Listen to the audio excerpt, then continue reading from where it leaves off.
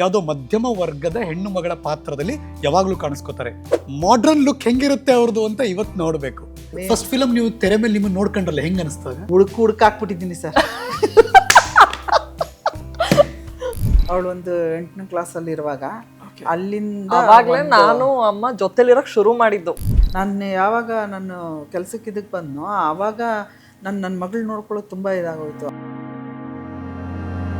ಈ ಮಕ್ಕಳನ್ನ ಬಿಟ್ಟು ದೂರ ಇರುವಂಥ ನೋವು, ಸಂಕಟ ಅದನ್ನು ಎಕ್ಸ್ಪ್ಲೇನ್ ಮಾಡೋಕ್ಕಾಗಲ್ಲ ಸರ್. ಮಕ್ಕಳನ್ನ ಬಿಟ್ಟು ಇರುವಂಥ ತಾಯಿ ಅವಳಿದ್ದು ಸತ್ತಂಗೆ ಅಂತ ಅನ್ಕೊತೀನಿ. ನಮ್ಮ ಮಮ್ಮಿ ಇಲ್ದಿರೋ ಟೈಮಲ್ಲಿ ನಾನು ಏನಾದರೂ ಸ್ವಲ್ಪ ಎಂಟರ್ಟೈನ್ ಆಗಿ ಇಟ್ಕೊಂಡು ನಾನು ಖುಷಿ ಪಟ್ಟಿದ್ದೀನಿ ಅಂತಂದರೆ ಅದು ಮೂವೀಸ್ ಮಾತ್ರ. ಆ್ಯಂಡ್ ಇವ್ರು ಬರೀ ಅಮ್ಮ ಅಲ್ಲ, ಅಮ್ಮ, ಅಪ್ಪ, ಅಜ್ಜಿ, ತಾತ, ಫ್ರೆಂಡ್ಸು ಎಲ್ಲರೂ ಆಗಿರುವಾಗ ನನಗೆ ಏನಪ್ಪ ಈ ಪ್ಲೇಸ್ನ ಫೀಲ್ ಮಾಡೋದಕ್ಕೆ ಇರಬೇಕಿತ್ತು ಅಂತ ಫೀಲೇ ಬರೋಲ್ಲ.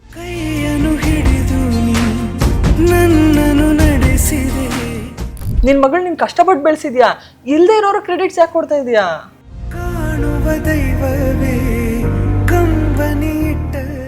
ಬ್ಯಾಡ್ ರೀಸನ್ಸ್ ಮದುವೆ ಆಗ್ತಾರೆ ಎಷ್ಟೊಂದು ಜನ. ಆ ಥರ ಆಗಬಾರ್ದು. ಆ ಥರ ಖುಷಿ ಯಾವತ್ತೂ ಬರಲ್ಲ. ಚಿತ್ರರಂಗ ಬಾಚಿ ತಪ್ಪಿಕೊಳ್ಳುತ್ತೆ, ಕೆಲವ್ರನ್ನ ಬಿಟ್ಬಿಡುತ್ತೆ. ನಿಮ್ಮನ್ನ ಹೆಂಗೆ ಟ್ರೀಟ್ ಮಾಡೋದು? ಹೇಳ್ಕೊಳಕ್ಕೂ ಕಷ್ಟ ಆಗುತ್ತೆ. ಅವರಷ್ಟು ಕ್ರಿಮಿನಲ್ಗಳು ಯಾರಿಲ್ಲ ಅಂತ ಹೇಳ್ಬೇಕು, ಆ ರೇಂಜ್. ಇದು ಹೇಳಿದ ತಕ್ಷಣ ಇವಾಗಲೇ ಮದುವೆ ಆಗ್ತೀರಾ ಅಂತ ಕೇಳಿದೆ. ನೀವು ಕೇಳಿದ್ದು?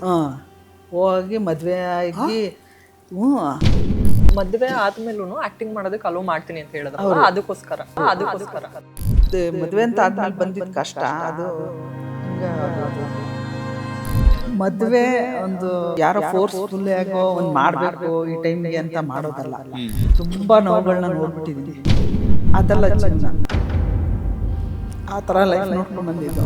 ನಿನ್ನ ಜೊತೆ ಯಾವಳ ಇರ್ತಾಳೆ, ನೀನು ಹೆಂಡತಿ ಕಟ್ಕೊಂಡಿದ್ದಾಳೆ, ಅದಕ್ಕೆ ಇದ್ದಾಳೆ. ಏನಾದ್ರು ನಾನು ತಿಳ್ಕೊಂಡಿದ್ದೀನಿ ಅಂದರೆ ಸಿನಿಮಾ ನೋಡಿನ ಸರ್.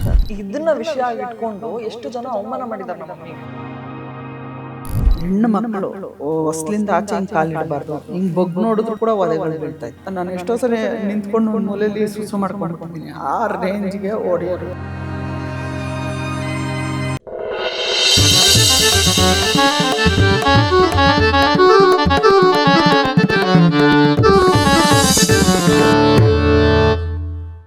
ನಮಸ್ಕಾರ, ನೀವು ನೋಡ್ತಿದ್ದೀರಾ ನ್ಯೂಸು. ನಾನು ಹರೀಶ್ ನಾಗರಾಜು. ಪ್ರೀತಿಯಿಂದ ನನ್ನ ಹರಿ ಅಂತ ಕರೀತಾರೆ. ನನ್ನ ಜೊತೆ ಕುಳಿತುಕೊಳ್ಳೋ ಸೆಲೆಬ್ರಿಟಿಗಳ ಕಥೆ ಇದು ಹರಿ ಕಥೆ. ನಿಮ್ಮೆಲ್ಲರಿಗೂ ಸ್ವಾಗತ.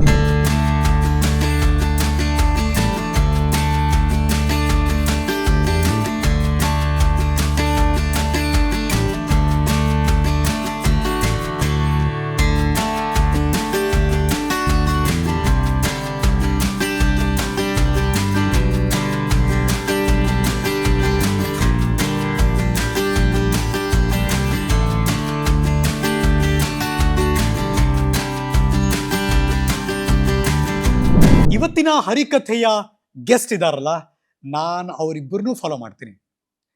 2 ಜನರೇಷನ್, ಬಿಕಾಸ್ ಅವರಿಬ್ರು ಅಮ್ಮ ಮಗಳು. ಬರೀ ಅನ್ಕೋಬೇಕಷ್ಟೇ, ನೋಡಿದ ತಕ್ಷಣ ಯಾರು ಹೇಳೋಕೆ ಸಾಧ್ಯ ಇಲ್ಲ. ಸಿಸ್ಟರ್ಸ್ ಒಟ್ಟಿಗೆ ಇದ್ದಾರೆ ಅಂದರೆ ಅದು ದೊಡ್ಡ ಅತಿಶಯೋಕ್ತಿಯ ಮಾತಲ್ಲ. ಹಾಗೆ ಕಾಣಿಸ್ತಾರೆ ಅವರು. ನಾನು ಯಾವಾಗಲೂ ಅವ್ರು ಸಿಕ್ಕಿದಾಗ ಅಥವಾ ಇವತ್ತು ಬಂದಾಗಲೂ ಹಾಗೆ ಹೇಳಿದೆ, ವಾವ್ ಏನು ಹಿಂಗಿದ್ದೀರಾ ಅಂತ.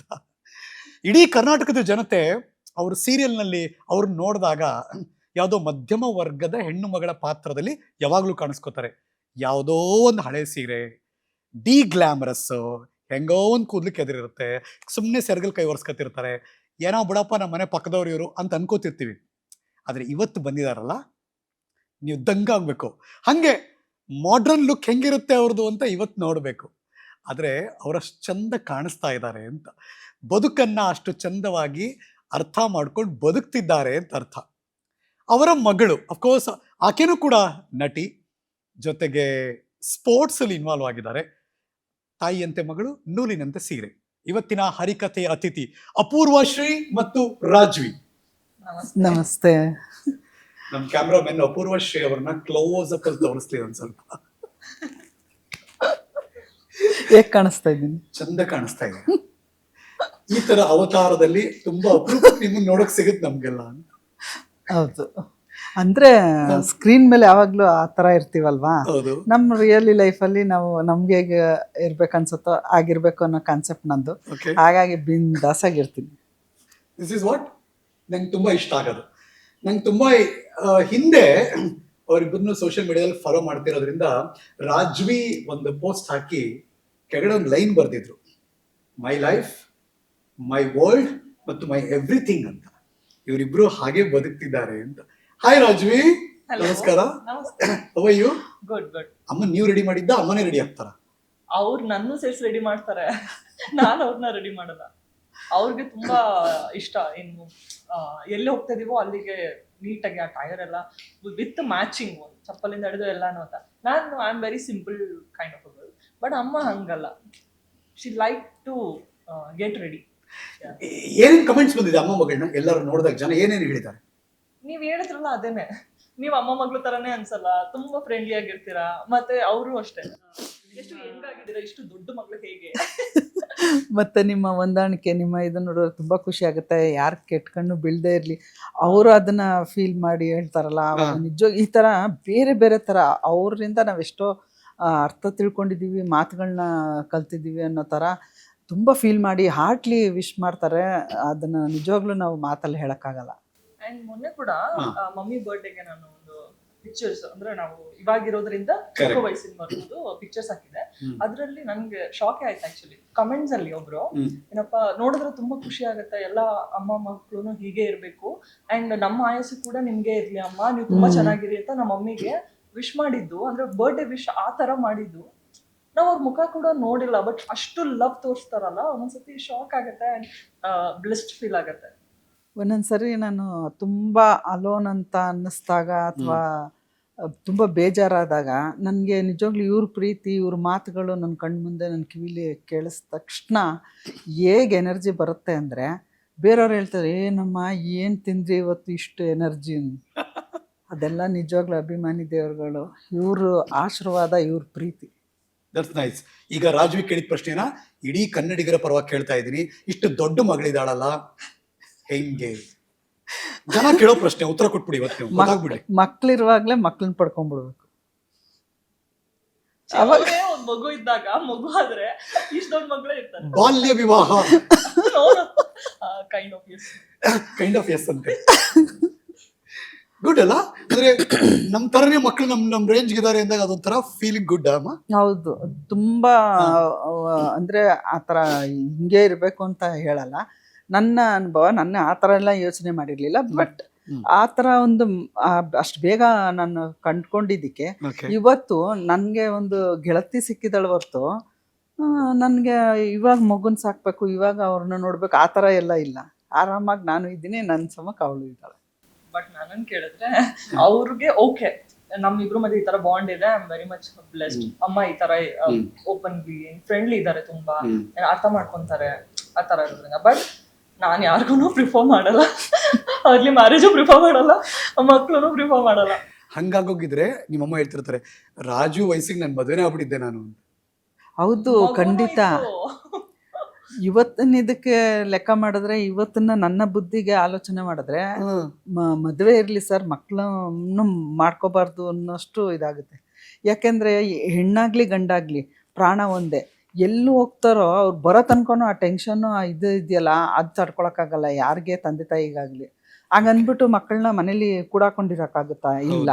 ಆದರೆ ಯಾರು ಎಷ್ಟೇ ಹೇಳಿದ್ರು, ಎಷ್ಟೇ ಧೈರ್ಯ ತುಂಬಿದ್ರು ಇವರು ಕೂಡ ಹುಷಾರಪ್ಪ ಅಂತ, ನನ್ನ ಮಗಳು ಭಯಪಡೋವಂಥದ್ದಿಲ್ಲ, ಹಂಗೇನೇ ಅಂದರೂ ಎಲ್ಲೋ ಒಂದು ಕಡೆ ಮನೆಗೆ ಬರೋ ತನಕ ಇರುತ್ತಲ್ಲ, ನಾವು ಒಂದೊಂದ್ಸರಿ ಅದು ಟಾರ್ಚರ್ ಥರ ಆಗ್ಬೋದೇನೋ, ಅಷ್ಟ್ರ ಮಟ್ಟಿಗೆ ನಮಗೆ ಗೊತ್ತಿಲ್ಲದೆ ಎಲ್ಲಿದೆಯಾ, ಎಷ್ಟು ಬರ್ತೀಯಾ, ಏನು, ಯಾಕೆ ಅಂತ ಒಂದೊಂದ್ಸರಿ ನಾವೇ ಆಚೆ ಇದ್ದಾಗ ಟೈಮ್, ನಾನು ಒಬ್ಳು ಕಲಾವಿದೆಯಾಗಿ ನನಗೆ ಅರ್ಥ ಆಗುತ್ತೆ, ಬಟ್ ಆ ಟೈಮ್ಗೆ ತಾಯಿಯಾಗಿ ಒಂದೊಂದ್ಸರಿ ಅರ್ಥ ಆಗಲ್ಲ. ಅವಾಗ ನನಗೆ ನಾನೇ ಬೈಕೊಂಡಿರೋದೇ ಎಷ್ಟು ಇದೆ.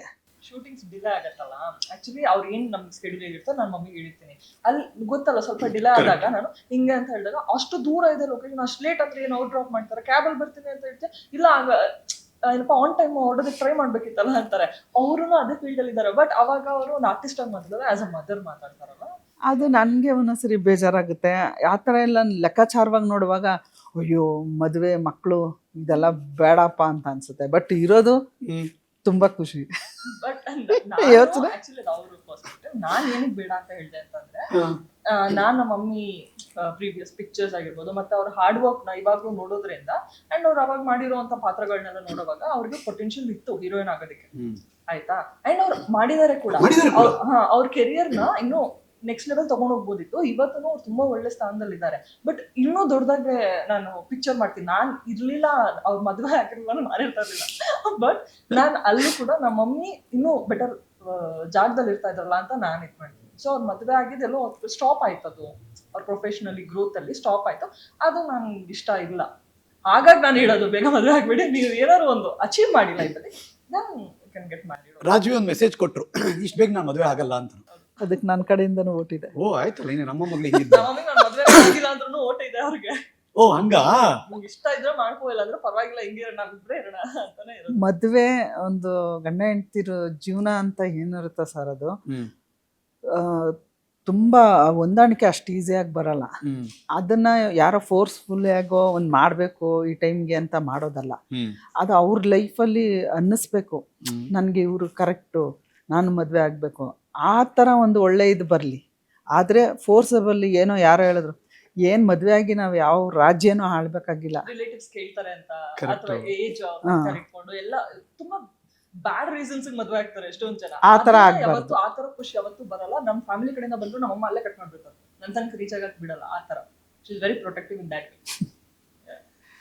ಬಟ್ ಅನ್ಸುತ್ತೆ ಯಾವಾಗ್ಲಾರು ನಮ್ಮಮ್ಮ ಅಂದ್ರೆ ಒಳಗಡೆ ಮತ್ತು ಹೊರಗಡೆ ಇನ್ನೂ ಹೆಂಗಾಗೆ ಫೀಲ್ ಮಾಡ್ತಾರೆ, ಆ ಲವಲವಿಕೆ ಜೀವನದಲ್ಲಿ ಇಟ್ಕೊಂಡಿದ್ದಾರೆ ಅಂತ. ಫೀಲ್ ಮಾಡೋದಲ್ಲ, ಹೆಂಗಾಗಿ ಇದಾರ ನನಗ್ ಸ್ವಲ್ಪ ಒಂದೊಂದ್ಸತಿ ಹೆಂಗೆ ಸ್ವಲ್ಪ ಸೋಬರ್ ಆಗಿರ್ತೀನಿ, ಐ ಆಮ್ ವೆರಿ ಮೂಡಿ, ಆಯ್ತಾ. ನಮ್ಮ ಮಮ್ಮಿ ಹಂಗಲ್ಲ, ಹಿಂಗೆ ಚಾರ್ಜ್ ಆಗ್ಬಿಡ್ತಾರೆ, ನಾರ್ಮಲ್ ಆಗಿ ಇರ್ತಾರೆ ಹಿಂಗೆ, ಆಯ್ತಾ. ಒಂದು ಶೂಟಿಂಗ್ ಸ್ಪಾಟ್ಗೆ ಹೋಗ್ತಿದ್ದಂಗೆನೆ that flip I can see. ಯಾವ ತರ ಸಡನ್ ಆಗಿ ಆ ಎನರ್ಜಿ ಎಲ್ಲಿಂದ ಬರ್ತಿದೆ ಎನರ್ಜಿ ಅಂತ ಕೇಳಿದ್ರೆ, ಎಲ್ಲ ಅವ್ರಿಗೆ ಇಷ್ಟ ಆ ಸೆಟ್ಟಲ್ಲಿ ಇರೋದಾಗಿರ್ಬೋದು. ಮತ್ತೆ ಫ್ರೆಂಡ್ಸು ಎಲ್ಲಾನು ಶೀಲ್ ಬಿ ಅಂದ್ರೆ ಲೈಮ್ ಲೈಟ್ ಫುಲ್ ಅವ್ರ ಮೇಲೆ ಇರುತ್ತೆ.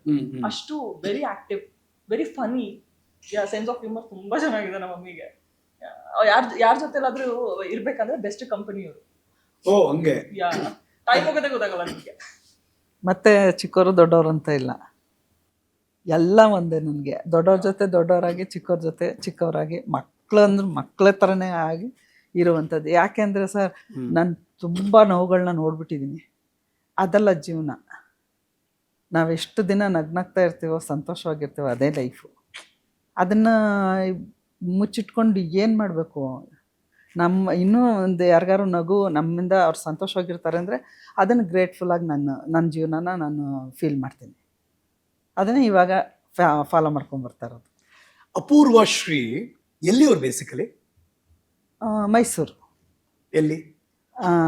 ಕನ್ನೇಗೌಡನ ಕೊಪ್ಪಲು ಅಂತ. ಕನ್ನೇಗೌಡನ ಕೊಪ್ಪಲು, ಕೆಜಿ ಕೊಪ್ಪಲು ಅಂತಾರೆ. ಕೆಜಿ ಕೊಪ್ಪಲು, ಕರೆಕ್ಟ್. ಅಲ್ಲಿ. ಓಕೆ. ಈ ಬಾಲ್ಯದ ದಿನಗಳಲ್ಲಿ ಅಪೂರ್ವಶ್ರೀ ಹೇಗಿದ್ರು? ಭಯಂಕರ. ನನ್ನ ಜೀವನದಲ್ಲಿ ಹುಟ್ಟುತ್ತಾ ಅಜ್ಜಿ, ಬರ್ತಾ ಬರ್ತಾ ಮಗು ಆಗಿದ್ದೀನೇನೋ ಅನ್ನೋ ಫೀಲಿಂಗು.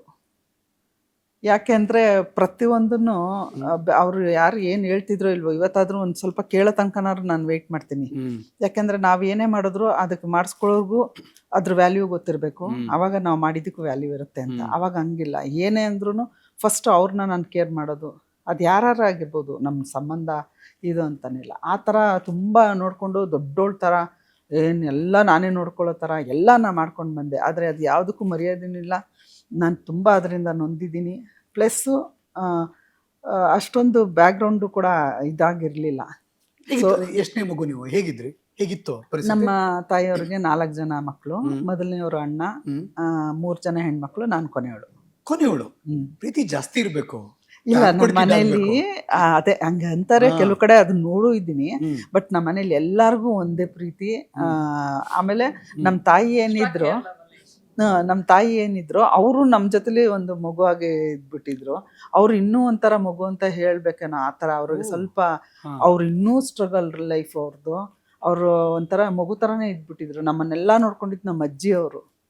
ಅವರೇ ತಾಯಿ ಆ್ಯಕ್ಚುಲಿ. ನಾವು ನಮ್ಮ ಕಸಿನ್ಸ್ ಎಲ್ಲಾರು ಈ ಸ್ಟೀರಿಯೋ ಟೈಪ್ ನ ಬ್ರೇಕ್ ಮಾಡಿದ್ವಿ. ಅವ್ರು ಅಲ್ಲಿ ಮ್ಯಾರೇಜ್, ಬೇಗ ಮಕ್ಕಳು, ಇವರು ಅದನ್ನೇ ಫಾಲೋ ಮಾಡೋದು, ಸಿಸ್ಟರ್ಸ್ ಇವ್ರು ಎಲ್ಲರೂ. ನಾವೆಲ್ಲ ಮಾತಾಡ್ಕೊಂಡು ಬೇಡ ಈ ಒಂದು ಪರಂಪರೆನ ನಾವು ಮುಂದುವರ್ಸೋದು ಬೇಡ ಅಂತ ಡಿಸಿಷನ್ ತಗೊಂಡು ಸ್ಟಾಪ್ ಮಾಡಿದ್ವಿ. ಓಕೆ, ಈ ಓದಿದ್ದೇನೇನು? ನಮ್ಮ ತಂದೆಯವರು ಒಂಥರ ಬ್ರಾಡ್ ಮೈಂಡೆಡ್ ಅಥವಾ ಒಂದು ಒಳ್ಳೆ ಯೋಚನೆ ಆ ಥರ ಎಲ್ಲ ಏನಿಲ್ಲ. ಅವ್ರದ್ದೇ ಬೇರೆ ಪ್ರಪಂಚ. ಓಕೆ, ಅದರಲ್ಲಿ ಅವ್ರಿಗೆ ಸ್ವರ್ಗ, ಅವ್ರ ಜೊತೆ ಇರೋರಿಗೆ ಎಲ್ಲರಿಗೂ ನರಕ. ಅದು ಆ ಥರ ಇದ್ದವರು. ನಮ್ಮ ಅಣ್ಣನಿಗೆ ಓದೋಕ್ಕೆ ಸೇರಿಸಿದ್ರು. ಬಟ್ ನಮ್ಮನ್ನು ಹೆಣ್ಣು ಮಕ್ಕಳು ಹೊಸ್ಲಿಂದ ಆಚೆ ಹಿಂಗೆ ಕಾಲಿಡಬಾರ್ದು, ಹಿಂಗೆ ಬೊಗ್ ನೋಡಿದ್ರು ಕೂಡ ಒದೆಗಳು ಬೀಳ್ತಾಯಿತ್ತು. ಅಯ್ಯಪ್ಪ, ಆ ರೇಂಜು. ನಮ್ಮ ತಾಯಿಗಂತೂ ಟೂ ಮಚ್. ಒಂದೊಂದ್ಸರಿ ಜುಟ್ಟು ಹಿಡ್ಕೊಂಡು ನಮ್ಮ ಮನೇಲಿ ಎಲ್ಲರಿಗೂ ತುಂಬ ಚೆನ್ನಾಗಿ ಕೂದಲು ಆ ಥರ ಆ ಜುಟ್ಟು ಹಿಡ್ಕೊಂಡ್ಬಂದು ಎಳ್ಕೊಂಡು ಬಂದು ಹೊಡಿತಾ ಇದ್ದಿದ್ದನ್ನ ನಾನು ತುಂಬ ಚಿಕ್ಕವಳು. ನಾನು ಎಷ್ಟೋ ಸರಿ ನಿಂತ್ಕೊಂಡು ಒಂದು ಮೂಲೆಯಲ್ಲಿ ಸುಸು ಮಾಡ್ಕೊಂಡ್ಬಿಟ್ಟಿದ್ದೀನಿ. ಆ ರೇಂಜ್ಗೆ ಹೊಡಿಯೋರು. ಯಾರು ಅಕ್ಕಪಕ್ಕದವರು ಮಾತಾಡೋಂಗಿಲ್ಲ, ಕೇಳೋಂಗಿಲ್ಲ. ಕೇಳಿದ್ರೆ ಇನ್ನು ಬೇರೆ ಥರ ಮಾತುಗಳು. ಆ ಥರ ಲೈಫ್ ನೋಡ್ಕೊಂಬಂದಿದ್ದು. ಇದರಲ್ಲಿ ಓದಿಸೋದಾ, ಅಯ್ಯೋ. ಒಬ್ಬರು ಅವರು ಸೇಫ್ಟಿಯರಲ್ಲಿ ವರ್ಕ್ ಮಾಡ್ತಾಯಿದ್ರು, ನಮ್ಮ ಅಜ್ಜಿಯವರೇ ಕೊಡಿಸಿದ್ದು. ಅಲ್ಲಿ ಅವರೊಬ್ಬರು ಅವ್ರಿಗಿಂತ ಮೇಲ್ ಪೋಸ್ಟಲ್ಲಿರೋರು, ಏನೋ ಪುಟ್ಸ್ವಾಮಿ ನಿನ್ನ ಮಕ್ಕಳು ಒಳ್ಳೆ ಚಿನ್ನ ಮುತ್ತು ಅವಳ ಇದ್ದಂಗಿದ್ದಾರೆ. ಒಬ್ಬೊಬ್ಬರು ಎಜುಕೇಷನ್ ಅನ್ನೋದು ನೀವು ಯಾರು ಏನು ಬೇಕಾದ್ರೂ ಕಿತ್ಕೋಬೋದಾದರೆ ಎಜುಕೇಷನ್ ಯಾರು ಕಿತ್ಕೊಳ್ಳೋಕ್ಕಾಗಲ್ಲ. ಮಕ್ಳಿಗೆ ಮೊದಲು ಸೇರಿಸು ಅಂತ ಹೇಳಿದ್ದಕ್ಕೆ ನೋಡು ಅಂತ ಇಷ್ಟಂದರು ನಮ್ಮ ತಾಯಿಯವ್ರಿಗೆ. ನಮ್ಮ ಅಜ್ಜಿ ಹೋಗಿ ಸೇರಿಸಿದ್ದಾರೆ. ಅದನ್ನು ಕೂಡ ಡೈಲಿ ಏನಾರ ಒಂದು ಅವ್ರು ನಮ್ಮ ಅಮ್ಮ ಕರ್ಕೊಂಬರೋಕ್ಕೆ ಆ ಥರ ಏನಾರು ಒಂದು ಕಿತಾಪತಿ ತೆಗೆದು ಮಾಮೂಲಿ ಜಗಳ ಮಾಡೋರು ಓವರ್ ಆಗೋಯ್ತು. ಸುಮ್ಮನೆ ಹೊಡೆಯೋದು ಮಕ್ಕಳಿಗೆ. ನಮ್ಮ ದೊಡ್ಡಕ್ಕ ಅಂತೂ ನಿನ್ನ ಜೊತೆ ಯಾವಳ ಇರ್ತಾಳೆ, ನಿನ್ನ ಹೆಂಡ್ತಿ ಕಟ್ಕೊಂಡಿದ್ದಾಳೆ ಅದಕ್ಕೆ ಇದ್ದಾಳೆ, ನಾನಿರಲ್ಲ ಅಂತ ಅಷ್ಟು ಚಿಕ್ಕ ವಯಸ್ಸಲ್ಲೇ ಮಾತಾಡ್ಬಿಟ್ಟು ನಮ್ಮ ಅಜ್ಜಿ ಜೊತೆ ಹೋಗಿದ್ವಿ. ನಮಗೆ ಮಾತಾಡೋದು ಧೈರ್ಯನಿಲ್ಲ. ನಮ್ಮಮ್ಮ ಬಾಯಿ ತೆಗಿಯೋದು ಧೈರ್ಯ ಇಲ್ಲ. ಮತ್ತೆ ಸ್ಕೂಲ್ ಬಿಡಿಸಿದ್ರು. ಏನು ಒಂದು 2 ದಿನ ಹೋಗಿದ್ದು ಇರ್ಬೋದೇನೋ, ಅಷ್ಟೇ 2 ದಿನ ಅಂದ್ಕೊಳ್ಳಿ. ಸೊ ಸ್ಕೂಲ್ ಮುಖ ನೋಡೇ ಇಲ್ಲ. ಪಠ್ಯ ಪುಸ್ತಕ ಓದೋದು, ಬರೆಯೋದು, ಯಾವುದೋ ಸಾಹಿತ್ಯ ಓದೋದು ಏನೂ ಮಾಡೇ ಇಲ್ಲ. ನನಗೆ ಏನಾದ್ರು ನಾನು ತಿಳ್ಕೊಂಡಿದ್ದೀನಿ ಅಂದರೆ ಸಿನಿಮಾ ನೋಡಿನ ಸರ್. ಆ ಸಿನಿಮಾದಲ್ಲಿ ಕೆಟ್ಟದ್ದು ಬರೋದು ನಮ್ಮ ಅಜ್ಜಿ. ಇನ್ನೊಂದು ಆ ತಾಯಿ ಜ್ಞಾನ ಭಂಡಾರ ಅನ್ಬೇಕು. ಏನಾದ್ರು ಒಂದು ನಾನು ಇವತ್ತು ಒಳ್ಳೆ ಇದರಲ್ಲಿ ಏನಾರು ಒಂದು ಇದ್ದೀನಿ ಅಂದರೆ ಅವ್ರ ಮಾತು. ಏನೇ ಒಂದು ನೋಡು, ತಿಳ್ಕೊ, ಎಲ್ಲ ಮಾಡುವಾಗ ಯೋಚನೆ ಮಾಡು, ಮಾಡಬೇಕೋ ಬೇಡವಾ. ಕೆಟ್ಟದನ್ನು ಕಸ ಥರ ಹಿಂಗೆ ಸೈಡ್ಗೆ ಒತ್ತಿಸ್ಬಿಟ್ಟು ಒಳ್ಳೇದಲ್ಲಿರುತ್ತೆ ಅದಕ್ಕೆ ನೀನು ಹೋಗ್ಬೇಕು, ರೀಚ್ ಆಗಬೇಕು. ಹಂಗೆ ಒಂದೊಂದು ಮಾತನ್ನು ಹೇಳಿಕೊಟ್ಟು ನಾನು ಸಿನಿಮಾ ಅಂದರೆ ಮುಗ್ದೋಯ್ತು. ಇವತ್ತು ನಾನು ಕಲಾವಿದೆ ಆಗಿದ್ದೀನಿ ಅಂದರೆ ಅದು ಒಂದು ಕಾರಣ. ನಮಗೂ ಓದೋಕ್ಕೆ ಬರೆಯೋಕ್ಕೆ ಬರೋಲ್ಲ, ಅದಾದರೆ ಹೇಳುತ್ತೆ, ಪಿಕ್ಚರ್ ತೋರಿಸುತ್ತೆ. ಅದು ಎಷ್ಟು ನನಗೆ ಗೊತ್ತಿಲ್ಲದೇ ನನ್ನ ಮನಸ್ಸು, ಮೈಂಡು, ನನ್ನ ರಕ್ತದ ಕಣಕಣದಲ್ಲೂ ಸಿನಿಮಾ ಇದು ಸೇರಿಕೊಂಡಿದೆ ಅಂತಂದರೆ ತಪ್ಪಾಗಲ್ಲ. ನೀವು ಬರೆಯಲ್ವಾ? ಇಲ್ಲ. ಓದಲ್ವಾ? ಸ್ಕ್ರಿಪ್ಟನ್ನ ಕೇಳಿಸ್ಕೊಂತಾರೆ ಒಂದ್ಸತಿ ಕೇಳಿಸ್ಕೊತಾರೆ ಕರೆಕ್ಟಾಗಿ, ತಲೆಗೆ ಹಾಕೊಂಡು ಹಂಗೇನೆ ಡೆಲಿವರ್ ಮಾಡ್ತಾರೆ. ಓ ಮೈ ಗುಡ್ನೆಸ್. ಹೌದು, ಗಾಡ್ ಗಿಫ್ಟ್ ಸರ್, ನಂದೇನಿಲ್ಲ. ನಾವು ದೇವ್ರನ್ನ ನಂಬಿದ್ರೆ ಅವ್ನ ಕೈ ಬಿಡಲ್ಲ, ಇದು ಮಾತ್ರ ಸತ್ಯ. ಯಪ್ಪ, ನನಗೆ ಜುಮ್ ಅಂತ ಇದೆ. ಹೌದು. ನಾವು ಹಿಂದೆ ಬಾಲಣ್ಣ ಅವ್ರ ಕಿವಿ ಕೇಳಿಸಲ್ವಲ್ಲ? ಹೌದು, ನೋಡಿ ಲಿಪ್ ಮೂಮೆಂಟ್ ನೋಡ್ಕೊಂಡು ಅವ್ರು ಕೌಂಟರ್ ಕೊಡ್ತಾ ಇದ್ರು ಅಂತ ಕೇಳಿದ್ವಿ. ನಂಗೆ ಗೊತ್ತಿಲ್ಲ, ನೋಡಿಲ್ಲ ನನ್ನ ಕಣ್ಣೆದುರುಗಡೆ. ನಿಮ್ಮ ಆಕ್ಟಿಂಗ್ ನೋಡಿದೀವಿ ನಾವು ಟಿವಿಲು ಮತ್ತು ಆನ್ ಸೆಟ್ಟಲ್ಲೂ ನೋಡಿದೀನಿ ನಾನು. ಇವತ್ತೇ ಗೊತ್ತಾಗ್ತಿರೋ ಸತ್ಯ ಇದು. ನಿಮಗೆ ಓದಕ್ ಬರೆಯಕ್ ಬರಲ್ಲ ಅನ್ನೋದು ಇದೆಯಲ್ಲ. ನೀವು ಇಷ್ಟು ರೆಸ್ಪೆಕ್ಟ್ ಇಂದ ಹ್ಯಾಟ್ಸ್ ಆಫ್ ಅಂತ ಹೇಳಿದ್ರಿ. ಬಟ್ ಇದನ್ನ ವಿಷಯ ಇಟ್ಕೊಂಡು ಎಷ್ಟು ಜನ ಅವಮಾನ ಮಾಡಿದಾರೆ ನಮ್ಮ ಮಮ್ಮಿಗೆ. ಓದಕ್ ಬರೆಯಕ್ ಬರಲ್ಲ ಅಂತನಾ? ಅಯ್ಯೋ, ಇವಾಗ ಒಂದು ಸೆಟ್ಟಲ್ಲಿ ಆಲ್ರೆಡಿ ನಡೀತಾ ಇತ್ತು ಸೀರಿಯಲ್. ಅಲ್ಲಿ ಒಂದು ಹೊಸ ಕ್ಯಾರೆಕ್ಟ್ರು ರೀಪ್ಲೇಸ್ ಆಯಿತು. ಆಕೆಗೆ ಬರ್ತಾ ಇದ್ದಾಗೆ ನಾರ್ಮಲಾಗಿ ಫಸ್ಟ್ ಎಲ್ಲರಿಗೂ ಚೆನ್ನಾಗಿ ಮಾತಾಡ್ಸಿದ್ಲು, ಓಕೆ. ಅದಾದಮೇಲೆ ನೆಕ್ಸ್ಟ್ ಡೇಯಿಂದ ಅಷ್ಟಕ್ಕಷ್ಟೇ ಏನಿದ್ದಿಲ್ಲ. ಏನೋ ಅವ್ರದ್ದಾದ ಒಂದು ಇದಿರುತ್ತೆ, ನಾವು ಆ ಥರ ಇಲ್ಲಿ 3ನೇ ದಿನಕ್ಕೆ ಬಿಲ್ಕುಲ್ ಮಾತಾಡ್ತಾನೆ ಇಲ್ಲ. 4ನೇ ದಿನಕ್ಕೆ ಊಟದ ಒಂದು ಟೇಬಲಲ್ಲಿ ನಾವು ಹೆಣ್ಮಕ್ಳೆಲ್ಲ ಕೂತು ಮನೆಯಿಂದ ತರೋ ಊಟಗಳನ್ನ ಹಂಚ್ಕೊಂಡು ತಿಂತಾ ಇದ್ದಿದ್ದು ಇದು. ಅಲ್ಲಿ ಅನ್ಎಜುಕೇಟೆಡ್ಗಳು ಇದು ಇಂಗ್ಲೀಷ್ನಲ್ಲಿ ಹೇಳಿದ್ದು ಎಮ್ಮೆ ಸಮಾನ, ಪ್ರಾಣಿಗಳ ಸಮಾನ ಅಂತ ಹೇಳ್ಬಿಟ್ಟು. ಆವಾಗ ಪಟ್ಟಂತ ನಾನು ಅವಳನ್ನ ಮತ್ತು ಅವಳ ಪಕ್ಕದಲ್ಲಿರೋಳು ನೋಡಿದಾಗ ಅವಳು ನಾನು ನೋಡಿದ್ಲು. ನಾನು ಅಂದ್ಕೊಂಡೆ ಅವಳಿಗೆ ಗೊತ್ತಿಲ್ವೇನೋ ನಾನು ಓದಿಲ್ಲ ಅಂತ. ಬಿಡು ಅದನ್ನ ಯಾಕೆ ನಾನು ಅಷ್ಟೊಂದು ಇದಾಗಿ ತಗೋಬೇಕು ಅಂದು. ಇಲ್ಲ, ನೋಡ್ತಾ ಇದ್ದೀನಿ ದಿನಕ್ಕೂ ಅದು ನನ್ನನ್ನು ಟಾರ್ಗೆಟ್ ಮಾಡೇ ಹೇಳ್ತಿದ್ದಾಳೆ, ಮಾತಾಡ್ತಿದ್ದಾಳೆ. ಹೀಗೆ ನಾನು ಆ ಟೇಬಲಲ್ಲಿ ಕೂತ್ಕೊಳ್ಳೋದು ಬಿಟ್ಬಿಟ್ಟೆ. ಅದು ಆಬ್ವಿಯಸ್ ಮಾಡೋದು. ಫುಡ್ನ ತಂದು ಹಿಂಗ್ ಕೊಡುವಾಗ, ಇವಾಗ ನೀವಿದ್ದೀರಾ ಇವ್ರಿದ್ದೀರಾ ನಾವಿದ್ದೀವಿ ಅಂದ್ರೆ ತಗೊಳ್ಳಿ ತಗೊಳ್ಳಿ ಅಂತ ಕೊಟ್ಬಿಟ್ಟು ಅವ್ರು ಕೊಡದೆ ಹಿಂಗ್ ಎತ್ಕೊಂಡಾಗ ಗೊತ್ತಾಗತ್ತೆ. ಅದು ತುಂಬಾ ಆಬ್ವಿಯಸ್ ಆಗಿ ಮಾಡೋದು. ಅಲ್ಲಿ ಅವ್ರು ತುಂಬ ಇದನ್ನೆಲ್ಲ ಮಾಡಿದ್ಲು. ನಾನು ಆವಾಗಲೂ ಏನೂ ಮಾತಾಡಲಿಲ್ಲ. ಒಂದು ದಿನ ಒಂದು ಡೈಲಾಗ್ ಬಂತು. ಆ ಡೈಲಾಗಲ್ಲಿ ಎತ್ಕೊಂಡಿದ್ದಾಳೆ ಅವಳು ಅಂತ ಹೇಳಬೇಕು, ತಗೊಂಡಿದ್ದಾರೆ ಅಂತ ಇದೆ. ಇದರಲ್ಲಿ ತಗೊಂಡಿರೋದಕ್ಕೂ ಎತ್ಕೊಂಡಿದ್ದಾಳೋದಕ್ಕೂ ನನಗನ್ಸೋ ಪ್ರಕಾರ ರಾಂಗ್ ಅದು ಅಲ್ವಾ. ನಾನು ಅವಳಿಗೆ ಹೇಳಲಿಲ್ಲ ಅದನ್ನು, ಅಸೋಸಿಯೇಟ್ಗೆ ಹೇಳಿದೆ. ಅದು ತಪ್ಪಿದೆ ನೋಡಿ ಡೈಲಾಗು. ತಗೊಂಡಿದ್ದಾರೆ ಅವರು ಅಂತ ಹೇಳಬೇಕು, ಎತ್ಕೊಂಡಿದ್ದಾರೆ ಅಂದರೆ ಕದ್ರು ಅನ್ನೋ ಥರನೂ ಬರುತ್ತಲ್ವ, ಅದು ಫೀಲಿಂಗು ಅನ್ನೋ ಥರ. ನಾನಂದರೆ ಈ ಸ್ಕ್ರಿಪ್ಟ್ ಇಟ್ಕೊಂಡು 2 ಲೈನ್ ಓದಕ್ಕೆ ಬರದೇ ಇರೋರೆಲ್ಲ ಹೇಳುವಂಥ ಅವಶ್ಯಕತೆ ನನಗಿಲ್ಲ ಅಂತ ಹೇಳಿದ್ಲು. ನಾನು ಇಷ್ಟು ಮಾತಾಡಿದ್ಮೇಲೆ ನಾನು ಮಾತಾಡಲೇಬೇಕು ಅನ್ನೋದು ಬಂತು. ನಾನು ಎಲ್ಲಿರ್ತೀನೋ ಅಲ್ಲಿ ಆಗೋ ಜಗಳನ ಕಂಟ್ರೋಲ್ ಮಾಡ್ತೀನಿ. ಅದು ನನಗೆ ಸಂಬಂಧ ಇಲ್ಲದಿದ್ರು ಸರಿ, ಜಗಳ ಅಂತೂ ಇಲ್ಲ. ಆದರೆ ಒಂದು 3 ಜನರ ಹತ್ರ ಏನೋ ನಾನು ಜಗಳ ಮಾಡಿರೋ ಇದರಲ್ಲಿ ಇದು ಒಂದು. ನಾನಂದೆ, ಓದ್ಬಿಟ್ಟು ಪುಸ್ತಕದ ಬದನೆಕಾಯಿ ಅಂತ ಇದು ಮಾಡಬಾರ್ದು. ಮೊದಲನೇ ಪಾಠಶಾಲೆ ಮನೆ ಅಂತಾರೆ. ಅಲ್ಲಿ ಒಬ್ಬರು ಮನುಷ್ಯರಾಗಿ ಹುಟ್ಟಿದ್ದೀವಿ ನಾವು, ಮನುಷ್ಯರಾಗಿ ಹೇಗೆ ಇರಬೇಕು ಅನ್ನೋದನ್ನು ಕಲಿಸ್ತಾರೆ. ಅದನ್ನು ಫಸ್ಟ್ ಕಲ್ತ್ಕೋ, ಆಮೇಲೆ ನೀನು 108 ಇನ್ನೂ ಓದ್ಕೋ. ಫಸ್ಟ್ ತಿಳ್ಕೊ ಅದರ ಅರ್ಥ. ಎತ್ಕೊಂಡಿದ್ದಾರೆ ಅನ್ನೋದಕ್ಕೂ ತೊಗೊಂಡಿದ್ದಾರೆ ಅನ್ನೋದಕ್ಕೂ ವ್ಯತ್ಯಾಸ ಇದೆ ತುಂಬ ಅಂತ. ಇಲ್ಲ ಅಂತ ವಾದ. ಡೈರೆಕ್ಟ್ರು ನಾವು ಹಿಂಗೆ ಅವಳಿ ಇವಾಗ ನಗು ಬರ್ತಾಯಿದೆ. ಅಮ್ಮ hello excuse me, I am director ನಾನು ಇಲ್ಲಿದ್ದೀನಿ, ಒಂದು ನಿಮಿಷ ಶಾಂತವಾಗಿರಿ, ಹೇಳೋದು ಕೇಳಿಸ್ಕೊಳ್ಳಿ. ಇಲ್ಲ, ಇಬ್ಬರೂ ಮಾತಾಡ್ತಾಯಿದ್ದೀವಿ. ನಿನ್ನ ಹತ್ರ ಹೆಚ್ಚಿಗೆ ಮಾತಾಡುವಷ್ಟು ನನಗೆ ಇದಿಲ್ಲ ಆಯಿತಾ. ನಿನಗೆ ತಿಳ್ಕೊಂಡ್ರೆ ನೀನೇ ಒಂದು ತಿಳ್ಕೊಂಡೆ ಅಂತ, ತಿಳ್ಕೊಳ್ಳಿಲ್ವ ಅದು ನಿನ್ನ ಹಣೆ ಬರ. ನಿನ್ನ ಹತ್ರ ಮಾತಾಡುವಂಥ, ನಿನ್ನ ಹತ್ರ ವಾದ ಮಾಡುವಂಥ ಇದು ನನಗೆ ಅವಶ್ಯಕತೆ ಇಲ್ಲ. ನಾನು ಹೇಳಿದ್ದು ಅವನಿಗೆ, ನಿನ್ಗೆ ಹೇಳೋದಿದ್ರೆ ಅಲ್ಲಿ ಹೇಳು ಅಂತ ಹೇಳ್ಬಿಟ್ಟು ಇದು ಮಾಡೋಣ. ನಾನು ಇದಾದಮೇಲೆ ನಿಜವಾಗ್ಲೂ ಹೇಳ್ತೀನಿ ಸರ್, ನೆಕ್ಸ್ಟ್ ಡೇ ಅವಳ ಮುಖ ಹೆಂಗೆ ನೋಡೋದು. ನಾವು ಏನೆಲ್ಲ ಮಾತಾಡ್ಬಿಟ್ವಿ ಸೆಟ್ಟಲ್ಲಿ, ಏನೇ ಆದರೂ ನಾವು ಇದು ಹಂಗಿರಬಾರ್ದಿತ್ತು ಅಂತ ಅಂದ್ಕೊಂಡು ನೆಕ್ಸ್ಟ್ ಡೇ ಹೋಗಿ ಇನ್ನೂ ಫುಲ್ಲು ರಗಡಾಗ್ಬಿಟ್ಟಿರ್ತಾಳೆ ಅಂತಾದರೆ ನೆಕ್ಸ್ಟ್ ಡೇ ಹಾಯ್ ಅಪ್ಪು. ನನಗೆ ಆ್ಯಕ್ಚುಲಿ ಆಂಟಿ ಅನ್ನೋದು ಇವೆಲ್ಲ ಇಷ್ಟ ಆಗಲ್ಲ. Sudden flip. ಆಂಟಿ ಅನ್ನೋದಂತೂ ನನಗೆ ಇಷ್ಟ ಆಗಲ್ಲ.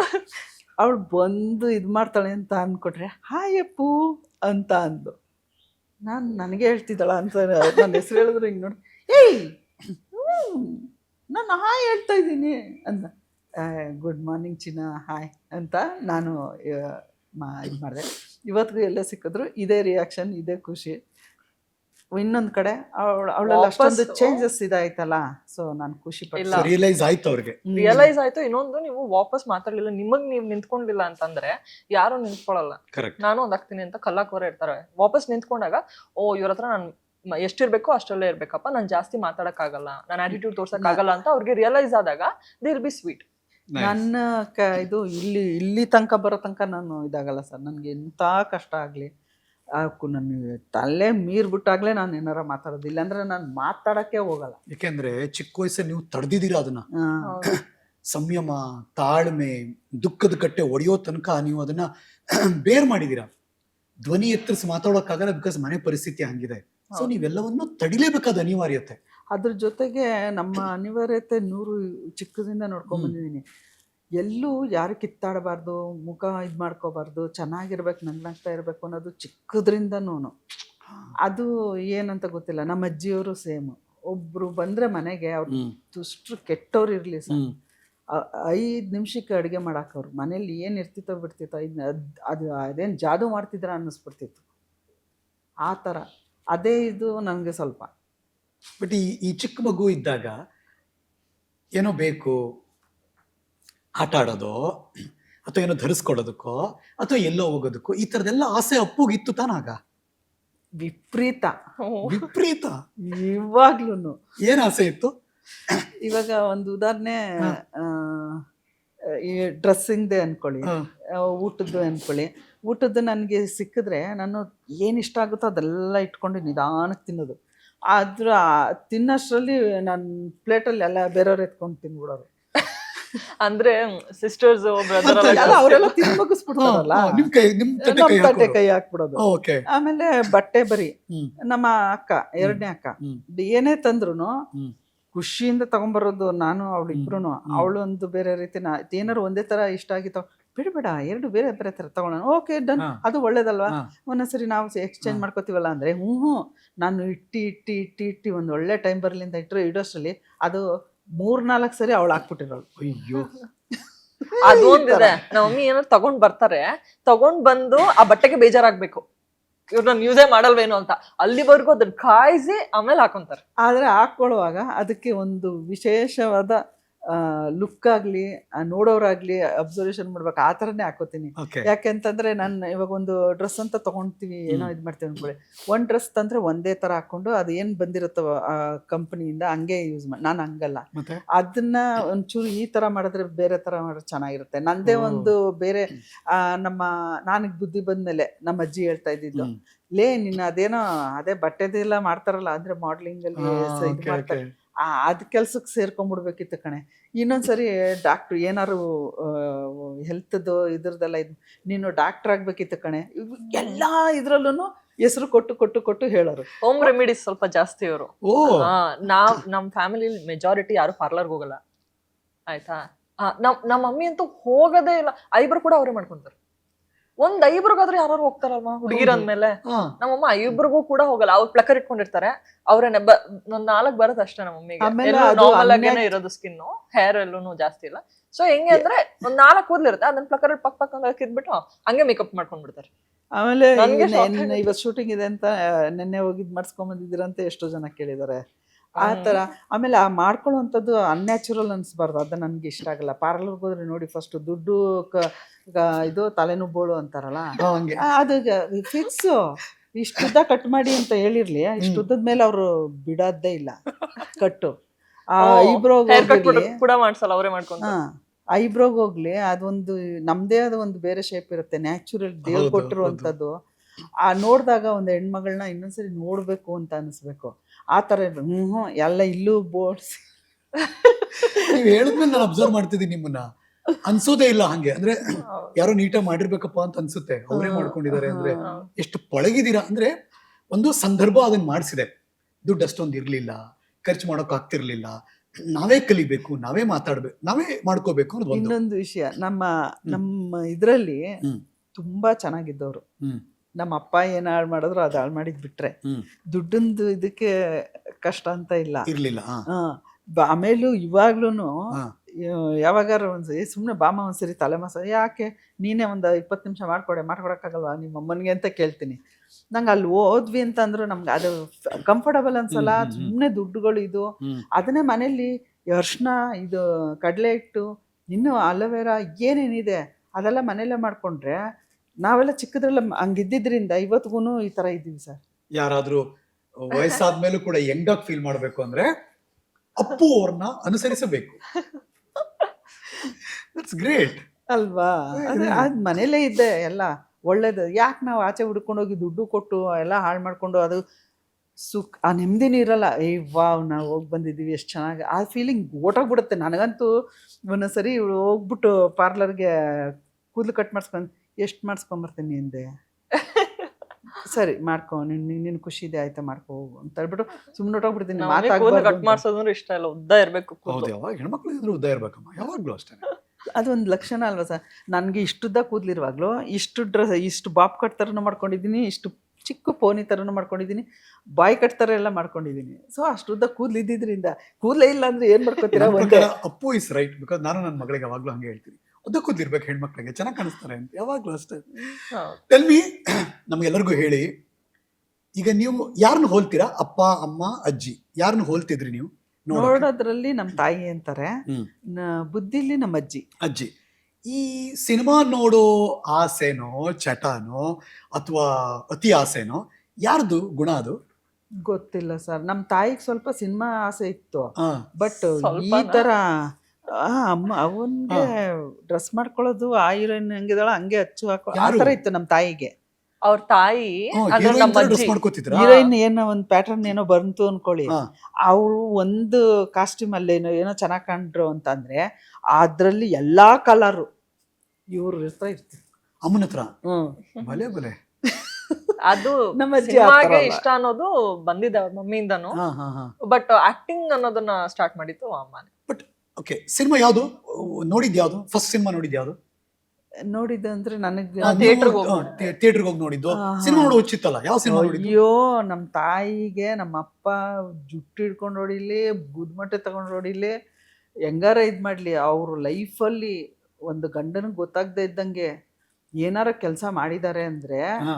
ಸಿನಿಮಾಗೆ ಹೋಗೋದು. ಥಿಯೇಟರ್ಗೆ ಹೋಗ್ಬಿಟ್ಟು ಫಿಲ್ಮ್. ನನಗೆ ಯಾವ ಸಿನಿಮಾ ಫಸ್ಟ್ ಅನ್ನೋದೇ ಗೊತ್ತಿಲ್ಲ, ಯಾಕೆಂದ್ರೆ ನಾನು ಚಿಕ್ಕವಳು. ಹಾ. ನನಗೆ ಪಿಳಿ ಪಿಳಿ ಕಣ್ಬಿಟ್ಟು ಏನಾರ ಇದಂದ್ರೆ ಅಲ್ಲಿ ಥಿಯೇಟ್ರಲ್ಲಿ ಏನಾರ ಈ ಥರ ಲೈಟಿಂಗ್ ಅಂತ ನೋಡಿದ್ದೀನಿ. ಯಾಕಂದ್ರೆ ಸೊಂಟದಲ್ಲಿ ಇಟ್ಕೊಳ್ಳೋದು, ಮಕ್ಕಳನ್ನ ಇಟ್ಕೊಳ್ಳೋದು, ಓಡು ಪಿಕ್ಚರ್ಗೆ. ಸೊ ನಿಮ್ಮಮ್ಮ ಎಲ್ಲರನ್ನು ಕರ್ಕೊಂಡು ಸಿನಿಮಾ ನೋಡಕ್ ಹೋಗಲ್ಲ? ಆ ಥಿಯೇಟ್ರಲ್ಲಿ ನಮ್ಮಮ್ಮ ಫುಲ್ ರೆಕಗ್ನೈಸ್. ಯಾಕೆ ಹೆಂಗೆ ಅಂತ ಕೇಳಿ, ಹಾ. ಬೆಳಗ್ಗೆ ಮಾರ್ನಿಂಗ್ ಶೋ ಒಂದು, ಹಾ.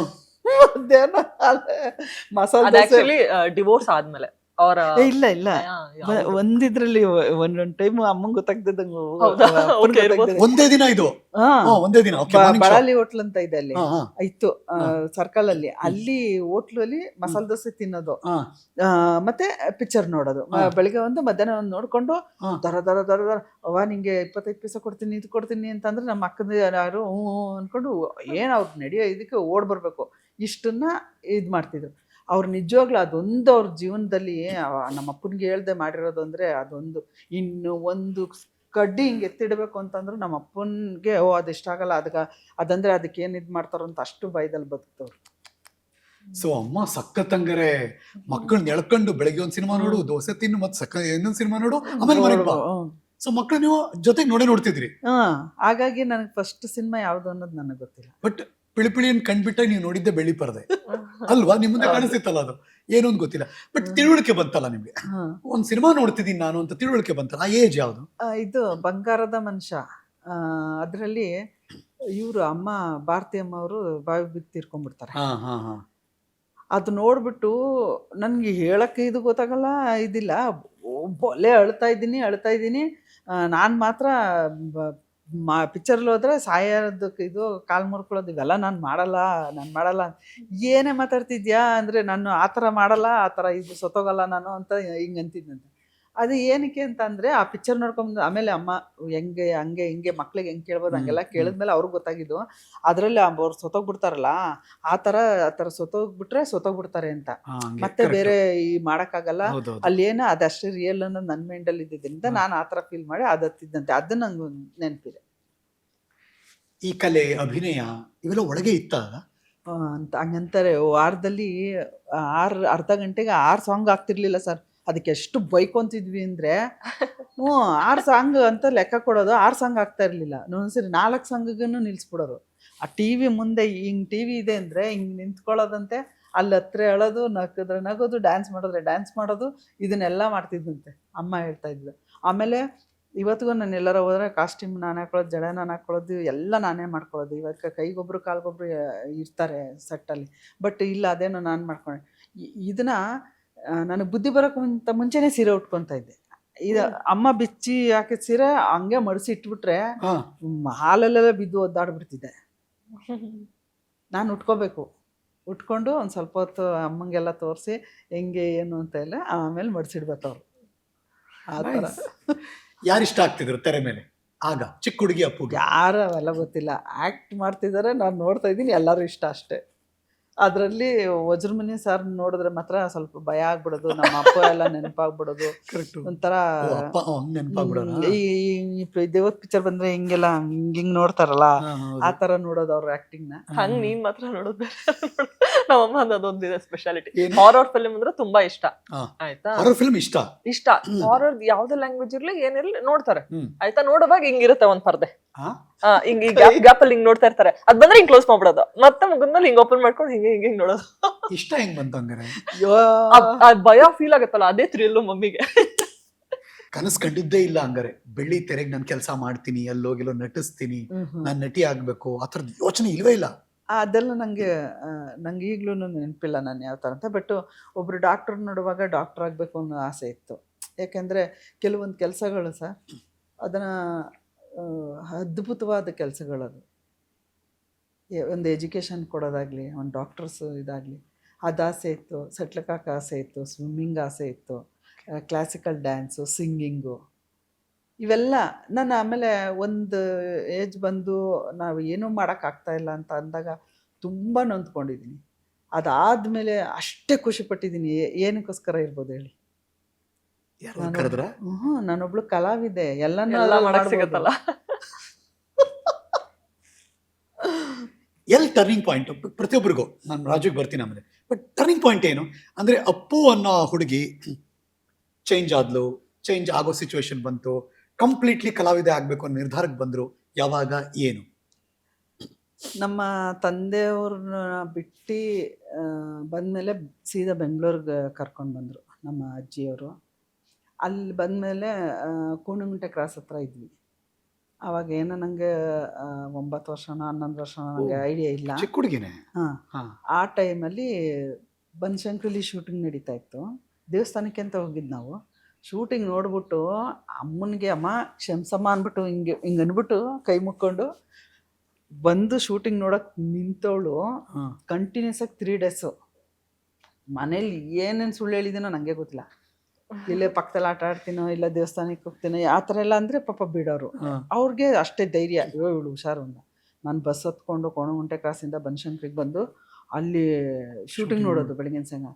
3 ದಿನ ಖುಷಿಯಾಗಿ ಶೂಟಿಂಗ್ ನೋಡಿದ್ನ. ಶೂಟಿಂಗ್ ನಾನು ಯಾವುದೋ ಸ್ವರ್ಗದಲ್ಲಿ ಬಂದಿದ್ದೀನಿ ಅನ್ನೋ ಥರ ಎಲ್ಲ ಆಯಿತು. 3ನೇ ದಿನಕ್ಕೆ ಶೂಟಿಂಗ್ ಇನ್ನು ನಾಳೆಯಿಂದ ಇರೋಲ್ಲ ಅಂತ ಗೊತ್ತಾಯ್ತು ಸರ್. ನನ್ನ ಮನಸ್ಸೆಲ್ಲ ಹೆಂಗೆ ಅಳ್ತಾ ಇದ್ದೀನಿ ಅಂದರೆ, ಅಮ್ಮ ನಾನು ಏನು ಮಾಡಲಮ್ಮ, ನಾನು ಇದ್ರಲ್ಲಿ ಸೇರ್ಕೋಬೇಕಲ್ಲ, ಹೆಂಗಾರು ಹೋಗ್ಬೇಕಲ್ಲ.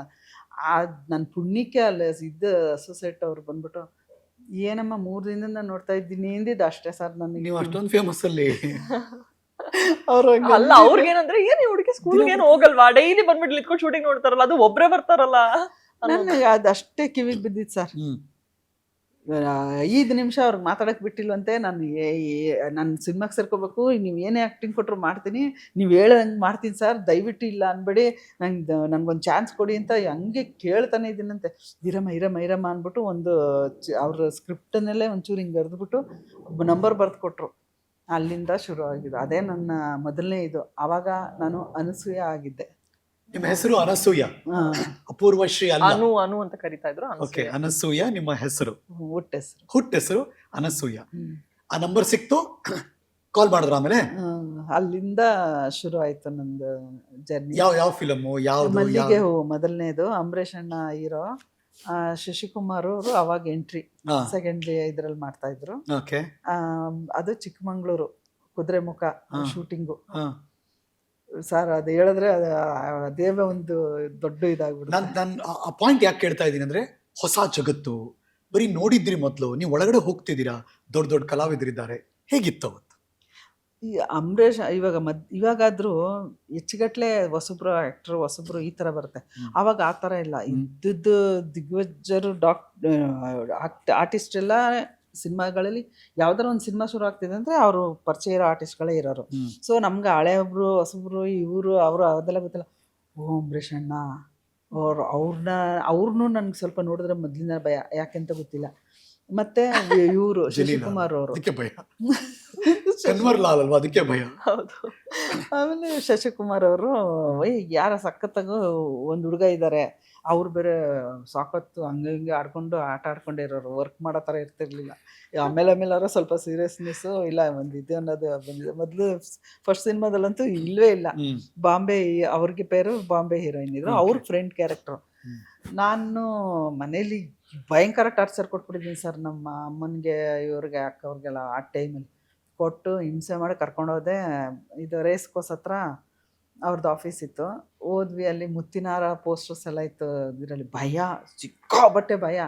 ಅಂದರೂ ಎಷ್ಟು ಧೈರ್ಯ ಮಾಡಿ ಹೋಗಿದ್ದೀವಿ ಅಂದರೆ, ನಾವು ಒಂದು ಸಾಧನೆ ಮಾಡಿದ್ದೀನಿ ಅಂತ ಹೇಳ್ಬೋದು. ಎಲ್ಲ ಪೋಸ್ಟರ್ಸ್, ಸಿನಿಮಾ ಇದೆ ಇದು ಅಂತ ಕನ್ಫರ್ಮು. ಆಮೇಲೆ ವಿಷ್ಣು ಸರ್ ಇವರು ಪಿಕ್ಚರ್ ಪೋಸ್ಟರ್ಸ್ ಎಲ್ಲ ನೋಡ್ತಾ ಇದ್ವಿ, ಎಷ್ಟು ಖುಷಿ. ಆಮೇಲೆ ಒಂದು 8ರಿಂದ 10, 11 ಹಂಗೆ ಬರ್ಬೋದು ಅಂತ ಹೇಳಿದ್ದು. ವೆಯ್ಟ್ ಮಾಡ್ತಾಯಿದ್ವಿ, ನಮ್ಮ ಥರನೂ ಬೇರೆಯವರೆಲ್ಲ ಇದ್ದರು. ಹೋದ್ವಿ, ಕರೆದ್ರು. 4 ಜನ ಎದ್ದಿದ್ದು, ನಾವು ಒಬ್ಬರು ಹೋದ್ರೆ 3 ಜನ. ಇವಾಗ ಹೇಳ್ತಾರಲ್ಲ, ಒಂದಕ್ಕೆ 1 ಫ್ರೀ ಅಲ್ಲ, ಒಂದಕ್ಕೆ 3 ಫ್ರೀ. ನಾನು ಒಬ್ಳು ಹೋದ್ರೆ ನಮ್ಮ ಅಕ್ಕಂದಿರಿಬ್ರು, ನಮ್ಮ ಅಮ್ಮ ಒಬ್ರು, ನಮ್ಮ ಅಕ್ಕ ಒಬ್ಳು ಹೋದ್ರೆ ಅವ್ರ ಅಕ್ಕ, ನಾನು, ನಮ್ಮಮ್ಮ, ಹಿಂಗೆ ಎಲ್ರು ನೀವು ಬಲೆ ಬಲೆ. ಮದ್ವೆ ಆಗೋ ತನಕ ಅವರೆಲ್ಲ ಹಂಗೆ ಇದ್ದಿದ್ದು. ಹಾಗೆ ಒಬ್ರು ಹೋದ್ರೆ 3 ಜನ ಜೊತೆ ಬಂದೇ ಬರ್ತಾರೆ. ಮತ್ತೆ ಶೂಟಿಂಗ್ ಎಲ್ಲ ಹೋದ್ರೆ ಅವಾಗ ಚಿಕ್ಕಮ್ಮ, ಅಪ್ಪ, ಅಮ್ಮ, ಯಾರಾದ್ರೂ ಬ್ರದರ್ ಹಿಂಗ್ ಬರೋರು. ನಮ್ಗೆ ಅದೆಲ್ಲ ಏನು ಗೊತ್ತಿಲ್ಲ. ಬಟ್ ನಾವು ನಮ್ಮ ಸೇಫ್ಟಿಗೆ, ಯಾಕಂದ್ರೆ ನಮ್ಗೆ ಭಯ, ಎಲ್ಲೂ ಓಡಾಡಿಲ್ಲ. ಪ್ರಪಂಚನ ಕಾಲ್ ಹಿಂಗಿಟ್ಟು ನೋಡ್ತಾ ಇದ್ದೀವಿ ಅಂದ್ರೆ ಅದೇ ಫಸ್ಟ್ ಇದು. ಯಾರಾದ್ರೂ ಹೇಳಿದ್ರಾ ಸಿನಿಮಾ ಅಂದ್ರೆ ಹಿಂಗಿರುತ್ತೆ, ಸಿನಿಮಾದವ್ರು ನಮ್ಗೆ ಅದ ಇದೆಲ್ಲ ಭಯ? ಯಾಕದು ಭಯ? ಆಚೆ ಅಂದ್ರೇನೆ ಭಯ, ಮನೆ ಒಳಗಡೆನೆ ಇದ್ದು ಅಂದ್ರೆ ಸ್ಕೂಲ್ಗೆಲ್ಲೂ ಕಳ್ಸಿಲ್ಲ ಅಲ್ಲ, ಸಿನಿಮಾ ಅಂತಾನೆ ಅಲ್ಲ, ಒಂದು ಆಫೀಸ್ಗೆ ಹೋಗಿದ್ರು ಭಯ ಬೀಳ್ತಾ ಇದ್ರು. ಭಯ ಬೀಳ್ತಿದ್ದೆ ಆ ಥರ. ಹಂಗೆ ಇದು ಅಲ್ಲಿ ಹೋಗಿ 4 ಜನ ಇದ್ವಿ. ಇರಿ ಒಬ್ಬೊಬ್ಬರ ಕರೆ, ಇಲ್ಲ ನಾವೆಲ್ಲ ಒಂದೇ ಮನೆಯವರು, ಸಾರ್ ಪ್ಲೀಸ್ ಅಂತ. ಓಕೆ ಹೋಗಿ ಅಂತ ಅವರು ಸರಿ ಕಳಿಸಿದ್ರು. ಹೋಗಿದ್ವಿ, ಅವ್ರನ್ನ ಮಾತಾಡ್ಬಿಟ್ಟು, ನನ್ನನ್ನು ಕ್ಯಾರೆ ಅಂತಿಲ್ಲ ಅವರು. ಚಿಕ್ಕವರಲ್ಲ ತುಂಬಾ. ನಾನು ಚಿಕ್ಕವಳು, ಸ್ವಲ್ಪ ಕಪ್ಪು ಇದ್ದೆ ಅಲ್ಲ, ಈಗೇನು ಬೆಳ್ಳಗಿದ್ದೀನಿ ಅಂತಲ್ಲ, ಇರೋದ್ರಲ್ಲಿ ಕಪ್ಪು. ಆಮೇಲೆ ನಮ್ಮ ಅಕ್ಕ ಅಂದಿರು ಓಕೆ, ನಾನು ಒಂದು ಸ್ವಲ್ಪ ಓಕೆ, ಅವ್ರ ನಿಯರೆಸ್ಟ್ ಇದ್ರು, ಸ್ವಲ್ಪ ಚಿಕ್ಕವಳು ಅಂತ. ಏನೋ ಜೊತೆಗೆ ಬಂದಿದ್ದೇನೋ ಹುಡುಗಿ ಅನ್ಕೊಂಡು ನಾನು ನೋಡ್ತಾ ಇಲ್ಲ. ನನಗೆ ಅಳು ತಡಿಯಕ್ಕಾಗ್ತಿಲ್ಲ. ನಮ್ಮ ಅಕ್ಕ ಹಿಂಗೆ ಒಂದು ಸ್ವಲ್ಪ ಇದು ಮಾಡಿ ಹಿಂಗೆ ತಳ್ತಾಳೆ. ಮುಂದೆ ನಿಂತ್ಕೊಳ್ಳೋಕ್ಕೂ ಭಯ. ಸರಿ ನಿಂತ್ಕೊಂಡು, ಆ್ಯಕ್ಚುಲಿ ಸರ್ ಇವಳು ಮಾಡ್ಬೇಕಂತಿರೋದು. ಹೌದಾ, ನೀವು ಮಾಡ್ಬೋದಲ್ಲ ನೀವೂ ಅಂತಂದ್ರು. ಎಲ್ಲ ಫ್ರೆಂಡ್ ರೋಲ್ ಅಲ್ವಾ, 4 ಜನ ಇದ್ರು ಓಕೆ, 6 ಜನ ಇದ್ರು ಓಕೆ ಅವ್ರಿಗೆ. ನಾನು ಹೂನು ಅವ್ರಿಗೆ ಇಂಟ್ರೆಸ್ಟ್ ಇಲ್ಲ, ಅವ್ರು ಇದಿಲ್ಲ. ಹೂನು ಸುಮ್ಮನೆ ಇರೋ, ಸುಮ್ಮನೆ ಏನು ಅಂತ. ಅವರು ಇಲ್ಲ ಇವರು ಮಾಡ್ತಾರೆ ಸರ್ ಅಂತ ನಾನು ಅಂದೆ. ನಮ್ಮ ಅಕ್ಕ ಹಿಂಗೆ ಅಂದ್ಕೊಂಡು ಸರಿ ಬಂದ್ವಿ. ಸರಿ 3 ಜನ ನಮ್ಮ ಅಮ್ಮನೂ ಬರ್ತಾರೆ ಸರ್. ಫಾರ್ಚುನೇಟ್ ಏನಂದ್ರೆ ಎಲ್ಲಾರ್ಗು ಕ್ಯಾರೆಕ್ಟರ್ ಸಿಕ್ತು. ಹೌದಾ? ಸೊ ಫಸ್ಟ್ ಫಿಲಮ್ ಅಲ್ಲಿ ಅಮ್ಮ 3 ಜನ ಮಕ್ಕಳು ಇದ್ದೇ ಇದೀರಿ? ಹೌದು. ಓ ಮೈ ಗುಡ್ನೆಸ್. ಹೋಗಿ ಸರ್ ನಿಜವಾಗ್ಲೂ ಹೇಳ್ತೀನಿ, ಹತ್ತತ್ರ ನಾನು ಕಂಡಂಗೆ ಒಂದು 5ರಿಂದ 8 ದಿನ ನಾನು ನಿದ್ದೆ ಮಾಡಿಲ್ಲ. ನಾನು 1 ಅವರ್ ಏನೋ ಹಿಂಗಿದ್ಬಿಟ್ರೆ ಅಲ್ಲೂ ಕೂಡ ಸಿನಿಮಾ ಶೂಟಿಂಗೆ ಕನ್ಸಲ್ಲೂ ಆ ರೇಂಜಿಗೆ. ಬನ್ನಿ ಅಮ್ಮ, ಇದು ಮೋತಿ ಮಹಲ್ ಹೋಟ್ಲು ಎಲ್ಲ ಇವಾಗ ಬಂದ್ಬಿಡಿ, ನೈಟು ಎಷ್ಟೊತ್ತಿಗೆ ಹೊರಡ್ತೀವಿ ನಾವು, ಐಡಿಯಾ ಇಲ್ಲ ಅಂತ ಹೇಳ್ಬಿಟ್ಟು. ಆಯಿತು ಅಂದ್ಕೊಂಡು ಅದು ಯಾವ ಟೈಮಿಗೆ ಕರ್ಕೊಂಡೋದ್ರು. ನಾವು ಒಂದು 8-7 ಗಂಟೆಗೆ ಏನೋ ಅಲ್ಲಿದ್ವಿ. ಊಟ ಮಾಡಿಸಿದ್ರು, ರೂಮು ಕೊಟ್ಟಿದ್ರು, ಇದ್ದೀವಿ. ಇವರು ಕರ್ಕೊಂಡೋಗ್ತೀನಿ ಅಂದ್ಬಿಟ್ಟು ರೂಮ್ ಮಾಡಿಕೊಟ್ಟವ್ರಲ್ಲ ಇವರು ಅಂತ ಅನ್ಕೊಂಡೆ. ಲೇ ಮಲ್ಕಳೆ ಬಾರೆ, ಮಲಗ್ತೀನಿ ಅಂದ. ಆಮೇಲೆ ಒಂದು ಟೈಮ್ಗೆ ಹೇಳಿದ್ರು, ಎಲ್ಲ ಕೂತ್ಕೊಂಡ್ವಿ. ಎಷ್ಟು ಬೇಗ ರೀಚ್ ಆದ್ವಿ ಅಂತ ಅನಿಸುತ್ತೆ. ಆ ರೇಂಜಿಗೆ ಆಲ್ರೆಡಿ ಕುದುರೆ ಮುಖ ಬೆಳಕರಿದಿದೆ, ಫುಲ್ಲು ಕೊರೆಯ ಚಳಿ ಸರ್. ಹೌದು, ಕುದುರೆ ಮುಖ ಹಂಗೆ ಚಿಕ್ಕಮಂಗ್ಳೂರು. ಎಲ್ಲರೂ ಹಿಂಗೆ ಅಂತವ್ರೆ. ನಾನು ಮಾತ್ರ ಹಿಂಗೆ ನೋಡ್ತಾ ಇದ್ದೀನಿ. ಬಂದ್ಬಿಟ್ಟು ಇದಕ್ಕೂ ಕರ್ಕೊಂಡು ಹೋಗ್ಲಿಲ್ಲ ಹೋಟ್ಲಿಗೆ, ಸೀದಾ ಶೂಟಿಂಗ್ ಸ್ಪಾಟ್ ಕರ್ಕೊಂಡು ಹೋಗ್ಬಿಟ್ಟು ಎಲ್ಲರಿಗೂ ನನ್ನ ಪೆಟಿಕೋಟು. ಏನಕ್ಕೆ ಪೆಟಿಕೋಟ್ ಕೊಡ್ತಾವ್ರೆ? ಎಲ್ಲ ಇಷ್ಟು ಕಟ್ಕೊಂಡು ನೀರಲ್ಲಿ ಇಳಿಬೇಕು. ಆ ಸೀನ್ ನೀರಲ್ಲಿ ಆಡ್ತಾ ಹಿಂಗೆ ಇದು ಮಾಡೋದು. ಹೀರೋಯಿನ್ ಆಡ್ತಿರ್ತಾಳೆ, ಅವಾಗ ಹೀರೋಯಿನ್ ಇಂಟ್ರೊಡಕ್ಷನ್ ಇಂಪ್ರೆಸ್ ಆಗ್ತಾರೆ ಅವರು. ಆ ಥರ ಇದು. ಎಲ್ಲರೂ ನನ್ನ ಮಕ್ಕ ಇದೇನು ಹಿಂಗೆ ಕೊಟ್ಬಿಟ್ಟು ಹೊಟ್ಟೋದ್ರು, ಏನು ಅಂದ್ಕೊಂಡವ್ರು ಇವರು, ಏನು ಪೆಟಿಕೊಟ್ಟು ಅಂದ. ಬಟ್ ಸದ್ಯ ಮಂದಕ್ಕೆ ನೀಟಾಗಿ ಇದಾಗಿತ್ತು. ಬಟ್ಟೆ ಎಲ್ಲಿ ಚೇಂಜ್ ಮಾಡಬೇಕು ಅಂತ ಯೋಚನೆ ಮಾಡಿದವ್ರು. ನೀವು ನಂಬ್ತಿರೋ ಬಿಡ್ತಿರೋ, ನಾನು ಸುಮ್ಮನೆ ಹಿಂಗೆ ಮೇಲಿಂದ ಹಾಕೊಂಡು ಒಂದು ಗೌನ್ ಥರ ಇದ್ದಿದ್ದನ್ನ ಹಂಗೆ ತೆಗೆದ್ಬಿಟ್ಟು ಹಿಂಗೆ ಕಟ್ಕೊಂಡು ಆಲ್ರೆಡಿ ಇಳಿದು ನೀರಲ್ಲಿ ಆಟ ಆಡ್ತಾ ಇದ್ದೀನಿ. ಹೊರಿತಾ ಇದೆ ಸರ್. ಎಲ್ಲರೂ ಅಯ್ಯೋ ಏನು ಹಿಂಗಿದೆ ಅಪ್ಪ ಆಗಲ್ಲ ಅಂತ ಹಿಂಗಂತವ್ರೆ. ಕ್ಯಾಮ್ರಾಮನ್ ಸರ್ ಬಂದ್ಬಿಟ್ಟು, ಅಲ್ಲಿ ಊರಿನವ್ರು ಯಾರೋ ಅನ್ಸುತ್ತೆ, ಅವ್ರನ್ನ ಆ ಕಡೆ ಕಳಿಸ್ಬಿಡಿ. ಇಲ್ಲ ಸರ್, ಅದು ಶೂಟಿಂಗ್ ಹುಡುಗಿ. ಅಷ್ಟು ಇನ್ವಾಲ್ವ್ಮೆಂಟು ನಿಮಗೆ, ಅಷ್ಟು ಎಕ್ಸೈಟ್ಮೆಂಟು ನಿಮಗೆ. ಮತ್ತೆ ಎಲ್ಲಿ ಕ್ಯಾಮ್ರಾ ಇದಂತಿದ್ರು, ಅವ್ರು ಒಂದು ಪ್ಲೇಸ್ ಕೊಟ್ಟಿರ್ತಾರೆ ಅನ್ಕೊಳ್ಳಿ, ಒಂಚೂರು ಹಿಂಗೆ ಹೋಗೋದು ಹೀರೋಯಿನ್ ಪಕ್ಕನೇ. ಅವರು ಈ ಕಡೆ ಬಮ್ಮ ಬಾ ಬಾ, ಇಲ್ಲಿಂದ ಏನಾರು ನಿಂತ್ರೆ 2 ದಿನ ಆದ್ಮೇಲೆ ಗೊತ್ತಾಗೋಯ್ತು ಅವ್ರಿಗೆ. ಇಲ್ಲಿಂದ ಏನಾರು ಒಂಚೂರು ಹಿಂಗೆ ಹಂಗೆ ಅಂದರೆ ಆಚೆ ಕರ್ಸ್ಬಿಡ್ತೀನಿ. ಇಲ್ಲ ಸರ್, ಅಲ್ಲಿ ಫಿಕ್ಸ್. ಅದು ಅಲ್ಲಿ ಅವತ್ತು ಫಿಕ್ಸ್ ಆಗಿದ್ದು. ಇವತ್ತಿಗೂ ಒಂದು ಪೊಸಿಷನ್ ಕೊಟ್ಟರೆ ನಾನು ಹಿಂಗಿಂದ ಹಂಗೆ ಅಳ್ಳಾಡಲ್ಲ ಸರ್. ಅವಾಗ ಆಸೆಗೆ ಮಾಡ್ತಿದ್ದೆ, ಇವಾಗ ಕೆಲಸಕ್ಕೆ. ಹೀರೋಯಿನ್ ಜೊತೆ ಹತ್ರ ಇದ್ರೆ ನಾನು ಕಾಣಿಸ್ಕೊತೀನಿ ಚೆನ್ನಾಗಿ. ಎಷ್ಟು ಅದು ಸ್ವಭಾವತಃ ಯಾರಿಗೆ ಆದ್ರೂ ಆಸೆ ಇರುತ್ತಪ್ಪ ಅದು. ಎಷ್ಟು ಬಿಚ್ಚ ಮನ್ಸಲ್ಲಿ ಹೇಳ್ತಿದಾರೆ ನೋಡಿ ಅವರು. ಮತ್ತೆ ಅವಾಗ ಎಷ್ಟು ಸರ್ ಅವ್ರಿಗೆ ಒಂದು 11-12 ಇಯರ್ಸ್ ಇರುತ್ತೆ, ನೋಡಕ್ಕೆ ಸ್ವಲ್ಪ ಮೆಚೂರ್ಡ್ ಆಗಿ ಕಾಣ್ತಾ ಇದ್ರು, ನಾನು ನೋಡಿದೀನಿ ಅದು ಫಿಲ್ಮ್ ಅಲ್ಲಿ. ಬಟ್ ಏನಂದ್ರೆ ಅವ್ರ ಏಜ್ ತುಂಬಾ ಚಿಕ್ಕದಿತ್ತು, ಹಾಗಾಗಿ ಮಕ್ಳದ್ದು ಏನಿರುತ್ತೋ ಒಂದು ಇನ್ನೋಸೆನ್ಸು, ಆ ಒಂದು ಯೋಚನೆ ಅದೇ ತರಾನೇ. ಅಂಡ್ ಆಕ್ಚುಲ್ ಆಗಿ ಈ ಕಥೆನ ನಾನು ಒಂದು ಎಷ್ಟು ಸತಿ ಕೇಳಿದೀರಂತ ಅಂದ್ರೆ, ಆಮೇಲೆ ಅವ್ರು ಎಷ್ಟು ಇಲ್ಲಿ ಆಕ್ಚುಲಿ ನಿಮ್ಗೆ ಡೀಟೇಲಿಂಗ್ ಹೇಳಿರೋ ತರ ಅನ್ಸ್ಬೋದು, ನನಗೆ ಪಿನ್ ಟು ಪಿನ್ ಇನ್ನು ಬಿಡಿಸಿ ನೀಟಾಗಿ ಹೇಳಿದಾರೆ. ಹೆಂಗೆ ಅಂದ್ರೆ ನಾನು ನೋಡೇ ಇಲ್ಲ, ಬಟ್ ನಾನು ಅಲ್ಲೇ ಇದ್ದೆ, ನಾ ಇದನ್ನ ಕಣ್ಣಿಂದ ನೋಡ್ದೆ ಅನ್ನೋ ಲೆವೆಲ್ಗೆ ನನ್ಗೆ ಅವ್ರು ಹೇಳೋವಾಗ ರಿಕಾಲ್ ಅಂತಾರಲ್ಲ, ರೀಕಾಲ್ ಆಗ್ತದೆ ಎಲ್ಲ. ಅಂಡ್ ನಾನು ಅವರಷ್ಟು ಸ್ಟೋರಿ ಕೇಳಿದ್ಮೇಲೆ ನಾನು ಸಿನಿಮಾನು ನೋಡಿದ್ದೆ, ಸೊ ಅವ್ರು ಹೇಳುವಾಗ ನಾನು ಅಲ್ಲೇ ಇದ್ದೆ ಅನ್ನೋ ಫೀಲಿಂಗ್ ಬರ್ತದೆ. ಅಂಡ್ ಅಷ್ಟು ಸತಿ ಹೇಳಿದಾರೆ, ಅಷ್ಟು ಸತಿ ಹೇಳುವಾಗ್ಲೂ ಅದೇ ಎಕ್ಸೈಟ್ಮೆಂಟ್ ಅಲ್ಲಿ ಹೇಳ್ತಾರೆ. ಏನಕ್ಕೆ ಅಂತಂದ್ರೆ ಅವ್ರಿಗೆ ಸಿನಿಮಾ ಮೇಲೆ ಅಷ್ಟು ಪ್ರೀತಿ ಇದೆ, ಸಿನಿಮಾಗೆ ಹೇಗೆ ಎಂಟ್ರಿ ತಗೊಂಡ್ರು, ಅವ್ರು ಎಷ್ಟು ಆ ಟೈಮಲ್ಲಿ ಆ ದೇವಸ್ಥಾನಕ್ಕೆ ಹೋಗಿರ್ಲಿಲ್ಲ ಅಂತ ಅಂದಿದ್ರೆ ಅವ್ರಿಗೆ ಎಂಟ್ರಿನೇ ಸಿಗ್ತಾ ಇರ್ಲಿಲ್ಲ. ಮತ್ತೆ ಆ ಒಂದು ಹಠ ಮತ್ತೆ ಕೇಳೋದಿದೆ ಅಲ್ಲ, ಅದು ಅವ್ರು ಸ್ವಲ್ಪ ಇನ್ನೊಂದು 4 ವರ್ಷ ಬಿಟ್ಬಿಟ್ಟಿದ್ರು ಒಂದು ಹೆಸಿಟೇಷನ್ ಬಂದ್ಬಿಡ್ತಾ ಇತ್ತು. ಸರ್ ನಂಗೆ ಒಂದು ಆಪರ್ಚುನಿಟಿ ಕೊಡಿ ಅಂತ ಅನ್ಬಿಟ್ಟು, ಅಯ್ಯೋ ಸಿನಿಮಾ ಬ್ಯಾಕ್ ಗ್ರೌಂಡ್ ಎಲ್ಲ ಕೊಡ್ತಾರ, ಯೋಚನೆ ಮಾಡಕ್ ಶುರು ಮಾಡ್ಬಿಡ್ತೀವಿ ನಾವು ಒಂದ್ ಏಜ್ ಆದ್ಮೇಲೆ. ಅವ್ರ ಮಗು ಆಗಿದ್ದಕ್ಕೇನೆ ಹೋಗಿ ಕೇಳಿ, ಇಲ್ಲ ನಮ್ಗೊಂದು ಕೊಡಿ ಆಪರ್ಚುನಿಟಿ ಅಂತ ಕೇಳಿದಾರಲ್ಲ, ಸೊ ಆ ಮೂಮೆಂಟ್ ನ ಯಾವತ್ತೂ ಮರೆಯಲ್ಲ, ಅಷ್ಟು ಚೇರಿಶ್ ಮಾಡ್ತಾರೆ. ಎಷ್ಟು ಸತಿ ಹೇಳೋವಾಗ್ಲೂ ಅವತ್ತಿದ್ದ ಎಕ್ಸೈಟ್ಮೆಂಟ್ ನನ್ ಮುಖದಲ್ಲಿ ಕಾಣಿಸ್ತಾನೆ ಇರುತ್ತೆ. ಹಂಗೆ ನಾನು ಅವಾಗಿಂದ ಅವ್ರು ಹೇಳೋ ರೀತಿ, ಅವ್ರ ಕಣ್ಣು, ಇದನ್ನೆಲ್ಲ ತುಂಬಾ ನೋಡ್ತಾ ಇದ್ದೀನಿ. ಹೌದು, ಒಂದು ಬನಶಂಕರಿ ತಾಯಿ ಅಮ್ಮ ಆಶೀರ್ವಾದ ಮಾಡೋದು ನಿಜವಾಗ್ಲು, ಇನ್ನೊಂದು ನಿಮ್ಮೊಳಗಿರುವ ಕಲಾವಿದೆ ಯಾವಾಗ್ಲೂ ಜಾಗೃತರಾಗಿದ್ದಾರೆ, ಮತ್ತೊಂದು ಒಳ್ಳೆ ಅವಕಾಶನ ಅಲ್ಲಿ ತೋರ್ಸೋದ್ರಿ ಸೆಟ್ ಅಲ್ಲಿ.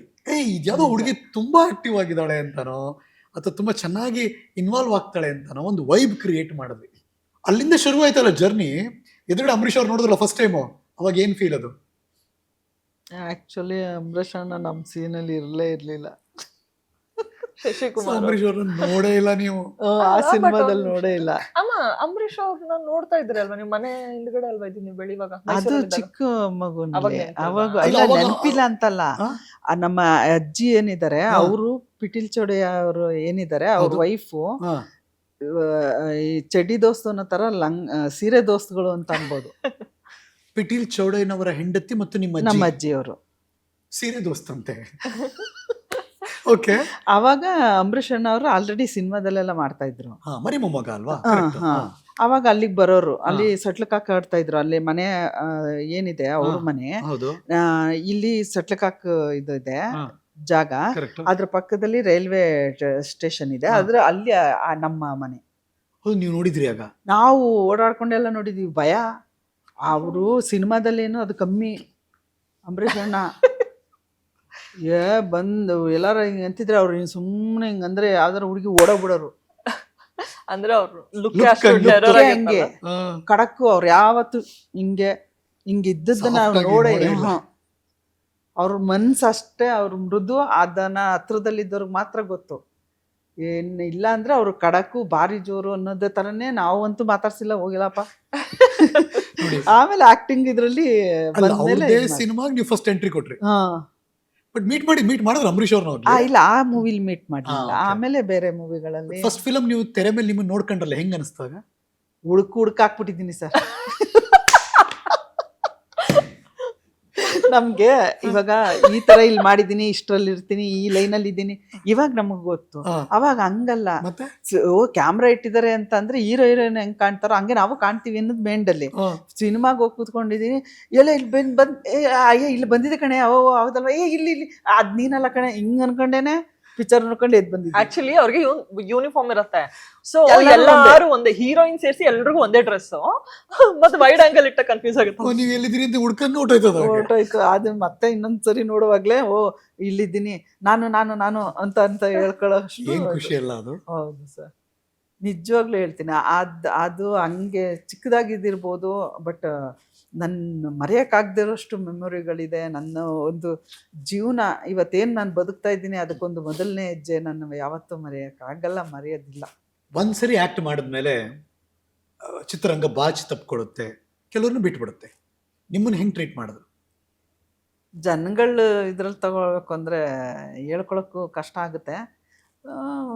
ಕಲಾ ಸರಸ್ವತಿ ಒಂದು ನನ್ನನ್ನು ಜನ ಗುರ್ತಿಸೋಕೆ ಮುಂಚೆ ನಮ್ಮ ಈ ಕೆಲಸದಿದ್ರಲ್ಲೇ ಅವರ ಕರೆಸಿ, ದುಡ್ಡಿನ ವಿಷಯದಲ್ಲ ಓಕೆ ಕರೆಸಿ, ಆ್ಯಕ್ಟಿಂಗ್ ಕರೆಸಿ, ಅಲ್ಲಿ ಸೆಟ್ಟಲ್ಲಿರೋ ಇದ್ರಲ್ಲ ಅವ್ರು ಬಿಡಿ ಅವ್ರು ಆರಾಮಾಗಿರ್ತಾರೆ, ನೀವೇನು ತಲೆ ಕೆಡ್ಸ್ಕೊಬೇಡಿ ಅವ್ರನ್ನ, ಈ ಥರ. ಬಟ್ ಒಂದು ಹೆಸರು ಮಾಡೋ ತನಕ ಇದೆಯಲ್ಲ ಸರ್, ಕೆಲವರು, ಎಲ್ಲರಲ್ಲ, 90% ತುಂಬ ಒಳ್ಳೆಯವರೇ ಇರೋದು. ಈ ಕಲೆನ ಈ ಲೈನನ್ನು ಯಾರು ಚೂಸ್ ಮಾಡ್ಕೋತಾರೋ ಅವರೆಲ್ಲ ಸ್ವಲ್ಪ ಮೃದು ಸ್ವಭಾವದವ್ರು ಇರ್ತಾರೆ. ಇದ್ರ ಆಪೋಸಿಟ್ ಇನ್ನೊಂದು 10% ಇರ್ತಾರೆ. ಅವರಷ್ಟು ಕ್ರಿಮಿನಲ್ಗಳು ಯಾರಿಲ್ಲ ಅಂತ ಹೇಳ್ಬೇಕು ಆ ರೇಂಜಲ್ಲಿ. ಅದರಿಂದ ಅವ್ರಿಗೇನೂ ಆಗುವಂಥದ್ದಿರಲ್ಲ, ಹೋಗುವಂಥದ್ದಿರಲ್ಲ.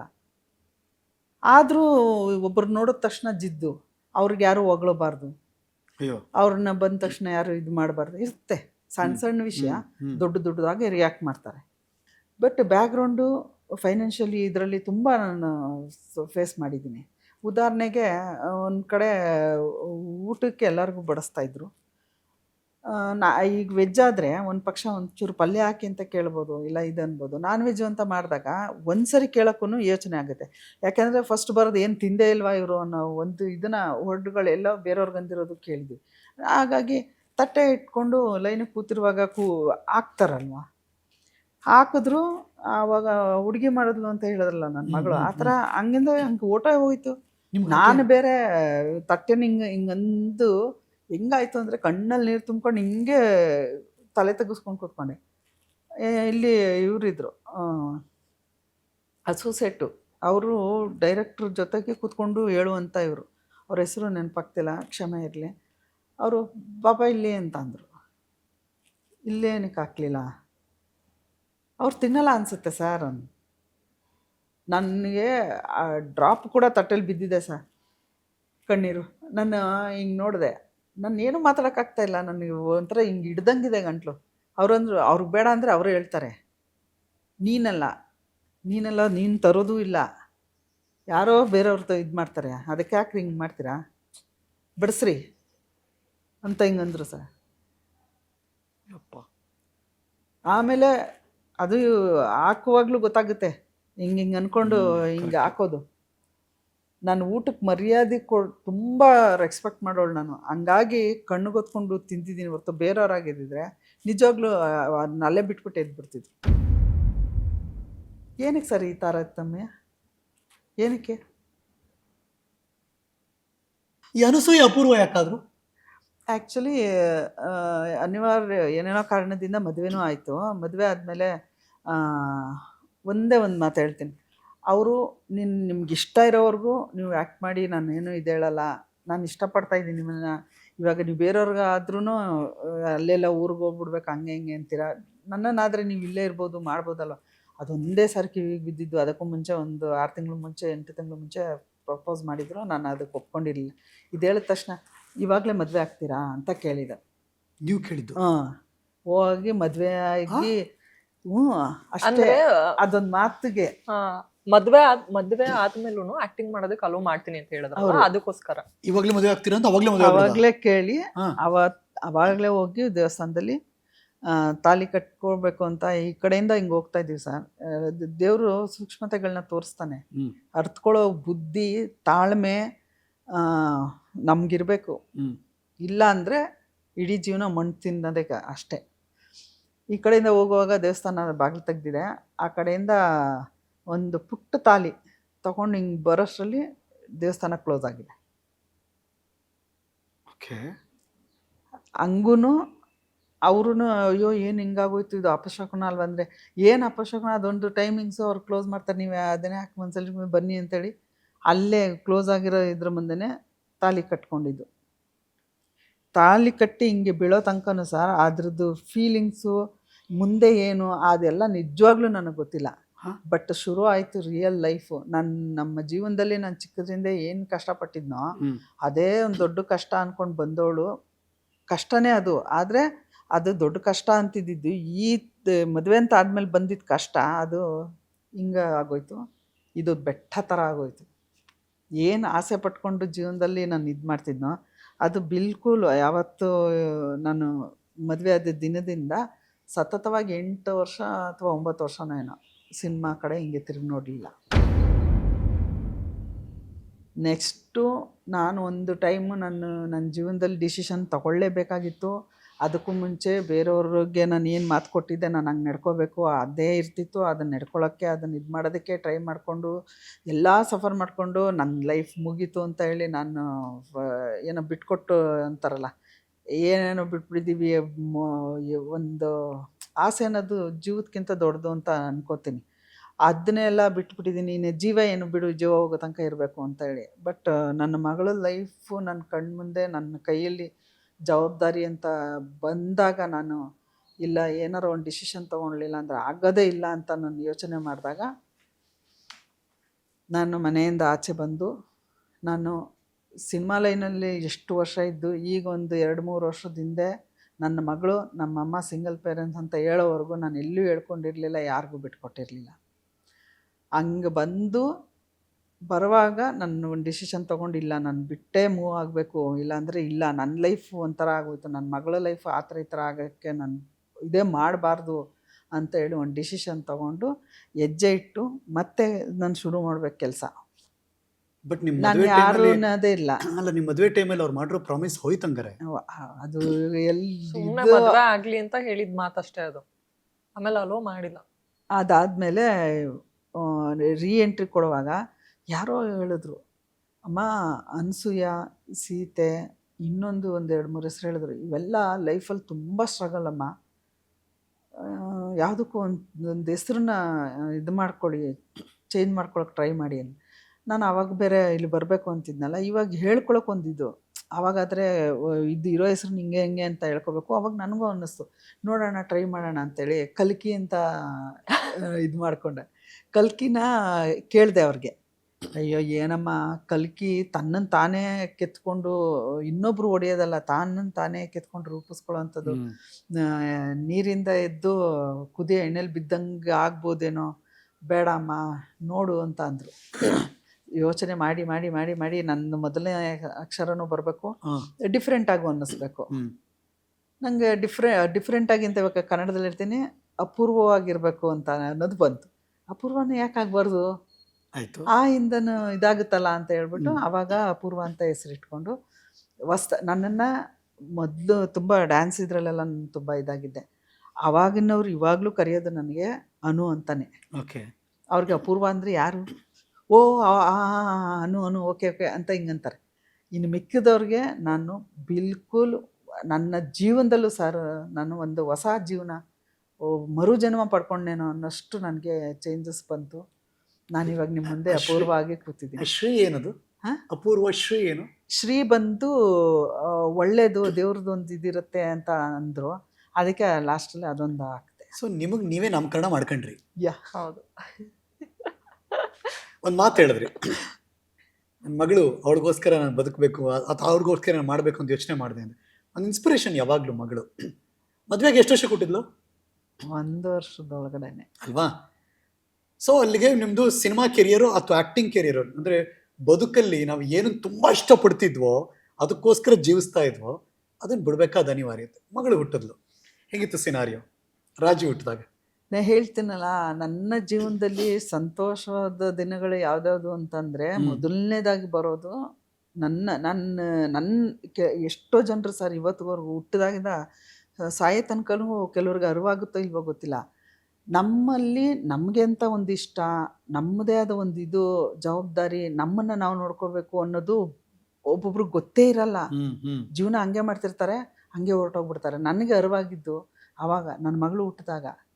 ಈಗ ನಾನು ಚೆನ್ನಾಗಿರಿದ್ರೆ ನಾನೇನಾರು ಇದು ಮಾಡಿದ್ರೆ ತಾನೇ ನಾನು ನನ್ನ ಮಗಳಿಗೆ ಏನಾರು ಮಾಡೋಕ್ಕಾಗುತ್ತೆ. ಇಲ್ಲ ಅಂತಂದರೆ ನಾವೇನು ಮಾಡೋಕ್ಕಾಗಲ್ಲ. ನಮ್ಮಗಳಿಗೆ ನಮ್ಗೆ ಯಾಕೆ ಬೇಕಿತ್ತು, ಎತ್ಕೊಂಡ್ವಿ ಅಂತಂದ್ಮೇಲೆ ನಮಗೊಂದು ಜವಾಬ್ದಾರಿ, ಅದನ್ನು ನಾವು ಸರಿಯಾಗಿ ಇದು ಮಾಡಬೇಕು.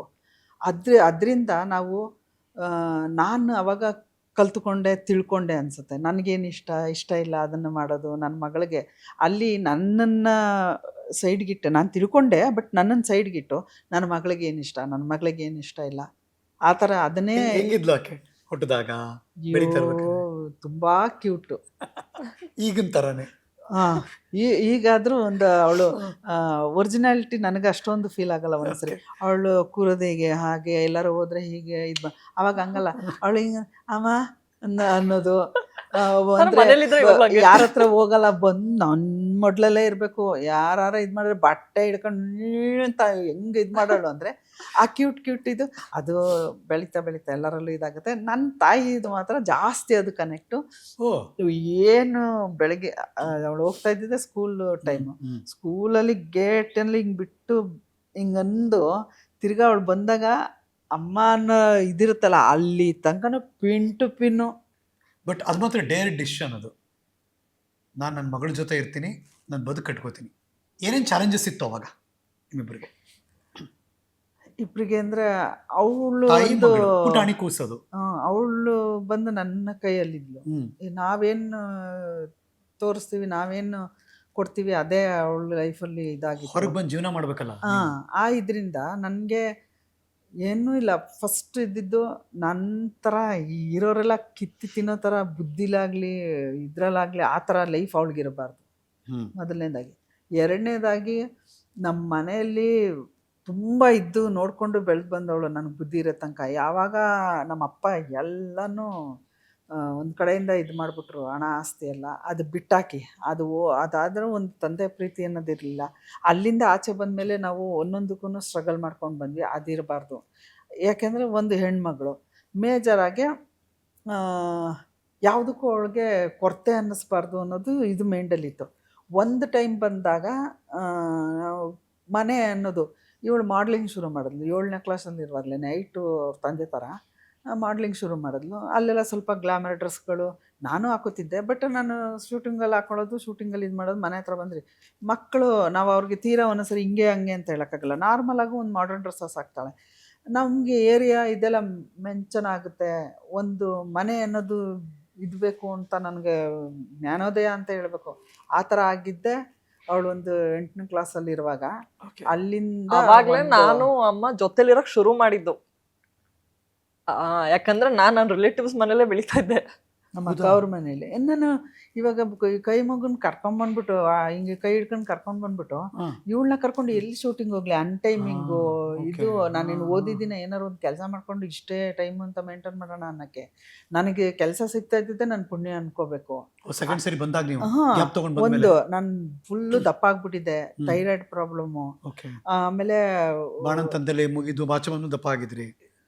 ತುಂಬ ಅದು ಅಲ್ಲಿ ಸ್ಟಾರ್ಟ್ ಆಗಿದ್ದು ಇದು ಕಮ್ಮಿನೇ ಆಗಿರಲಿಲ್ಲ. ನನಗೆ ಗೊತ್ತೂ ಇಲ್ಲ ಥೈರಾಯ್ಡ್ ಆಗಿದೆ, ಅದರಿಂದ ಏನೇನೋ ಪ್ರಾಬ್ಲಮ್ಮು. ಅದನ್ನು ಫಸ್ಟು ಇದು ಮಾಡ್ಕೋಬೇಕು ಇವೆಲ್ಲ. ನಾನು ಯಾವಾಗ ನಾನು ಕೆಲಸಕ್ಕೆ ಇದಕ್ಕೆ ಬಂದನೋ ಆವಾಗ ನನ್ನ ಮಗಳು ನೋಡ್ಕೊಳ್ಳೋದು ತುಂಬ ಇದಾಗೋಯ್ತು. ಆ ಟೈಮಲ್ಲಿ ನಿಜವಾಗ್ಲೂ ನಮ್ಮ ಅಕ್ಕಂದಿರನ್ನ ನಾನು ನೆನೆಸ್ಬೇಕು. ಬಟ್ ಇವಳಿಗೆ ನಮ್ಮ ಚಿಕ್ಕದ್ರಿಂದ ನನ್ನ ಅಟ್ಯಾಚ್ಮೆಂಟ್ ಹೇಳಿದ್ನಲ್ಲ, ಚಿಕ್ಕ ಮಗುನಲ್ಲಿ ಒಬ್ರು ಯಾರು ಎತ್ಕೊಂಡ್ರು ಸಹಿಸ್ಕೊಂತಿರ್ಲಿಲ್ಲ. ಅವಳು ಆ ಟೈಮಲ್ಲಿ ಹೆಂಗ್ ಬಿಟ್ಟಿದ್ಲೋ ಆ ದೇವ್ರೆ ನಿಜವಾಗ್ಲೂ ನೋಡ್ತಿದ್ರಿ. ಒಂದು ಹೋದ್ರೆ ಒಂದೊಂದ್ಸರಿ ವಾರಕ್ಕೆ 2 ಸರಿ ಹೋಗ್ತಿದ್ದೆ, ಒಂದೊಂದ್ಸರಿ ತಿಂಗಳ ಅನ್ಗಟ್ಲೆ ಹೋಗ್ತಾ ಇರ್ಲಿಲ್ಲ. ಬರ್ತಾ ಇದ್ರು, ತುಂಬಾ ಗ್ಯಾಪ್ ಆದ್ರೂ ಅಟ್ಲೀಸ್ಟ್ 1 ಮಂತ್. ಏನು ತುಂಬಾ ಇದಲ್ಲ. ನವರಂಗ್ ನಾನು ಇದ್ದಿದ್ದು RT ನಗರ್ ಅಕ್ಕನ ಮನೆ ಇದ್ದಿದ್ದು. ಬಟ್ ಅಲ್ಲಿಗೆ ಹೋಗ್ಬೇಕು ಅಂತಂದ್ರು ಅವತ್ತಿನ ಕಾಲ ಔಟ್ಡೋರ್ ಶೂಟ್ಸ್ ಜಾಸ್ತಿ ಇರ್ತಾ ಇತ್ತಲ್ಲ, ಸಿನಿಮಾ ಜಾಸ್ತಿ ಮಾಡ್ತಾ ಇದ್ರು ಅವಾಗ. ಔಟ್ಡೋರ್ ಶೂಟ್ಸ್ ಜಾಸ್ತಿ ಇರ್ತಾ ಇತ್ತು. ಎಷ್ಟಿತ್ತು ಸಿನಿಮಾ? ಹೆಂಗಿತ್ತು ಆಪರ್ಚುನಿಟಿ ಆಗ ಅಪ್ಪೂರ್ಗೆ?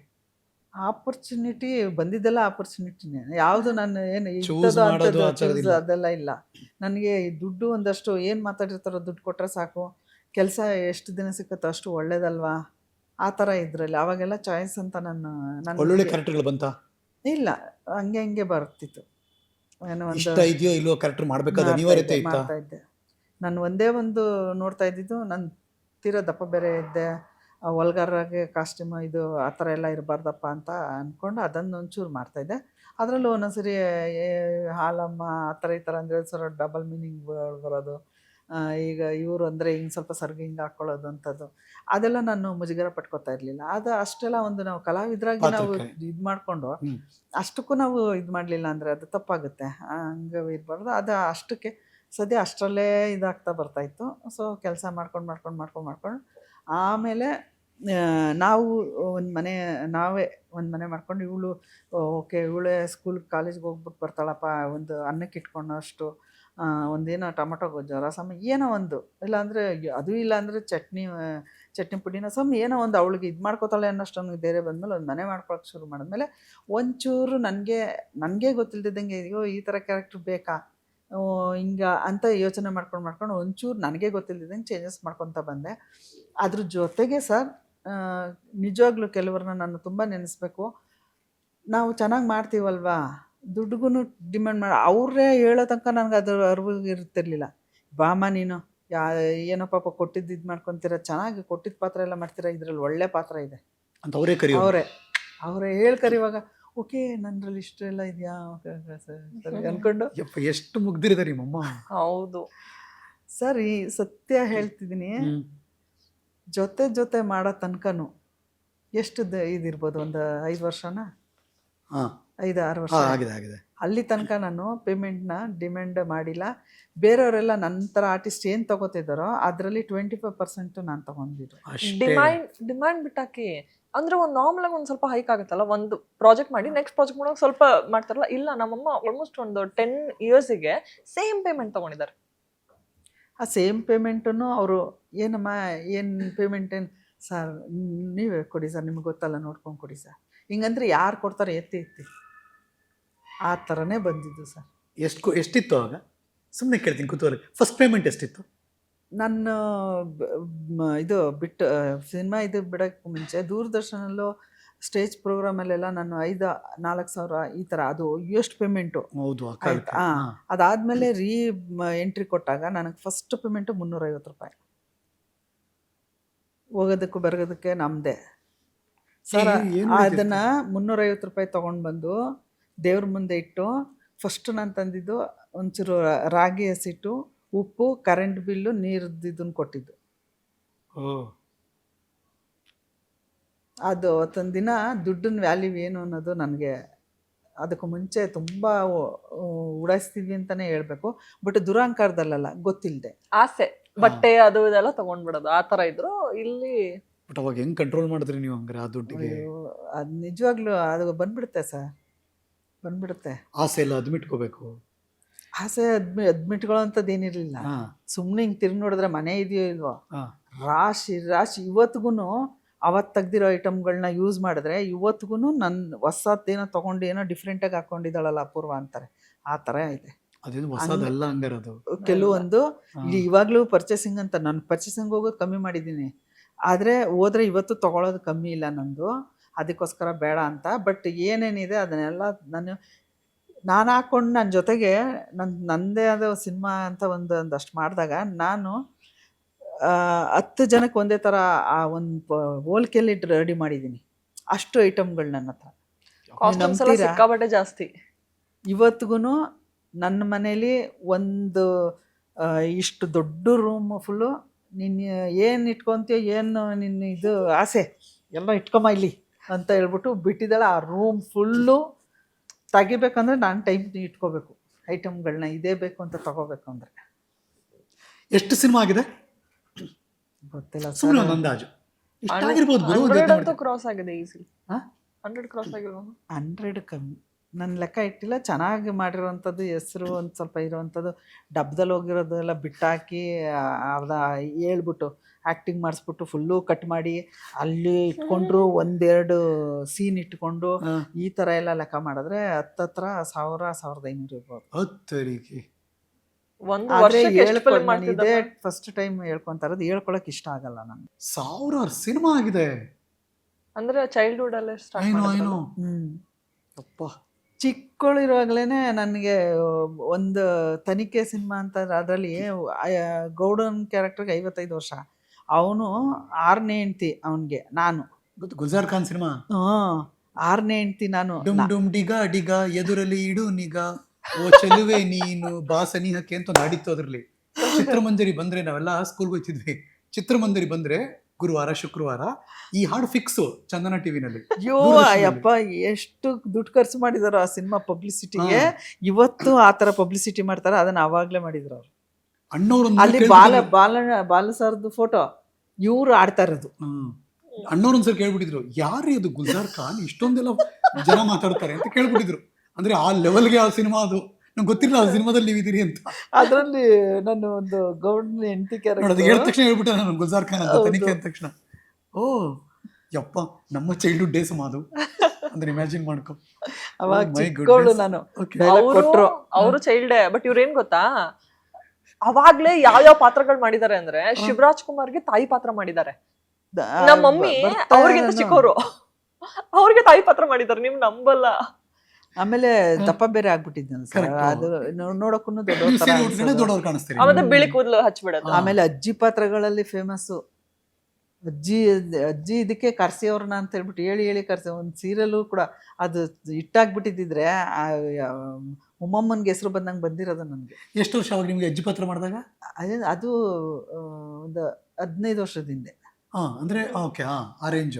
ಅಯ್ಯಯ್ಯೋ, ಅಲ್ಲಿ ಚಿಕ್ಕವಳಿರುವಾಗ್ಲೇನೆ ಅದು ಅವಾಗ ಲಂಗ ಬ್ಲೌಸ್ ಕೊಟ್ಟು ಏನಾರ ಕ್ಯಾರೆಕ್ಟರ್ ಕೊಡೋ ಟೈಮಲ್ಲಿ ಒಂದು ಗೌಡ್ತಿ ತರ ಕ್ಯಾರೆಕ್ಟರ್ ಕೊಟ್ಟು ಅದನ್ನ ಮಾಡಿಸ್ತಿದ್ರಲ್ಲ, ಪರವಾಗಿಲ್ಲ ನಾನು ಇಷ್ಟು ಮಾಡೋಂಗೆ ಇದ್ದೀನಿ ಅಂತ ನನಗಿದು. ಅಲ್ಲಿ ನೋಡಿದ್ರೆ ಚಿಕ್ಕ ವಯಸ್ಸಿಗೆ ಎಲ್ಲ ಅದು ದೊಡ್ಡವ್ರ ಕ್ಯಾರೆಕ್ಟರ್ ಮಾಡಿ ಮಾಡಿ ಮಾಡಿ ಎಲ್ಲರೂ ಏನ್ ಅನ್ಕೋತಾರೆ ಗೊತ್ತಾ, ಇವ್ರಿಗೆ ಫುಲ್ ವಯಸ್ಸಾಗಿದೆ ಆದ್ರೆ ನೋಡಕ್ ಹಂಗಿದ್ದಾರೆ ಅಂತ ಅನ್ಕೊಂತಾರೆ. ಅಲ್ಲ, ನೀವು ಒಂದೂವರೆ ಸಾವಿರ ಫಿಲಮ್ಗಳು ಅಂದ್ರೆ ಇಂಥ ಆರ್ಟಿಸ್ಟ್ ಜೊತೆ ಕೆಲಸ ಮಾಡಿಲ್ಲ ಅಂತ ಇಲ್ವೇ ಇಲ್ಲ ನೀವು. ಸರ್ ನನ್ನ ಟಚ್ ವುಡ್ ಹೇಳಕ್ ಮುಂಚೆನೆ ನನ್ನ ಫಸ್ಟ್ ಸಿನಿಮಾ ನಾನು ಹೆಂಗೆ ಅಂಬಲ್ಸಿ ಕೇಳಿದ್ನ ಚಾನ್ಸು, ಅದಾದ್ಮೇಲೆ ನಾನು ಚಾನ್ಸ್ ಕೇಳಿರೋದೇ ನನಗೆ ನೆನಪಿಲ್ಲ ಸರ್. ಬರ್ತಾ ಇದ್ವು, ಇದು ಯಾರು ಎಲ್ಲಿಂದ ಹೆಂಗೆ ಬರ್ತಿತ್ತು ನನಗೆ ಗೊತ್ತಿಲ್ಲ. ಇವತ್ತಿಗೂ ಅಷ್ಟೇ, ನನಗೆ ಬರುವಂಥದ್ದನ್ನು ನಾನು ಡೇಟ್ ಸರಿಯಾಗಿ ನೋಡ್ಕೊಂಡು ಕೆಲಸ ಮಾಡಿದ್ರೆ ನನಗೆ ಸಾಕು. ಸೊ ಎಲ್ಲ ನಟ ನಟಿಯರ ಜೊತೆ ಕೆಲಸ ಮಾಡೋಗೋಯ್ತು. ಹೌದು ಸರ್, ಅಣ್ಣವ್ರ ಜೊತೆ ಒಬ್ಬರ ಜೊತೆ ಮಾಡಿಲ್ಲ ಸರ್. ಇನ್ನೆಲ್ಲರ ಜೊತೆ ಮಾಡಿದಿರಿ, ಯಾರನ್ನೂ ಬಿಟ್ಟಿಲ್ಲ. ಕ್ಯಾ ಬಾತ್ ಹೈ, ನೈಸ್. ಯಾರು ತುಂಬಾ ಇಷ್ಟವಾಗಿದ್ದವರು ನಿಮಗೆ ಅವ್ರ ಸಿನಿಮಾ ಅಂದ ತಕ್ಷಣ? ಆಬ್ವಿಯಸ್ಲಿ ಅಣ್ಣವರು. ಬಟ್ ಮಾಡಕ್ಕಾಗಿಲ್ಲ ಆಕ್ಟಿಂಗ್. ಬಟ್ ಯಾರು ಸೆಟ್ ಇಷ್ಟ ಆಗ್ತಿತ್ತು, ಶೂಟಿಂಗ್ ಸೆಟ್? ಯಾವ ಕಲಾವಿದ್ರು? ಇದನ್ನ ತೀರಾ ಇದಾಗಿ ತಗೊಂಬೇಡಿ, ಇಲ್ಲ. ಬೇರೆ ಇದಿಲ್ಲ ಅಂತಲ್ಲ. ಇವ್ರು ತುಂಬಾ ಇಷ್ಟ ಸೆಟ್. ಪಾಪ ಪಾಂಡು. ಹಂಗಾ? Okay okay. ಸೀರಿಯಲ್ ಅದು ನಮ್ಮ ಅದೊಂದು ಸೆಟ್ಟು, ಅದೊಂದು ಕೆಲ್ಸಕ್ಕೆ ಹೋಗ್ತಿದ್ವಿ ಅನ್ನೋದಕ್ಕಿಂತ ನಮ್ಮನೆ, ನಮ್ಮ ಅಣ್ಣ, ನಮ್ಮ ಅಕ್ಕ ಅವರು ಇದಕ್ಕೆ ಹೋಗ್ತಾ ಇದ್ವಿ ಅನ್ನೋಷ್ಟು ತಿನ್ನೋ ಊಟದಿಂದ ಹಿಡ್ದು ಒಂದಿನ ಅದೇ ಹೇಳಿದ್ನಲ್ಲ ಸರ್, ಪೇಮೆಂಟ್ 350 ರೂಪಾಯಿ ಅಂತ ಹೇಳ್ಬಿಟ್ಟು, ನಾನು ನಾಳೆ ಇವರು ಕೊಡಲೇಬೇಕು, ಓನರ್ ಪಕ್ಕದಲ್ಲೇ ಇದ್ದಾರೆ, ಏನಂತ ಹೇಳ್ಕೊಂಡು ಇದು ಮಾಡೋದು, ಏನು ಕೆಲಸನೂ ಇಲ್ಲ, ಎಲ್ಲರೂ ಓದ್ಕೊಳಕ್ಕೆ ಇದು ಮಾಡೋಕ್ಕೆ. ಮನೆ ಒಳಗಡೆ ಹೋದ್ರೆ ಆಚೆ ಬರ್ತಿರ್ಲಿಲ್ಲ, ಆ ಥರ ಇರ್ತಿದ್ದೆ. ಇಲ್ಲ ಬಾಡಿಗೆ ಅಂತಲ್ಲ, ನನ್ನ ಕ್ಯಾರೆಕ್ಟ್ರೇ ಆ ಥರ. ನನ್ನ ತುಂಬ ಯಾರ ಹತ್ರ ಮಿಂಗಲ್ ಅಂದರೆ ನಾವು ಒಂದು ಇದ್ದಾಗ ಹೋಗಿ ಮಾತಾಡೋದು ಬೇರೆ. ನಾವು ಏನೂ ಇಲ್ಲ, ಹೆಂಗೆ ಇವಾಗ ಎಲ್ಲರೂ ಹೋಗ್ತೀವಿ ಫ್ರೆಂಡ್ ಸರ್ಕಲ್ ಅಂದ್ಕೊಳ್ಳಿ, ನನ್ನ ಹತ್ರ ದುಡ್ಡು ಮಿನಿಮಮ್ 5,000 to 10,000 ರೂಪಾಯಿ ನಾನು ಇಟ್ಕೊಳ್ದೆ ನಾನು ಹೋಗಲ್ಲ. ಹಂಗಂತ ನಾನೇ ಎಲ್ಲ ಕಡೆ ಖರ್ಚು ಮಾಡ್ತೀನಿ ಅಂತಲ್ಲ, ಇರಬೇಕು ನಮ್ಮ ಹತ್ರ. ನಾವು ಹಂಗೆ ಒಂದೇನೋ ಒಂದು ಸಮಯ ಸಂದರ್ಭ ಬಂತು ಅಂದರೆ ನಾವು ಅದಕ್ಕೆ ಇದಾಗಿರಬೇಕು. ಇಲ್ಲಾಂದರೆ ಇಲ್ಲ ಅನ್ನೋ ಥರ ಹಿಂಗೆ ಮಾಡ್ಕೊಂಡು ಬರೋ ಅಂಥ ಇದು ಅಲ್ಲ ನಂದು. ಆವತ್ತಿನ ದಿನ ಇಲ್ವಾ, ನನ್ನ ಪಡೆಗೆ ನಾನು ಮನೇಲಿ ಇರ್ತಿದ್ದೆ. ಇಲ್ಲ ಏನು ಮಾಡಲಿ, ನಾಳೆ ನಾನು ಕೊಡಲೇಬೇಕು, ಒಂದು ದಿನ ಟೈಮ್ ಕೇಳೋಕ್ಕೂ ನನಗಿಷ್ಟ ಇಲ್ಲ. ನನಗೆ ಫಸ್ಟ್ ದೇವ್ರು ನೋಡ್ಕೊಂಡು, ಅಪ್ಪ ನೀನು ಕೈ ಹಿಡ್ದು ನಡೆಸ್ತೀಯ ಅಂತ ನಾವು ನಂಬಿರೋರು, ನೋಡ್ಕೊ ಅಂತ ಟೆನ್ಷನ್ ಮಾಡ್ಕೊಂಡು ಸಾಕಾಯ್ತು. ಇನ್ನೆಷ್ಟು ಮಾಡ್ಕೊಳ್ಳೋದು, ಸುಮ್ಮನೆ ಆಗ್ಬಿಟ್ಟು ದೇವ್ರ ಕೈ ಹಂಗೆ ಅಂದ್ಕೊಂಡು ಕೂತ್ಕೊಂಡು ಮಧ್ಯಾಹ್ನ ಮಲ್ಕೊಂಡೆ. ಸಾಯಂಕಾಲ ಎದ್ದು ಏನೋ ಹಿಂಗೆ ಏನು ಯೋಚನೆ ಮಾಡ್ತಿದ್ದೀನಿ ಗೊತ್ತಿಲ್ಲ, ಹಿಂಗೆ ಇದ್ರೆ ಫೋನ್ ಬಂತು. ಯಾರು? ಫೈನಲ್ ಕಟ್ಟಿಂದ. ಸೇಕೈ ಗೀತಾ, ಸೇಕೈ ಚಂದ್ರು. ಓಕೆ, ಬಂತು. ಯಾರು ಫೋನ್ ಮಾಡಿದ್ದು ನಿಮಗೆ? ಮ್ಯಾನೇಜರು. ಓಕೆ, ಆಯ್ತಾ, ಮಾಡಿಬಿಟ್ಟು ಈ ಥರ ನಾಳೆ ಇದೆಯಮ್ಮ ಓಕೆನಾ ಅಂತ. ಅಲ್ಲ ಕ್ಯಾರೆಕ್ಟರ್, ಓಕೆ ಸರ್. ಅದು ನನಗೆ ಗೊತ್ತಿಲ್ಲ, ನನ್ನ ಬಾಯಿಂದ ಬರ್ತಾ ಇದೆ. ಸರಿ ದೇವರು, ಅದು ಫೋನ್ ಕಟ್ಟಾದ ತಕ್ಷಣ ದೇವರೇ ಅವರು ಯಾವಾಗ ಚೆಕ್ಕು ಫೇಮಸ್ಸು, ನನ್ನ ಹತ್ರ ಇಷ್ಟು ಚೆಕ್ ಇದ್ದು, ಅದನ್ನ ನನಗೆ ನೋಡಿ ನಾನು ಟೆನ್ಷನ್ ಫೇಮಸ್ ಅಂದ್ರೆ ಚೆಕ್ ಕ್ಯಾಶ್ ಆಗ್ತಿರ್ಲಿಲ್ಲ, ಅದು ಬೇರೆ ವಿಚಾರ. ಯಾಕೆ ನೋಡ್ಕೊಂಡು ಟೆನ್ಷನ್ ಮಾಡ್ಕೊಳಕ್ಕೆ ಇಟ್ಕೋಬೇಕು ಅಂದ್ಬಿಟ್ಟು ಎಷ್ಟು ವರ್ಷದಿಂದ ಇಟ್ಕೊಂಡಿದ್ದು ತೆಗ್ದು ಸುಟ್ಟಾಕಿದ್ದೀನಿ, ಅಷ್ಟು ಬೇಜಾರಾಗಿ ಮನೆ ಖಾಲಿ ಮಾಡುವಾಗ. ಸರಿ ಆಯಿತು ದೇವರೇ, ದುಡ್ಡು ಕೊಟ್ಬಿಡ್ಲಿ, ಕ್ಯಾಶು ಆಮೇಲೆ ಕೊಡ್ತೀನಿ ಇಮೇಲೆ ಕೊಡ್ತೀನಿ, ಅದನ್ನು ಹೇಳ್ದೇ ಇರಲಿ ಅಂತ ಹೇಳ್ಬಿಟ್ಟು ಫಸ್ಟ್ ಡೇ ಹೋದ್ವಿ. ಸೆಟ್ಟಲ್ಲಿ ಶೂಟಿಂಗ್ ಇರೋ ಟೈಮಲ್ಲೇ ಕರ್ಸ್ಕೊಂಡ್ರು, ಅದು ಇಲ್ಲ ಬೇರೆಯವರೆಲ್ಲ. ನಾನು ಇರೋ ಟೈಮ್ಗೆ ಒಂದು 11 ಅಯ್ಯೋ ಇದೆ ಅಂದರು, ಇಷ್ಟೊತ್ತಾದರೂ ಕರೀಲಿಲ್ಲ, ಇದೆಯೋ ಇಲ್ವೋ ಅಷ್ಟೇ ಅನ್ಕೊಂಡು ಹಿಂಗೆಲ್ಲ ಅನ್ಕೊಂಡು ಬಂದು ಮತ್ತೆ ಗಾಡಿ ಬಂದಿದೆ ಅಮ್ಮ ಅಂತ ಅಂದಿತ್ತು. ಏನು ಕುಣ್ಕೊಂಡು ಹೋದೆ. ಹೋಗ್ಬಿಟ್ಟು ಅಪ್ಪ ನಾನು ದಯವಿಟ್ಟು ಹೆಂಗಾರು ಮಾಡಿ ದುಡ್ಡು ಕೊಡಿಸ್ಬಿಡು ಅಂತ ಈ ಥರ ಮೇಕಪ್ ಇದ್ರ ಹತ್ರ ಹಿಂಗೆ ಕೈ ಮುಕ್ಕೊಂಡು ಹಿಂಗೆ ಕಂಡುಬಿಟ್ಟು ನೋಡ್ತೀನಿ, ಹಿಂಗೆ ನಿಂತವ್ರ ಮ್ಯಾನೇಜರು. ನಾನು ಸಾರ್ ಅಂದೆ, ಇಲ್ಲಮ್ಮ ಒಂದು ಸ್ವಲ್ಪ ಕೆಲಸ ಇದೆ, ನಾನು ಆಚೆ ಹೋಗ್ತಾಯಿದ್ದೀನಿ, ಅದಕ್ಕೆ ತಗೊಳ್ಳಿ ಅಂದ್ಬಿಟ್ಟು ಕವರಲ್ಲಿ ದುಡ್ಡು ಹಾಕಿ ಅವ್ರು ಹಂಗೆ ಕೊಟ್ಬಿಟ್ಟು ಅವ್ರ ಪಾಡಿಗೆ ಅವ್ರು ಹೊಟ್ಟೋದ್ರು ಸರ್. ಮೇಕಪ್ ಮುಂದೆ ಕೂತ್ಕೊಂಡು ಅಳ್ತಿದ್ದೀನಿ ಸಂತೋಷಕ್ಕೆ. ತಂಪೊತ್ತಲ್ಲಿ ನೆನೆಸ್ಕೋಬೇಕು ಅವ್ರ ಆ ಟೀಮ್ನ, ಗೀತಕ್ಕ ಅವ್ರನ್ನ, ಸಿಗೈ ಚಂದ್ರ ಸರ್ನೆಲ್ಲ. ನೈಸ್. ಇಮಿಡಿಯೇಟ್ ಸಾಯಂಕಾಲ ತಂದು ಹೇಳಿದ್ನಲ್ಲ ಆಗಲೇ ಏನೇನಕ್ಕೆ ಯೂಸ್ ಮಾಡಿದೆ ಅಂತ. ಆ ಪೇಮೆಂಟ್ ಅದು. ಸೊ ಅಲ್ಲಿಂದ ಕಂಟಿನ್ಯೂಸ್ ಆಗಿ ಸೀರಿಯಲ್ ಶುರು ಆಯ್ತು. ಹೆಂಗೆ ಅಂದರೆ ಅದನ್ನು ನೆನೆಸ್ಕೊಂಡ್ರೆ ಅಷ್ಟು ಖುಷಿ ಆಗುತ್ತೆ. ಅವಮಾನಗಳು ತುಂಬ ಆಗಿವೆ, ಆದರೆ ಅದು ಮೀರಿದ್ದು ಸನ್ಮಾನ ಅನ್ನೋದಿದೆಯಲ್ಲ, ಅದು ಸ್ಟೇಜಲ್ಲಿ ಎಲ್ಲರೂ ಅಂದ್ಕೊಳ್ಳೋ ಸ್ಟೇಜಲ್ಲಿ ಆ ದೇವ್ರ ಕಡೆಯಿಂದ ಸಿಗ್ಬೇಕು ನಮಗೆ. ಯಾಕೆಂದರೆ ಕಲಾವಿದರಿಗೆ ಸ್ಟಾರ್ಗಳು ಎಲ್ಲ ಶೈನಿಂಗು ತುಂಬ ಚೆನ್ನಾಗಿದಿರುತ್ತೆ. ಬಟ್ ಎಷ್ಟೋ ಜನಕ್ಕೆ ತುಂಬ ಹೆಸರು ಪಡ್ಕೊಂಡು ಇವತ್ತಿಗೂ ಸರ್ ಬಟ್ಟೆಗೆ ಒದ್ದಾಡ್ತಿದ್ದಾರೆ. ಅದೆಲ್ಲ ಫಸ್ಟ್ ನಮಗೆ ದುಡ್ಡು ಸಿಗಬೇಕು, ಏನಾರ ಒಂಚೂರು ಜೀವನಕ್ಕೆ ದಾರಿ ಆಗಬೇಕು. ಯಾಕೆಂದರೆ ಒಂದಿನ ಇದ್ದರೆ ಕೆಲಸ ಎಷ್ಟು ದಿವಸ ಇರುತ್ತೆ ಅಂತ ಹೇಳೋಕ್ಕಾಗಲ್ಲ. ಬಂದಿದ್ದನ್ನೇ ನಾನು ಬುದ್ಧಿ ಇರೋರಾದರೆ ಅದನ್ನೊಂದು ಸ್ವಲ್ಪ ಸೇಫ್ಟಿ ಮಾಡಿ ಏನಾರು ಇಟ್ಕೋಬೇಕು. ಇವತ್ತು ಬೆಳಗ್ಗೆ ತಾನೇ ಒಬ್ಬರು ಕಾಲ್ ಮಾಡಿದರು, ಅಮ್ಮ ಹುಟ್ಟುಹಬ್ಬದ ಹಾರ್ದಿಕ ಶುಭಾಶಯಗಳು ಅಂತ ಹೇಳಿ. ನಾನು ಯಾವಾಗ ಮೊನ್ನೆ ಆಗೋಯ್ತು ಅಂತ, ಇರಲಿ ಸಾರಿ ನಾನು ಇವಾಗ ನೋಡಿದೆ ಅದಕ್ಕೋಸ್ಕರ. ನೀವು ಮೊದಲೇ ತೋರಿಸ್ಕೊಳ್ಳೋ ಜನ ಅಲ್ಲ, ಕೋಟಿ ಕೊಟ್ರು ಹಿಂಗೆ ಇರ್ತೀರಾ, 100 ರೂಪಾಯಿ ಇದ್ರೂ ಹಿಂಗೆ ಇರ್ತೀರಾ ಅಂತ ಅವರು. ಅಂದರೆ ಪರವಾಗಿಲ್ಲ, ಅಷ್ಟೊಂದು ಅಬ್ಸರ್ವ್ ಮಾಡುವಂಥ ಇವರು ಇದ್ದಾರ ಅಭಿಮಾನಿಗಳು, ನಮ್ಮ friend circle.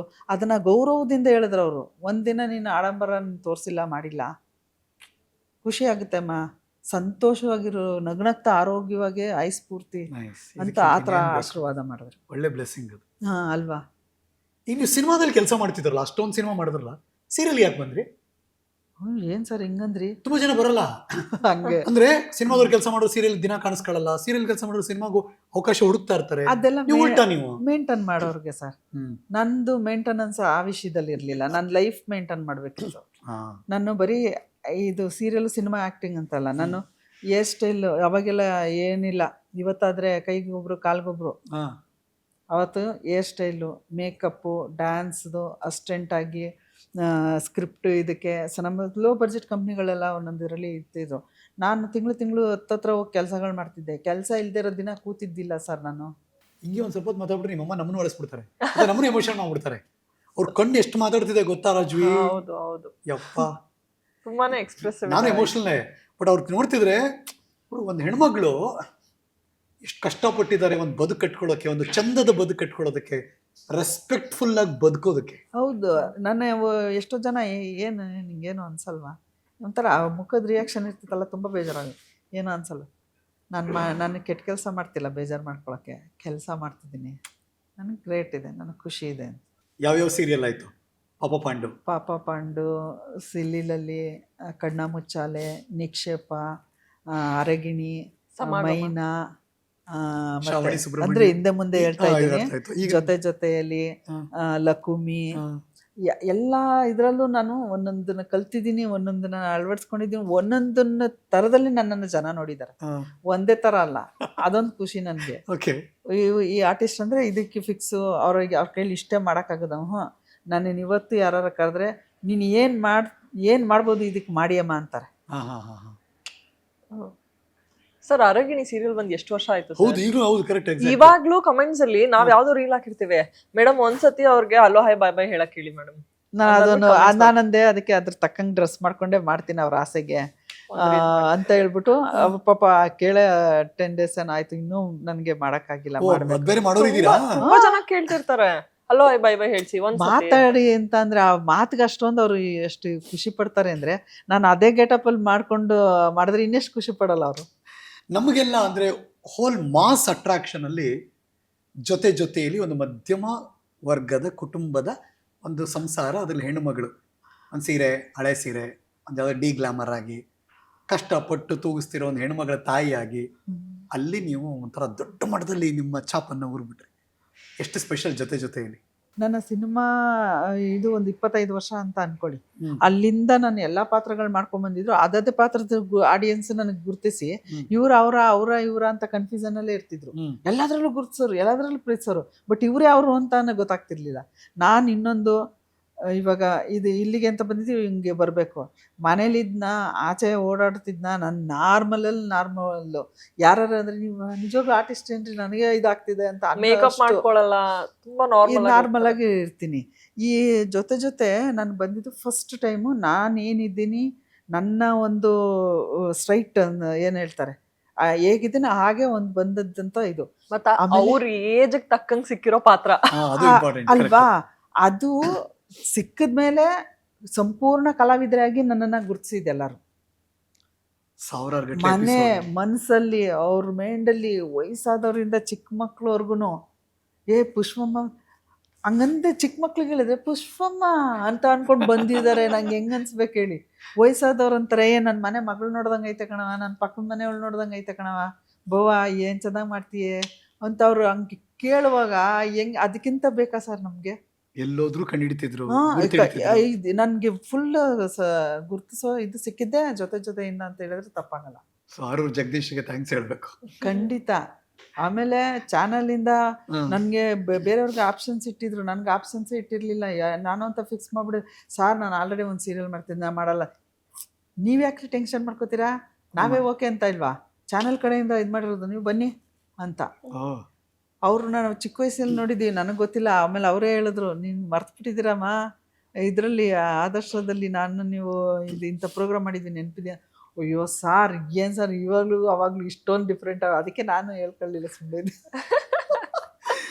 I think Aroor Jagadish ನನ್ನ ಗೆಳೆಯ ಆರೂರು ಜಗದೀಶ್. ಸೊ ಹಾಗಾಗಿ ಥ್ಯಾಂಕ್ ಯು ಆರೂರು, ಇಂಥ ಒಳ್ಳೆ ಕಲಾವಿದೆಯನ್ನು ಮತ್ತೆ ಇಂಡಸ್ಟ್ರಿ ಕರ್ಕೊಂಡ್ ಬಂದಿದ್ರಿ. ಈ ಮೂಲಕ ಹೇಳ್ಬೋಣ ನಂಗೊಂದು ಆಪ್ಷನ್ ಥ್ಯಾಂಕ್ಸ್ ಹೇಳಕ್ ಸಿಕ್ಕಿದೆ ಒಬ್ಬ ಆತ್ಮೀಯರ ಗೆಳೆಯರಿಗೆ. Thank you very much. ಈಗ ಒಂದ್ ಕಡೆ ಅಮ್ಮ ಬೆಳಿತಿದ್ರು, ಅಮ್ಮಂಗೆ ಫೇಮ್ ಸಿಗ್ತಾ ಇತ್ತು, ಅಮ್ಮ ಆಕ್ಟ್ ಮಾಡ್ತಿದ್ರು, ಯಾರ ಮಗಳು ಗೊತ್ತಾ ನಾನು ಅನ್ನೋದೊಂದು ಇರುತ್ತಲ್ಲ, ಅದೇನಾದ್ರು ಇತ್ತಾ?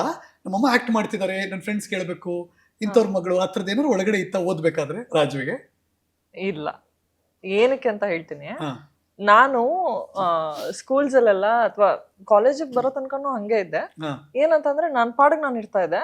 ನನ್ನ ಮೈಂಡಲ್ಲಿ ಯಾವಾಗ್ಲೂ ಏನ್ ನೋಡ್ತಾ ಇತ್ತು ಅಂದ್ರೆ ನಮ್ಮಮ್ಮ ಯಾವಾಗ ಬರ್ತಾರೆ, ನಾನು ಯಾವಾಗ ಅವ್ರನ್ನ ನೋಡ್ಬೋದು, ಇದೇ ಇರ್ತಾ ಇತ್ತು.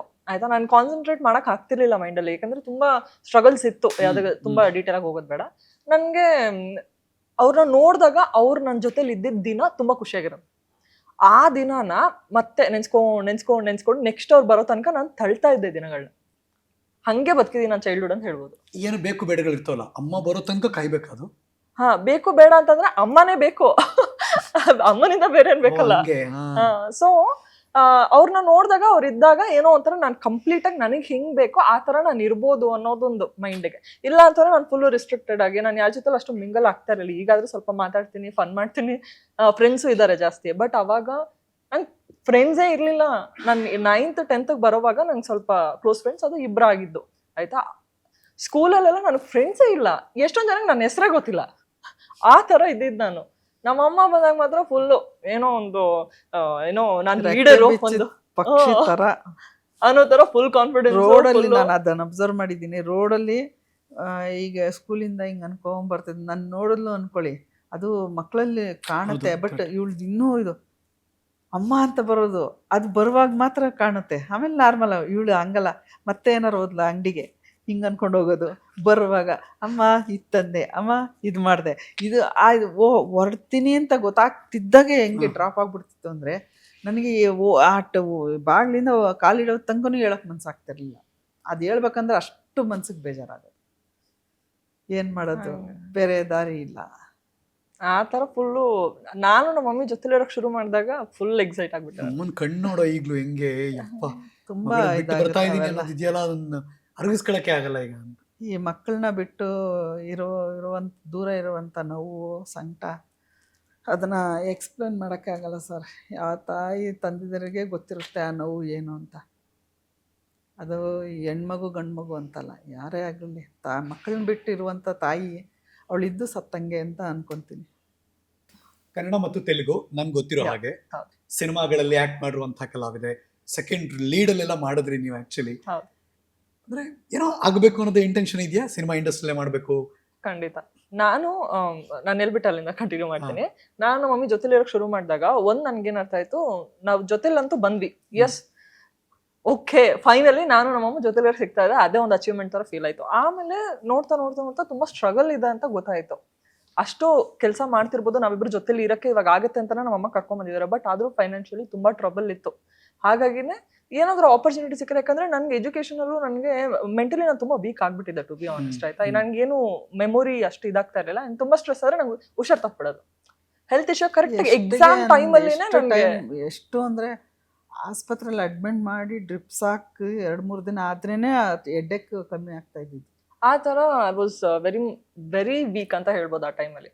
ಹಾಗಾಗಿ ನಂಗೆ ಗೊತ್ತಾಯ್ತು, ನಾನು ಓದಿ ಮುಗಿಸಿ ಆಮೇಲೆ ನಾನು ಕೆಲಸ ಮಾಡ್ತೀನಿ ಅಂತ ಅಂದ್ರೂ ಕೂಡ ನಾನು ಎಜುಕೇಶನ್ ಮೇಲೆ ಕಂಪ್ಲೀಟ್ ಆಗಿ ಡಿಪೆಂಡ್ ಆಗಲ್ಲ. ಅಂಡ್ ಆ ಒಂದು ಲವ್ ಇರುತ್ತಲ್ಲ, ಏನು ಡ್ಯಾನ್ಸ್ ಆಗಿರ್ಬೋದು, ಆರ್ಟ್ ಕಡೆಗೆ ಲವ್ ನಮ್ಮ ಮಮ್ಮಿ ಕಡೆಯಿಂದ ಅಂತಾನು ಹೇಳ್ಬೋದು. ನನ್ಗೂ ನಮ್ಮ ಮಮ್ಮಿ ಇಲ್ದೇ ಇರೋ ಟೈಮಲ್ಲಿ ನಾನು ಏನಾದ್ರು ಸ್ವಲ್ಪ ಎಂಟರ್ಟೈನ್ ಆಗಿ ಇಟ್ಕೊಂಡು ನಾನು ಖುಷಿ ಪಟ್ಟಿದ್ದೀನಿ ಅಂತಂದ್ರೆ ಅದು ಮೂವೀಸ್ ಮಾತ್ರ. ಅದನ್ನು ಓಪನ್ ಆಗಿ ಹೇಳ್ತೀನಿ. ನನ್ನ ಲೈಫಲ್ಲಿ ನಂಗೆ ಖುಷಿ ಕೊಟ್ಟಿರೋ ನಮ್ಮಮ್ಮ ಬಿಟ್ರೆ ಸಿನಿಮಾ.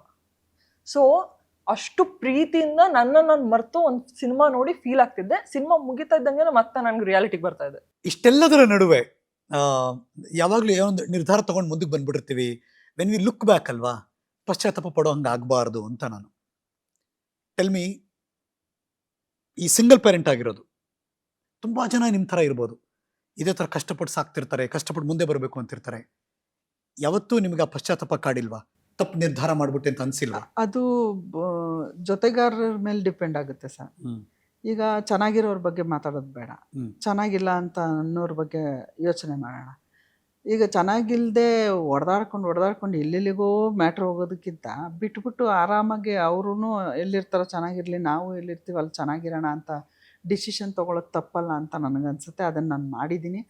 ಮಾಡ್ಕೊಂಡು ಬಂದಮೇಲೂ ನಾನು ಚೆನ್ನಾಗಿದ್ದೀನಿ. ಇವಾಗ ನಾನು 10 ದಿನ ಒಂದೊಂದು ತಿಂಗಳು ಒಂದೊಂದ್ಸರಿ ಔಟ್ಡೋರ್ ಶೂಟಿಂಗಲ್ಲಿ ಇದಾಗಿದ್ದಾಗ ನನ್ನ ಗಂಡ ಅದನ್ನು ಅದಕ್ಕೆ ಕೋಪ್ರೇಟ್ ಮಾಡಿದಾಗ ಮಾತ್ರ ನಾನು ಇಲ್ಲಾಂದರೆ ಅದು ಒಂದು ಕೊರಗೆ. ಚೆನ್ನಾಗಿದ್ದವ್ರ ಇದರಲ್ಲಿ ಹೇಳ್ತಾ ಇದ್ದೀನಿ ನಾನು. ಅಂಥದ್ರಲ್ಲಿ ನನಗೆ ಯಾವುದ್ರಲ್ಲೂ ಚೆನ್ನಾಗಿರಲಿಲ್ಲ. ಅಂಥವ್ರನ್ನ ಬಿಟ್ಬಿಟ್ಟಿರೋದಕ್ಕೆ ನಾನು ಯಾಕೆ ಸಂಕಟ ಪಡಬೇಕು ಅಲ್ವಾ? ಯಾವತ್ತೂ ಅವಳಿಗೂ ಅನ್ಸಿಲ್ವಾ ಅದು? ನನಗೆ ಚಿಕ್ಕ ವಯಸ್ಸಲ್ಲಿ ಅಪ್ಪ ಅದು ಎಲ್ಲ ಮಕ್ಳಿಗೂ ಇರೋ ಥರನೇ ಇತ್ತು ನನಗೆ. ಬಟ್ ಒನ್ ಟೈಮಲ್ಲಿ ನಾನೇ ಸೆಲ್ಫ್ ರಿಯಲೈಸೇಷನ್ ಏನು ಮಾಡ್ಕೊಂಡೆ ಅಂತ ಅಂದರೆ, ನೋಡುವಾಗ ಅಪ್ಪ ಇರಬೇಕಿತ್ತು ಅಂತ ಅನ್ಕೊಳ್ಳೋದ್ಕಿಂತ ಅದನ್ನ ನಾವು ಚೂಸ್ ಮಾಡೋಕ್ಕಾಗಲ್ಲ. ಆಲ್ರೆಡಿ ನಮ್ಗೆ ಇದ್ದಿದ್ದ ಅಪ್ಪ ನಮ್ಮ ಜೊತೆಲಿ ಇದ್ದಿದ್ರೆ ಹೇಗಿರ್ತಾಯಿತ್ತು ಅನ್ನೋದು ನಾನು ಯೋಚನೆ ಮಾಡಿದೆ. ಸೊ ನಮ್ಮನ್ನು ರೆಸ್ಟ್ರಿಕ್ಟ್ ಮಾಡಿ ನಮ್ಮಮ್ಮ ನನ್ನನ್ನು ಹೇಗೆ ನಿನ್ಗೆ ಹೆಂಗೆ ಬೇಕೋ ಹಂಗೆ ಇರೋ ಮಗಳೇ ಅಂತ ಬಿಟ್ಟಿದ್ದಾರಲ್ವಾ, ಈ ಫ್ರೀಡಮ್ ಕೊಡಲ್ಲ ಯಾರು, ಆಯಿತಾ? ಆ್ಯಂಡ್ ಅದನ್ನು ಹಾಗೆ ಉಳಿಸ್ಕೋಬೇಕು ಅನ್ನೋ ಜವಾಬ್ದಾರಿ ನನಗೂ ಇದೆ. ಬಟ್ ಆ ಒಂದು ಕೊಡೋಕ್ಕೆ ಹೋಗಲ್ಲ, ಆ ಬೆನಿಫಿಟ್ ಆಫ್ ಥಾಟ್ ಕೊಡೋದೇ ಇಲ್ಲ ಯಾರೂ ಅಲ್ವಾ? ಆ ಥರ ರೇರಾಗಿ ಯಾರು ಅಪ್ಪಂದಿರು ಕೊಟ್ಟರೆ ನಿಜವಾಗ್ಲೂ ಆ ಮಕ್ಕಳು ಪುಣ್ಯ ಮಾಡಿದವರು. ಇಲ್ಲ ಅಂತ ಅಂದಾಗ ಫೀಲ್ ಮಾಡ್ಕೊಳ್ಳೋದಕ್ಕಿಂತ ಯಾವ ರೀತಿ ನಾವಿರಬೇಕು, ಜೀವನ ಮಾಡಬೇಕು ಅನ್ನೋದನ್ನ ಕಲಿಬೇಕು. ಆ್ಯಂಡ್ ಇವ್ರು ಬರೀ ಅಮ್ಮ ಅಲ್ಲ, ಅಮ್ಮ ಅಪ್ಪ ಅಜ್ಜಿ ತಾತ ಫ್ರೆಂಡ್ಸು ಎಲ್ಲರೂ ಆಗಿರುವಾಗ ನನಗೆ ಏನಪ್ಪ ಈ ಪ್ಲೇಸ್ನ ಫೀಲ್ ಮಾಡೋದಕ್ಕೆ ಇರಬೇಕಿತ್ತು ಅಂತ ಫೀಲೇ ಬರೋಲ್ಲ. ಎಲ್ಲ ಪ್ಲೇಸ್ನ ಫೀಲ್ ಮಾಡಿಬಿಟ್ಟಿದ್ದಾರೆ ಅಮ್ಮ. ಸೂಪರ್ ನೀವು. ಹಾಗಾಗಿ ಹಂಗನ್ಸಲ್ಲ. ನನ್ಗೆ ಒಂದು ಹೇಳಬೇಕು, ನೀವು ಇದನ್ನು ಕೇಳಿದ್ದಕ್ಕೆ ಸಿಂಗಲ್ ಪೇರೆಂಟ್ದು. ಆ್ಯಕ್ಚುಲಿ ಸುವರ್ಣ ಚಾನಲಲ್ಲಿ ಅನ್ಸುತ್ತೆ ಅನುಪಮ ಗೌಡ ಅವರು ಆ್ಯಂಕರಿಂಗ್ ಅಂತ ಅನ್ಕೊಂತೀನಿ. ಆ ಟೈಮಲ್ಲಿ ಮಮ್ಮಿಗೆ ಕೇಳಿದ್ರು, ನಾರ್ಮಲ್ ಆಗಿ ಅಮ್ಮ ಮಗಳು ರೌಂಡ್ ಏನೋ ಇತ್ತು, ನಾನು ಬಂದಿದ್ದೆ. ಕೇಳಿದ್ರು, ನಿಮ್ಮ ಮನೇಲಿ ಯಾರ್ಯಾರು ಇರ್ತಾರೆ, ನೈಸ್ ಇಷ್ಟು ದೊಡ್ಡ ಮಗಳಿದ್ದಾರೆ, ಓಕೆ ಹಂಗೆಲ್ಲ ಹೇಳಿದ್ರ, ಯಾರ್ಯಾರಿದ್ದಾರೆ ಅಂತ ಕೇಳಿದಕ್ಕೆ ನಾನು, ನಮ್ಮ ಅಣ್ಣ, ಅತ್ತಿಗೆ, ನಮ್ಮ ಗಂಡ, ನನ್ನ ಮಕ್ಕಳು, ಇವರು ಅಂತ ಅವ್ರು ಬೇರೆ ಫುಲ್ ಎಕ್ಸ್ಪ್ರೆಷನ್ ಕೊಟ್ಟು ದೊಡ್ಡ ಕುಟುಂಬ ಅಂತ ಬೇರೆ ಹಿಂಗಂದ್ರು. ಇವಾಗೂ ಸಿಗ್ಬೋದು ಅದು ಅಂತ ಅಂದ್ರೆ ನಾವು ಅಂತಾರೆ. ಬಟ್ ಆ ಸ್ಮೈಲಿಂದ ಎಷ್ಟು ಪೇನ್ ಇದೆ ಅಂತ ನನಗೆ ಗೊತ್ತು.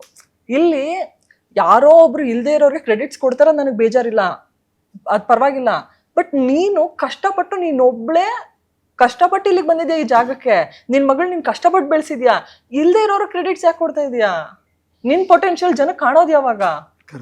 ಅದು ನನಗೆ ಫೀಲ್ ಆಗ್ಬಿಟ್ಟೇನೆ. ಆಕ್ಚುಲಿ ಜೊತೆಯಲ್ಲಿ ಸ್ಟೇಜ್ ಮೇಲೆ ಕರೆದಾಗ್ಲೂ ನಾನು ಹೇಳಿದ್ದು ಸೂಪರ್ ಕ್ವೀನ್ ಇದ್ರಲ್ಲಿ, ಸೂಪರ್ ಕ್ವೀನ್ ಆಮೇಲೆ ಕರೆದಿದ್ದವರು ವಿಷಯ ಹೇಳಿದ್ದು ಸೂಪರ್ ಕ್ವೀನ್ ಅಲ್ಲ, ಜೊತೆಯಲ್ಲಿ ಅವಾರ್ಡ್ ಫಂಕ್ಷನ್ ಅಲ್ಲಿ ಕರೆದಿದ್ರು ಮಮ್ಮಿಗೆ ಅವಾರ್ಡ್ ಕೊಡಕ್ಕೆ. ಅಲ್ಲಿ ನಾನು ಹೇಳ್ದೆ. ಆಮೇಲೆ ಸಾಧಕ್ ಇಯರ್ದು ಎಲ್ಲಾರನು ಫೈನಲಿಸ್ಟ್ ಮಾಡ್ಕೊಂಡು ಸೂಪರ್ ಕ್ವೀನ್ಗೆ ಕರೆದಿದ್ದು. ಸೊ ಸೂಪರ್ ಕ್ವೀನ್ ಬಂದಿದ್ದು ಹಂಗೇನ ಆಪರ್ಚುನಿಟಿ. ಏನಕ್ಕೆ ಅಂತಂದ್ರೆ ಇವ್ರು ಸ್ಟ್ರಗಲ್ ಮಾಡಿದಾರೆ ಅಂತ ಅವ್ರಿಗೆ ಗೊತ್ತಾಗಿದ್ದಕ್ಕೆ. ಸೊ ನೀನ್ ಹೇಳ್ಕೊಂಬಾರ್ದು, ನೀನ್ ಏನಕ್ಕೆ ಹೇಳ್ಬಾರ್ದು ಅಂತ ಇದೆ ನನಗೆ ಅರ್ಥ ಆಗತ್ತೆ. ಹೆಣ್ಮಕ್ಳಿದ್ದಾರೆ ಅಂತಂದ್ರೆ ಬೇರೆಯವ್ರದ್ದು. ಬಟ್ ಆ ಒಂದು ಪೊಸಿಷನ್ ಅಲ್ಲಿ ಇಲ್ಲ ನೀನ್ ಬೆಳೆದಿದ್ಯಾ ಇವಾಗ 10 ಜನಕ್ಕೆ ಎಕ್ಸಾಂಪಲ್ ಆಗಿರ್ಬೋದು. ಹಂಗಿರೋವಾಗ ಸತ್ಯನ ಹೇಳೋದು ತುಂಬಾ ಇಂಪಾರ್ಟೆಂಟ್ ಆಗುತ್ತೆ ಅಂತ ನನಗನ್ನಿಸ್ತು. ಅದಕ್ಕೆ ನಾನು ಹೇಳಿದೆ. ನಮ್ಮ ಮಮ್ಮಿದು ಪರ್ಮಿಷನ್ ತಗೊಂಡಿರ್ಲಿಲ್ಲ ಅವಾಗ. ಅಲ್ಲೇ ಯಾಕಂದ್ರೆ ನಂಗೆ ಫ್ರಸ್ಟ್ರೇಟ್ ಆಗೋಯ್ತು. ಯಾರು ಇಲ್ದೇ ಇರೋರ್ಗೋಸ್ಕರ ನಮ್ಮಮ್ಮ ಕಷ್ಟಪಟ್ಟಿದಾರ, ಅವ್ರೊಬ್ಬರಿಗೇನೆ ಸಿಗ್ಬೇಕಾಗಿರೋ ಕ್ರೆಡಿಟ್ ಬೇರೆ ಯಾರಿಗೂ ಕೊಡಕ್ ನನಗೆ ಇಷ್ಟ ಇರ್ಲಿಲ್ಲ. ಹಾಗಾಗಿ ನಾನು ಹೇಳ್ದೆ ಪ್ರೌಡ್ ಅಲ್ಲ ಅಮ್ಮ? I am very much proud. ನಮ್ಮಮ್ಮ ಆಗಿದಾರವರು ಅನ್ನೋದು ನನಗೆ ತುಂಬಾ ಖುಷಿ ಕೊಡುತ್ತೆ. ಅವ್ರ ಫೇಮ್ ಅದು ಇದು ಅಂತಲ್ಲ, ಫಾರ್ ದ ಹ್ಯೂಮನ್ ಬೀಯಿಂಗ್ ಶೇಸ್ ಅಷ್ಟು ಒಳ್ಳೆಯವ್ರಿದಾರ ಅವರು, ಜೆನ್ಯೂನ್ ಆಗಿ. ಅದಕ್ಕೆ ಅಮ್ಮಂಗೆ ಏನ್ ಹೇಳ್ಬೇಕು? ಥ್ಯಾಂಕ್ಸ್ ಹೇಳ್ಬೇಕಾ, ಸಾರಿ ಹೇಳ್ಬೇಕಾ, ಲವ್ ಯು ಹೇಳ್ಬೇಕಾ? ಎಲ್ಲ ಹೇಳ್ತೀನಿ ನಾನು. ಥ್ಯಾಂಕ್ಸ್ ಏನಕ್ಕೆ ಹೇಳ್ತೀನಿ ಅಂತ ಅಂದ್ರೆ, ನಾನು ಏನ್ ಹೇಳ್ತಾರೆ, ನಾನು ಒಂದು ಬ್ಯೂಟಿಫುಲ್ ಲೈಫ್ನ ಬದುಕೋದಕ್ಕೆ ಒಂದು ಆಪರ್ಚುನಿಟಿ ಮಾಡ್ಕೊಟ್ಟಿದ್ಯಾ, ಅದಕ್ಕೋಸ್ಕರ ಥ್ಯಾಂಕ್ಸ್ ಹೇಳ್ತೀನಿ. ಸಾರಿ ಏನಕ್ಕೆ ಹೇಳ್ತೀನಿ ಅಂತ ಅಂದ್ರೆ, ನನ್ನ ಮನಸ್ಸಿಂದ ನಾನು ಯಾವತ್ತೂ ನಾನು ನೋವು ಮಾಡಕ್ಕೆ ಇಷ್ಟಪಡಲ್ಲ ನಮ್ಮ ಅಮ್ಮಗೆ. ನನ್ಗೆ ಗೊತ್ತಿಲ್ಲದೆ ಅಥವಾ ನನ್ನ ಆ್ಯಕ್ಷನ್ಸಿಂದ ಯಾವಾಗಾದ್ರು ನೋವಾಗಿದ್ರೆ ಅದಕ್ಕೆ ನಾನು ಮನಸ್ಫೂರ್ತಿಯಾಗಿ ಸಾರಿ ಕೇಳ್ತೀನಿ. ಇನ್ನೊಂದು ಲವ್ ಯು ಯಾವಾಗಲೂ ಹೇಳ್ತಾ ಇರ್ತೀನಿ, ಡೈಲಿನೂ ಹೇಳ್ತೀನಿ. So I love her the way she is. ಎಲ್ಲದಕ್ಕೂ ಅವ್ರ ಕೆಲ್ಸಕ್ಕೆ ಅವ್ರು ತೋರಿಸೋ ಪ್ರೊಫೆಷನಲಿಸಮ್ಗೆ ಪ್ರತಿಯೊಂದಕ್ಕೂ ಐ ಜಸ್ಟ್ ಲವ್ ಹರ್. ಎಲ್ಲರೂ ಅವ್ರ ಮಕ್ಕಳು ತುಂಬಾ ಇಷ್ಟ, ಹೆತ್ತವ್ರಿಗೆ ಹೆಗಣ ಮುದ್ದು ಯಾವಾಗಲೂ ಇರುತ್ತೆ. ನಿಮ್ಮ ಮಗಳು ಸ್ಪೆಷಲ್ ಆಗಿ ಇದ್ದೇ ಇರ್ತಾರೆ. ನೀವಾಗಲೇ ಹೇಳಿದ್ರಿ ಬೇರೆಯವ್ರು ಹೊಗಳಿದಾಗ ನನ್ನ ಮಗಳನ್ನ ನನಗೆ ಎಷ್ಟು ಖುಷಿ ಆಗೋಯ್ತು ಅಂತ, ಅದೆಲ್ಲರೂ ಫೀಲ್ ಮಾಡ್ತಿರ್ತಾರೆ. ನಿಮ್ಮ ಮಗಳು ಏನಾರೋ ಒಂದು ಚೇಂಜ್ ಮಾಡ್ಕೋ ಲೈಫಲ್ಲಿ ಅಂತ ಹೇಳ್ಬೇಕು ಅಂದ್ರೆ ಏನು ಚೇಂಜ್ ಮಾಡ್ಕೋಬೇಕು ಅವಳು? ಸ್ವಲ್ಪ ಅವಳು ನಿದ್ದೆ ಬಂದಾಗ ನಿದ್ದೆ ಮಾಡೋದು, ಎದ್ದೊಳ್ಬೇಕು ಅನ್ಸ್ದಾಗ ಎದ್ದೊಳೋದು, ಅದೊಂದು ಸ್ವಲ್ಪ ಕಷ್ಟ ಅನಿಸುತ್ತೆ. ಊಟದ್ದು ಒಂದೊಂದ್ಸರಿ ಅವಳು ಏನೋ ಒಂದು ಫ್ರೆಂಡ್ಸ್ ಇದ್ರಲ್ಲೋ ಕೆಲಸದಿದ್ರಲ್ಲೋ ಊಟದ ಇದು ಕೊಡೋದಿಲ್ಲ. ಅದು ನನಗೆ ತುಂಬ ಹರ್ಟ್ ಆಗುತ್ತೆ, ಬೇಜಾರಾಗಿದೆ. ಚೇಂಜ್ ಮಾಡ್ಕೊಂತೀನಿ ಇವಾಗ ಸ್ವಲ್ಪ ಎಲ್ಲ. ಅದೇ ಅಮ್ಮ ಏನೇನ್ ಫಾಲೋ ಮಾಡ್ತಾರೆ ಅದ್ ಮಾಡ್ತೀನಿ ನಾನು ಇವಾಗ. ಡಿಸಿಪ್ಲಿನ್ ಬೇಕು ಅಂತ ಅಮ್ಮ ಹೇಳ್ತಾರೆ. ಮಾಡಕ್ ಟ್ರೈ ಮಾಡ್ತಾಳೆ, ಒಂದು ಟೈಮ್ ಮತ್ತೆ ಇದಾಗ್ಬಿಡ್ತಾಳೆ. ಅದನ್ನ ಕಂಟಿನ್ಯೂಸ್ ಆಗಿ ಅದು ನನ್ನಲ್ಲೂ ಇದೆ, ಬಟ್ ನನ್ನಲ್ಲಿ ಒಂದೊಂದ್ಸರಿ ಅನಿವಾರ್ಯತೆ ಆಗಿ ನಾನು ಮಾಡಿರ್ತೀನಿ. ಇವಳು ಇದಾಗಿ ಮಾಡ್ತಾ ಇಲ್ವಲ್ಲ ಫಾಲೋ ಅನ್ನೋದು ಅದೊಂದು ವಿಷಯದಲ್ಲಿ. ನೆಕ್ಸ್ಟ್ ಇಂಟರ್ವ್ಯೂ ನೀನು ಇದನ್ನ ಕಂಪ್ಲೇಂಟ್ ಹೇಳಲ್ಲ, ಆತರ ಇರ್ತದೆ. ಸೂಪರ್. ಇಬ್ಬರು ಕನ್ಸೇನು? ಕನ್ಸು ಅದೇ ಒಂದ್ ಕನ್ಸು ಮನೆದು, ಸೊ ಅದಾಗಿದೆ. ನೆಕ್ಸ್ಟ್ ಏನ್ ಕನ್ಸು ಅಂದ್ರೆ ಅಮ್ಮನ್ಗೆ ಸಿನಿಮಾಗಳಲ್ಲಿ ದೊಡ್ಡ ದೊಡ್ಡ ಆಪರ್ಚುನಿಟೀಸ್ ಬರ್ಬೇಕು. ಯಾಕಂದ್ರೆ ನಾನು ಅಮ್ಮ ತುಂಬಾ ಸಿನಿಮಾಗಳ ಜೊತೆ ಕುತ್ಕೊಂಡು ನೋಡೋದ್ರಿಂದ ಲ್ಯಾಂಗ್ವೇಜ್ ಬ್ಯಾರಿಯರ್ ಇಲ್ಲ ನಮ್ಗೆ. ಎಲ್ಲಾ ಸಿನಿಮಾಗಳು, ಇನ್ಫ್ಯಾಕ್ಟ್ ನಮ್ಮಮ್ಮ ಯಾವ್ದಾವ್ದೋ ಭಾಷೆಗಳೆಲ್ಲ ನೋಡ್ತಿರ್ತಾರೆ. ಜಾಪನೀಸು ಅದು ಎಲ್ಲೆಲ್ಲಿ ನೋಡ್ತಾರೆ ಗೊತ್ತಿಲ್ಲ, ಯೂಟ್ಯೂಬ್ ಅಲ್ಲಿ. ಅಲ್ಲಿ ಅಮ್ಮ ಈ ಫಿಲ್ಮ್ ಯಾವಾಗಮ್ಮ ನೋಡ್ದೆ ನೀನು ಅಂತ ಅಂದ್ರೆ ಕತೆ ಹೇಳ್ತೀನಲ್ಲ ನಾನು, ಇವ್ರು ನೋಡ್ಬೇಕಂದಾಗ ಅವ್ರು ಇವ್ರ ಲ್ಯಾಂಗ್ವೇಜ್ ಚೇಂಜ್ ಆಗಿರೋದು ನೋಡೋವಾಗ ನಾನು ಅದನ್ನ ಹೇಳಿದ್ರೆ ನೀನ್ ದಯವಿಟ್ಟು ಹೇಳ್ಬೇಡ, ನೋಡಿದ್ರು ಹೇಳ್ಬೇಡ, ಮೂಡೆ ಹಾಳು ಮಾಡ್ಬಿಡ್ತೀಯ ಅಂತಾಳೆ. ಏನಂತ ಅಂದ್ರೆ ಅಮ್ಮ ಒಂದ್ ಪಾತ್ರನ ನೋಡ್ಬಿಟ್ಟು ಈ ಪಾತ್ರ ನಾನ್ ಮಾಡ್ಬೇಕಿತ್ತು ಅಂತ ಎಷ್ಟೊಂದ್ಸತಿ ಹೇಳಿದ್ದಾರೆ ಥಿಯೇಟರ್ ನೋಡುವಾಗ್ಲೂ ಇದ್ ಮಾಡುವಾಗ್ಲೂ. ಯಾಕಂದ್ರೆ ಅಷ್ಟು ಇಂಪ್ರೆಸಿವ್ ಆಗಿರುತ್ತಲ್ಲ, ಆ ತರ ಪಾತ್ರಗಳು ಜಾಸ್ತಿ ಬರ್ಬೇಕು ಅಮ್ಮಂಗೆ. ಸಿನಿಮಾಗಳಲ್ಲಿ ಯಾವತ್ತಿಗೂ ನೆನ್ಪಿಟ್ಕೊಳ್ಳೋ ತರ ಪಾತ್ರಗಳು ಜಾಸ್ತಿ ಮಾಡ್ಲಿ ಅಂತ ಆಸೆ. ನಾನು ಹೀರೋಯಿನ್ ಆಗಿ ಏನು ಸಕ್ಸಸ್ಫುಲ್ ಹೀರೋಯಿನ್ ಆಗಿ, ಯಾಕಂದ್ರೆ ಆಲ್ರೆಡಿ ಹೀರೋಯಿನ್ ಆಗಿದ್ದೀನಿ, ಸೊ ಸಕ್ಸಸ್ಫುಲ್ ಹೀರೋಯಿನ್ ಆಗಿ ಇರೋದಕ್ಕೆ ಇಷ್ಟಪಡ್ತೀನಿ. ಮಗಳು ಹೌದು, ಅವಳು ಹೇಳೋ ಹಾಗೆ ಅವಳು ಅವಳು ಚೆನ್ನಾಗಿ ಇಟ್ಕೊಂಡು ಇದು ಮಾಡೋದು. ಅದನ್ನ ಕೆಲ್ಸದಿದ್ರಲ್ಲಿ ಅದೇ ಒಂದು ಎಷ್ಟು ಸಿನಿಮಾ ಮಾಡಿದ್ಲು ಅನ್ನೋದು ನನಗೆ ಇಂಪಾರ್ಟೆಂಟ್ ಆಗಲ್ಲ. ಸಕ್ಸಸ್ಫುಲ್ಲು ಆಪ್ಟು ಅವಳು ಹೀರೋಯಿನ್ ಮೆಟೀರಿಯಲ್. ನಾನು ನನ್ನ ಮಗಳು ಅಂತ ಹೇಳೋದಕ್ಕಿಂತ ಹೀರೋಯಿನ್ ಮೆಟೀರಿಯಲ್. ಅವಳು ಹೀರೋಯಿನ್ ಆಗಬೇಕು, ಟಾಪಲ್ಲಿ ಒಂದು ಒಳ್ಳೆ ಇದ್ರಲ್ಲಿ ಆಗಬೇಕು, ಅದು ಇಷ್ಟಪಡ್ತೀನಿ. ಮತ್ತು ನನಗೆ ನಾನು ನೋಡ್ಕೊಳ್ಳುವಾಗ ಆ್ಯಕ್ಟಿಂಗ್ದು ಏನೇ ಒಂದು ಕ್ಯಾರೆಕ್ಟರ್ ಯಾವ ಥರನೇ ಇರಲಿ ಸರ್, ಯಾವ ಕ್ಯಾರೆಕ್ಟರ್ ಆಗಲಿ ಅದನ್ನು ನಾನು ಇದು ಮಾಡಲ್ಲ. ಆ ಮಾಡುವಂಥ ಕ್ಯಾರೆಕ್ಟ್ರು ನ್ಯಾಚುರಲ್ ಆಗಿ ಜನರು ಮನಸ್ಸಲ್ಲಿ ನೋಡಿದಾಗ ಕೂತ್ಕೋಬೇಕು. ಆ ಥರ ಪಾತ್ರಗಳನ್ನ ಮಾತ್ರ ಮಾಡಕ್ಕೆ ಇಷ್ಟಪಡ್ತೀನಿ. ನೀವು ಅದಕ್ಕೆ ಫೇಮಸ್ಸು. ಹೌದು, ಆ ಡಿಫರೆನ್ಸಸ್ ಬೇರೆ ಆರ್ಟಿಸ್ಟ್ಗೂ ಮಮ್ಮಿಗೂ ಏನಕ್ಕೆ ಫೀಲ್ ಆಗುತ್ತೆ ಅಂತ ನಾನು ನೋಟಿಸ್ ಮಾಡಿರೋದಂದ್ರೆ, ನಮ್ಮ ಮಮ್ಮಿ ಪ್ರತಿಯೊಂದು ಮೇಕಪ್ ಇಂದ ಹೇರ್ ಸ್ಟೈಲ್ ಇಂದ ಕಾಸ್ಟ್ಯೂಮ್ ಅವರೇ ಮಾಡ್ಕೊಂತಾರೆ ಅಂತ ಹೇಳಿದ್ರಲ್ವಾ.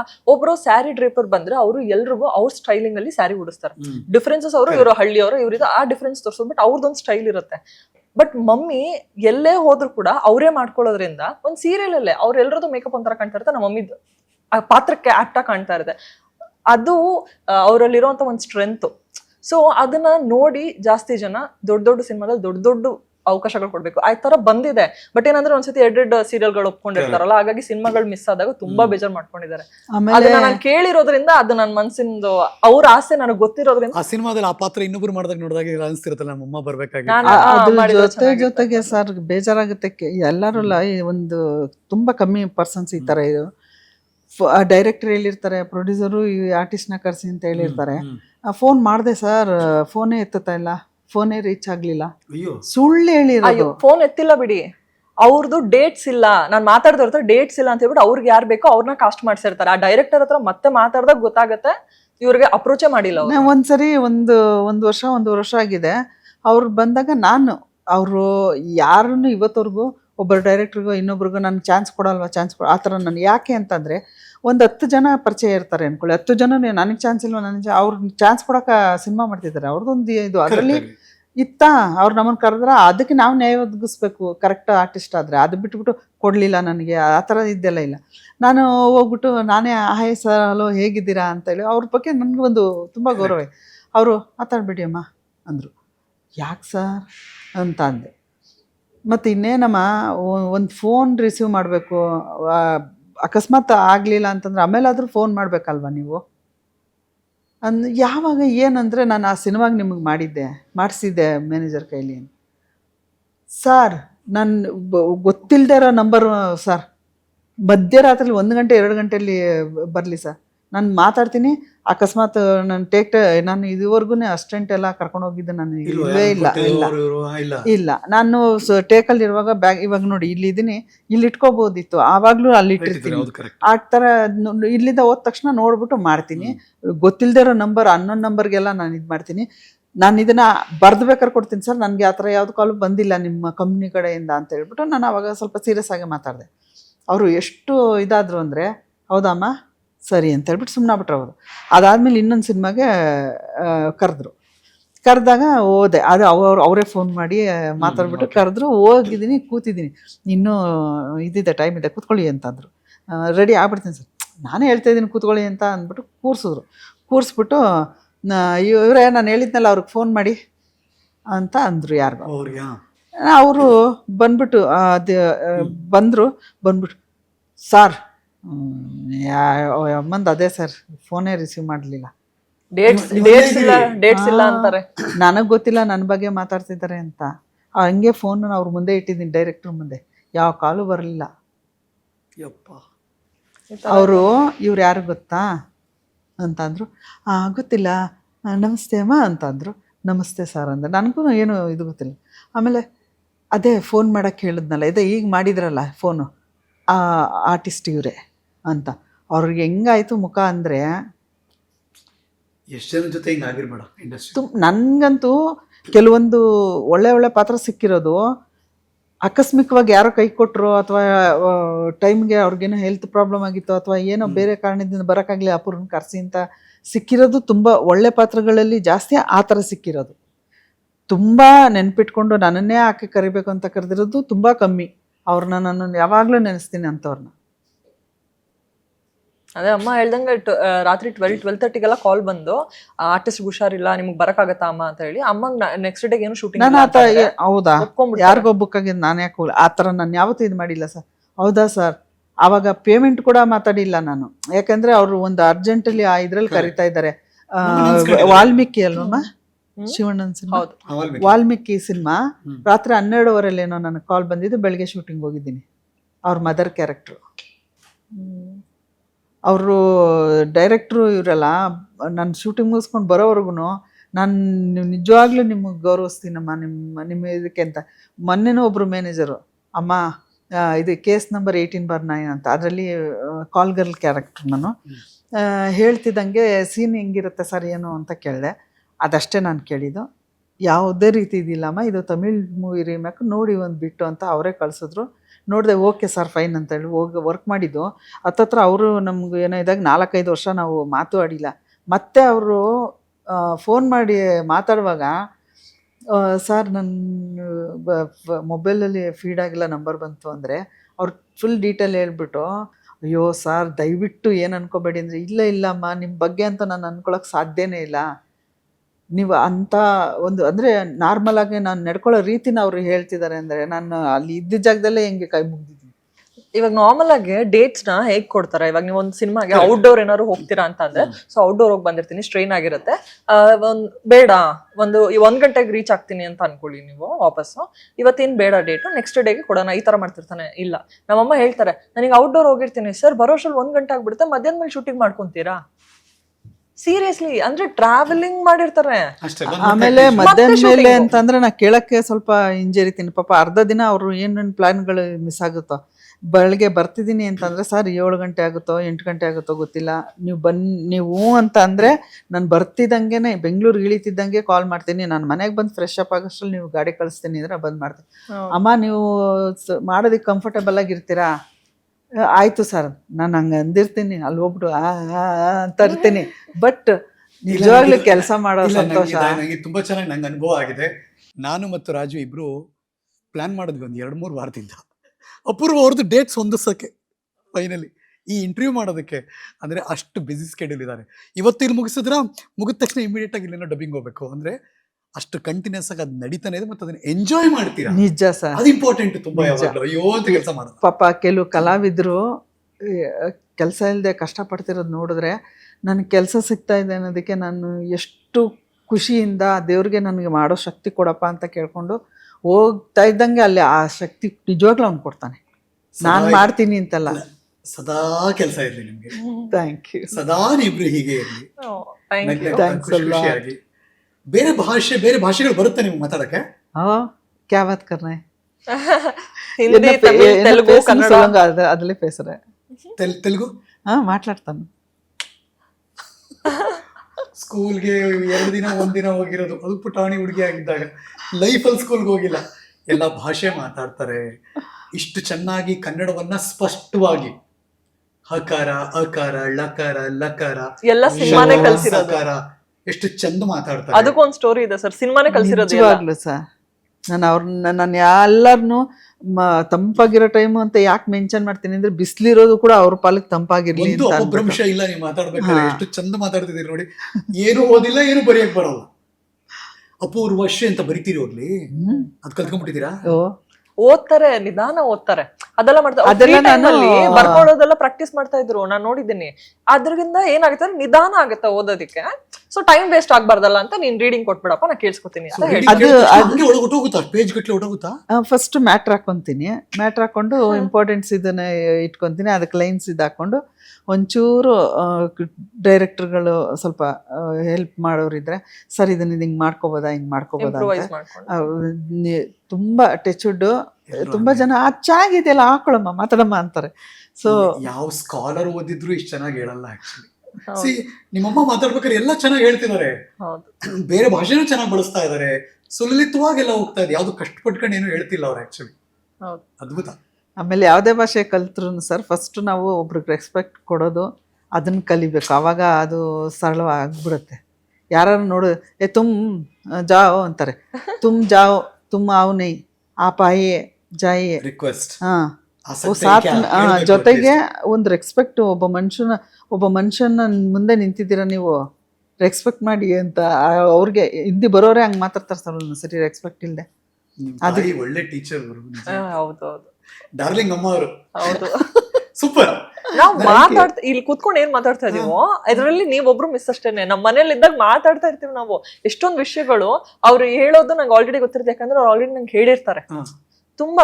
ತುಂಬಾ ಜನ ಮಾತಾಡೋದು ಕಮ್ಮಿ ಫ್ಯಾಮಿಲೀಸ್ ಅಲ್ಲಿ. ಮಾತಾಡ್ಬೇಕು ಬಾಯ್ ಬಿಟ್ಟು, ಒಬ್ರನ್ನೊಬ್ರು ಅರ್ಥ ಮಾಡ್ಕೊಳಕ್ ಹೆಂಗ್ ಸಾಧ್ಯ ಇಲ್ಲ ಅಂತಂದ್ರೆ. ಬಟ್ ನಂಗೆ ಅನ್ಸಿದೆ ಏನ್ ಗೊತ್ತಾ, ನಿಮ್ಮಮ್ಮ ಪ್ರತಿ ಸೆಕೆಂಡ್ ಬದುಕಿನಲ್ಲಿ ಬದುಕ್ತಾರೆ. ಹೌದು, ಲಿವ್ ದ ಮೂಮೆಂಟ್ ಅಂತಾರಲ್ಲ, ಅದನ್ನ ತುಂಬಾ ಚೆನ್ನಾಗಿ ಬದುಕ್ತಾರೆ ಕೂತ್ಕೊಂಡು. ಮೊನ್ನೆ ಬರ್ಡೇ ಇದಕ್ಕೆ ನನ್ನ ಫ್ರೆಂಡ್ಸ್ ಅದೇ ಹೇಳಿದ್ನಲ್ಲ, ಆಂಟಿ ಗಿಂಟಿ ಅವೆಲ್ಲ ಇಷ್ಟ ಆಗಲ್ಲ. ಇವಳು ಫ್ರೆಂಡ್ಸ್ಗೆಲ್ಲ ಎಲ್ಲರಿಗೂ ಹೇಳಿದ್ರೆ ಅಪ್ಪು ಅಂತ ಕರೆದ್ರೆ ಮಾತಾಡ್ತೀನಿ ನಿಮ್ಮ ಜೊತೆ, ಇಲ್ಲಾಂದ್ರೆ ಮಾತಾಡಲ್ಲ ಅಂತ. ಅವಳು ಆ ಕಡೆಯಿಂದ ವಾಟ್ ಅಪ್ಪು ಸ್ವೀಟ್ 16 ಅಂತ ಅಂದ್ಲು. ಎಸ್ ಅಂತ ನಾನು ಅಂದೆ. ಅದಕ್ಕೆ ಇವಳು ಬಂದ್ಬಿಟ್ಟು 16 ಅಲ್ಲ, ನೀನ್ ಮಗು ತರ ಇರ್ಬೇಕು, ಮಗು ನನ್ನ ಮನ್ಸು ಮಗು ಅಂತ ಅಂದ್ರೆ 6 years ಅಂತ ಇವಳು ಹೇಳ್ಬಿಟ್ಟು. ಇನ್ನೋಸೆನ್ಸ್ ಇದೆ ಅವರಲ್ಲಿ, 6 ವರ್ಷದ ಮಗುಗಿರೋಷ್ಟು ಇನ್ನೋಸೆನ್ಸ್ ಇದೆ. ವಾಟ್ ಯು ಕಾಲ್, ಏನಮ್ಮ ಏನು ಕರಿತೀರಿ ಹೋಗ್ಲಿ? ಅದು ಯಾಕೆ ಅಂತಂದ್ರೆ ನಮ್ಮನೇಲಿ 3 ಜನ ಅಕ್ಕ ತಂಗಿರು, ಅವ್ರವ್ರ ಮಕ್ಳು ಎಲ್ಲಾರು ಜಾಸ್ತಿ ಒಟ್ಟೊಟ್ಟಿಗೆನೆ ಇದ್ದು ಬೆಳೀತಾ ಇದ್ದಿದ್ದು. ನಾವೆಲ್ಲ ಇವತ್ತು ಸೇರಿದ್ರೆ ಆಲೆ ಎಲ್ಲ, ಈ ರೂಮ್ಗಳು ವೇಸ್ಟ್. ರಾತ್ರಿ ಮಲ್ಕೊಳ್ಳೋದು ಎಲ್ಲರೂ ಮಾತಾಡ್ಕೊಂಡು ಆತರ. ಸೊ ಅಲ್ಲಿ ಕರಿಬೇಕಲ್ಲ, ಅನು ಅಮ್ಮ, ಪರಮಮ್ಮ, ಸರ್ವಮ್ಮ, ಅವ್ರ ಮುಂದೆ ಗೊತ್ತಾಗ್ಬೇಕಾರೆ ಆಗ ಎಲ್ಲರಿಗೂ ಮಮ್ಮಿ ಅಂತಾನೂ ಕರೆ, ದೊಡ್ಡಮ್ಮ ಚಿಕ್ಕಮ್ಮ ನಾವ್ ಯೂಸ್ ಮಾಡಲ್ಲ. ಸೊ ಯಾರಾದ್ರೂ ಆಂಟಿ ಇಂಟಿ ಅಂದ್ರೆ ಫುಲ್ ಕೋಪ. ನಾನೇ ಹೇಳ್ಬಿಡ್ತೀನಿ, ಅವ್ರು ನಿಮ್ ಜೊತೆ ಮಾತಾಡ್ಬೇಕಾ ಅವ್ರನ್ನ ಅಪ್ಪು ಅಂತ ಕರೀರಿ, ಇಲ್ಲ ಅಂದ್ರೆ ಅವ್ರು ಮಾತಾಡ್ಸಲ್ಲ ನಿಮ್ಮನ್ನ. ಯಾರಾದ್ರೂ ನಿಮ್ ಜೊತೆ ಮಾತಾಡ್ಬೇಕಾ ಅಪ್ಪು ಅಂತ ಕರೀರಿ. ಎಲ್ಲಿ ಸಿಕ್ಕರು ಹಾಯ್ ಅಪ್ಪು ಅಂದ್ಬಿಡಿ. ನನ್ ಫ್ರೆಂಡ್ಸ್ ಎಲ್ಲ ಇನ್ನೂ ನೆಕ್ಸ್ಟ್ ಲೆವೆಲ್ಗೆ ಹೋಗ್ಬಿಟ್ಟು ಹಾಯ್ ಅಪ್ ಡಾರ್ಲಿಂಗ್ ಅಂತಾರೆ. ಆಮೇಲೆ ನನ್ನ ಫ್ರೆಂಡ್ ಸರ್ಕಲ್ ಇಲ್ಲ, ನಾನು ಎಲ್ಲೂ ಓಡಾಡೋದು ಲೈಫ್ ಅಂತ ನಾನು ಅದನ್ನ ನೋಡಿಲ್ಲ ಸರ್.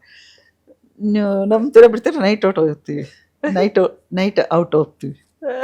ನಾವೇ ಸೂಪರ್ ಲೈಫ್ ಎಂಜಾಯ್ ಮಾಡ್ತೀರಿ ನೀವು. ಹೌದು, ನಿಜವಾದ ಬದುಕಿನಲ್ಲಿ ಎಷ್ಟು ಚೆನ್ನಾಗಿ ಬದುಕ್ತಾ ಇದ್ದೀರಾ ಅಂತ ಯಾರ ದೃಷ್ಟಿನೂ ಬೀಳದೆ ಇರಲಿ. Thank you. ನಂಗೆ ಖುಷಿ ಆಯ್ತು. ಅಂದ್ರೆ ಅಮ್ಮ ಮಗಳು ಒಂದು ಬಾಂಧವ್ಯ, ಅದು ಎಷ್ಟೇ ಜಗಳ ಆಡ್ಲಿ ಕಿತ್ತಾಡ್ಲಿ, ನಮ್ಮ ಮನೇನು ಸೇರಿಸಿ ಹೇಳ್ತಾ ಇದೀನಿ, ತಪ್ಪಕ್ಕಂದು ಒಂದೊಬ್ಬಿಡ್ತಾ ಇದ್ರು. ಯಾವಾಗ ಜಗಳ ಆಡಿದ್ರು, ಯಾವಾಗ ಒಟ್ಟಿಗೆ ಇದ್ದೀರೋ ಅನ್ಸ್ಬಿಡುತ್ತೆ ನನಗೆ. ಆ ಥರದಲ್ಲಿ ನಾನು ಬರೀ ಅವಾಗವಾಗ ನಂಗೆ ರಾಜ್ವಿ ಸಿಗ್ತಾರೆ. ಅಪ್ಪು ಅವರು ಯಾವ್ದೋ ಫಿಲಮ್ ಪ್ರೀಮಿಯರ್ ಶೋ ಇದ್ದಾಗ ಅಲ್ಲೆಲ್ಲೋ ಹೊರಗಿನ ಮನೇಲಿ ಹಲೋ ಅನ್ಬೇಕು, ಅವ್ರು ಹಲೋ ಅಂದ್ಬಿಟ್ಟು ಮುಂದಕ್ಕೆ ಹೋಗ್ತಾರೆ. ಅದರ್ವೈಸ್ ಪಾಪ ಅನ್ನೋ ಟೈಮಲ್ಲಿ ನಾನು ಆ್ಯಕ್ಟ್ ಮಾಡೋದಲ್ಲ ಒಂದಷ್ಟು ಗೆಸ್ಟ್ ಎಂಟ್ರಿ, ಅವಾಗ ಅವ್ರು ನೋಡಿದ್ದೆ ಅಷ್ಟೇ, ಇನ್ ಟಚ್ಚಲ್ಲಿ ಇಲ್ಲ. ಬಟ್ ನೀವಿಬ್ಬರನ್ನ ಕೂರ್ಸಿ ನಿಮ್ಮ ಜೊತೆ ಮಾತಾಡಬೇಕು ಅನ್ನೋ ನನ್ನ ಆಸೆಗೆ ನೀವು ಸಾಥ್ ಕೊಟ್ಟಿದ್ದಕ್ಕೆ ಥ್ಯಾಂಕ್ ಯು. ನಿಮ್ ಜೊತೆ ನಾವು ಕೂತು ಇಷ್ಟು ಮಾತಾಡಿದ್ದು ನಿಜವಾಗ್ಲೂ ತುಂಬಾ ಸಂತೋಷ ತಂದ್ಕೊಡ್ತೆ. ಯಾಕಂದ್ರೆ ನಾವು ಮಾತಾಡುವಾಗೆಲ್ಲ ಮಾಡೋ ಅದೊಂದು ಹಿಂಗೆ ಇದು ಆ ಥರ ಇರಲಿಲ್ಲ. ನಾವು ಫ್ರೆಂಡ್ ಎಲ್ಲ ಕೂತ್ಕೊಂಡು ಒಂದು ಟೈಮ್ನ ಸ್ಪೆಂಡ್ ಮಾಡ್ತಿದ್ದೀವಿ, ನಾವು ಒಬ್ರೊಬ್ರು ಇಷ್ಟು ಅರ್ಥ ಮಾಡ್ಕೊಂಡ್ವಿ ಅಂತ ಹೇಳ್ಬೋದು. ತುಂಬಾ ಖುಷಿ ಆಯ್ತು. ಇಂಟ್ರ್ಯೂ ಥರ ನಿಜವಾಗ್ಲೂ ಇರಲಿಲ್ಲ. ನೆಕ್ಸ್ಟ್ ಟೈಮು ರಾಜು ಕೇಳ್ಬೇಕು, ಅಮ್ಮ ಫ್ರೀ ಇದಾರ ಇವತ್ತು ಅಡುಗೆ ಮಾಡಕ್ಕೆ, ಊಟಕ್ಕೆ ಬರ್ಬೇಕು, ಅಷ್ಟು ಜನ ಹೋಗ್ಬಿಟ್ಟಿದ್ದಾರೆ. ನಮ್ಮಮ್ಮ ಅಷ್ಟು ಅಡುಗೆ ಮಾಡ್ತಾರೆ. ಹೌದು, ಅಪ್ಪಟ ಸಸ್ಯಾಹಾರಿ ಹುಡುಗ, ನಾನು ಊಟ ಮಾಡಕ್ ಬರ್ತೀನಿ, ಅದಂತೂ ನಿಜ. ಅದಕ್ಕೆ ಹೇಳ್ಬಿಡ್ತೀವಿ, ಯಾವಾಗ ಬೇಕಾದ್ರೂ ಬನ್ನಿ, ಮೋಸ್ಟ್ ವೆಲ್ಕಮ್. ಒಳ್ಳೇದಾಗ್ಲಿ ಇಬ್ರಿಗೂ. Thank you. ನೀವಂತೂ ಬೆಳೀತಿದ್ದೀರಾ, ಇನ್ನಷ್ಟು ನಮ್ಮನ್ನ ಮನರಂಜನೆ ಕೊಡಿ. ನಾವೆಲ್ಲರೂ ಕರ್ನಾಟಕದ ಕನ್ನಡಿಗರು ನಿಮ್ fans. Thank you, thanks a lot. And ನಿಮ್ ಪಾಡ್ಕಾಸ್ಟ್ ಎಲ್ಲ ನೋಡ್ತಾ ಇರ್ತೇವೆ, ತುಂಬಾ ಚೆನ್ನಾಗಿರುತ್ತೆ, ತುಂಬಾ ಏನಂತರ ಮನ್ಸಿಗೆ ಮುಟ್ಟೋ ತರ ಇರುತ್ತೆ. ಸೊ ಇನ್ನೂ ಹೆಚ್ಚಾಗಿ ಬೆಳೀರಿ, ನಿಮ್ ಕನ್ಸು ಇನ್ನೂ ನನ್ಸಾಗ್ಲಿ, ಇನ್ನೂ ಎಲ್ರ ಕಡೆಯಿಂದ ಚೆನ್ನಾಗಿ ಸಪೋರ್ಟ್ ಸಿಗ್ಲಿ ಅಂತ ನಾನು ಹಾರ್ಟ್ಲಿ ವಿಶಸ್. ಮತ್ತೆ ಜನರು ಇದನ್ನ ನಮ್ದೆಲ್ಲ ಒಂಥರ ಮುಚ್ಚಿಟ್ಟಿ ಇದ್ದಿದ್ದಂಗೆ ಅದನ್ನ ಬಿಚ್ಚು ಮನಸ್ಸಿಂದ ಮಾತಾಡ್ಸೋದಲ್ದೆ ಅಲ್ಲೆಲ್ಲಾರ್ಗು ಮುಟ್ಟುವಂತ ಕೆಲಸ ಇದೆಯಲ್ಲ, ಅದ್ಭುತ. Thank you. ಮತ್ತೆ ನಾನು ಒಂದು ನೋಟಿಸ್ ಮಾಡಿದ್ದೇನೆಂದ್ರೆ, ನೀವು ಯಾವುದೋ ಒಂದು ಸಿನಿಮಾ ಪ್ರಮೋಷನ್ ಇದ್ದಾಗ ಆ ತರ ಅವ್ರು ನೋಡಿ ಆ ಟೈಮಿಗೆ ಅಂತ ನೀವು ಇವಾಗ ಇವರು ಲೈಮ್ ಲೈಟ್ ಅಲ್ಲಿ ಇದ್ದಾರೆ ಅಂತ ನೀವು ಇಂಟರ್ವ್ಯೂ ಮಾಡ್ದಂಗೆ ನನಗೆ ಕಾಣಿಸ್ಲಿಲ್ಲ. ಎಷ್ಟೊಂದು ಕಲಾವಿದ್ರು ಯಾರು ಇವಾಗ ಮರ್ತೆ ಹೋಗಿದ್ದಾರೆ, ಎಷ್ಟೊಂದು ಜನ ಅನ್ನೋರ್ನ ಕರ್ಕೊಂಡ್ಬಂದು ಇಂಟರ್ವ್ಯೂ ಮಾಡಿದಾರೆ. That is the best part ಅಂತ ನನ್ಗೆ ಅನಿಸ್ತು.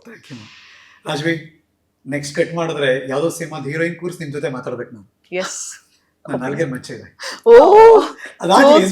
Thank you very much. ಮತ್ತೆ ಬ್ಯಾಡ್ಮಿಂಟನ್ ನಲ್ಲಿ ರಾಜ್ವಿ ನಾನು ಎಲ್ಲ sports players. Good, all the best, ಒಳ್ಳೇದಾಗ್ಲಿ. ಅಂಡ್ ಥ್ಯಾಂಕ್ ಯು ಇವತ್ತಿನ ಈ ಹರಿಕತೆಗೆ ಬಂದಿದ್ದಕ್ಕೆ. Thank you for inviting. Title super ಆಗಿದೆ. ಹೌದಾ? ಕೆಲವೊಂದು ಹಳೆ ಇದನ್ನೆಲ್ಲ ಎಲ್ಲ ಮರ್ತು ಹೋಗ್ತಾರೆ. ಇಲ್ಲ, ಹೊಸತಾಗಿ ಕೇಳಿಸ್ತು, ಹೊಸತನ ಹಳೇದು, ಏನು ಓಲ್ಡ್ ಇಸ್ ಗೋಲ್ಡ್ ಅಂತಾರಲ್ಲ ಆ ಥರ. So nice of you. Apoorvashree ಮತ್ತು ಅವರ ಮಗಳು ಒಂಥರ ಗೆಳತಿ, ಒಂಥರ ಫ್ರೆಂಡು ರಾಜ್ವಿ ಇವತ್ತಿನ ಹರಿಕಥೆಯ ಅತಿಥಿಗಳು. ಒಂದು ಪ್ರೀತಿಯ ಗೌರವವನ್ನು ಅವರು ಕೊಟ್ಟು ನಾನು ಕಳಿಸ್ಕೊ. ಇವತ್ತಿನ ಹರಿಕಥೆಯ ಅತಿಥಿ ಅಮ್ಮ ಮಗಳು ಅಪೂರ್ವಶ್ರೀ ಮತ್ತು ರಾಜ್ವಿ, ಅವ್ರಿಗೊಂದು ಪ್ರೀತಿಯ ಗೌರವ. ಅವರಿಬ್ರು ಗ್ರೀನ್ ಟೀ ಪ್ರಿಯರು. ನಂತರ ನಮ್ ಜಗ್ಗಲ್ ಕುಡಿಬೇಕು ದಿನ ಇನ್ಮೇಲೆ ಅವರು.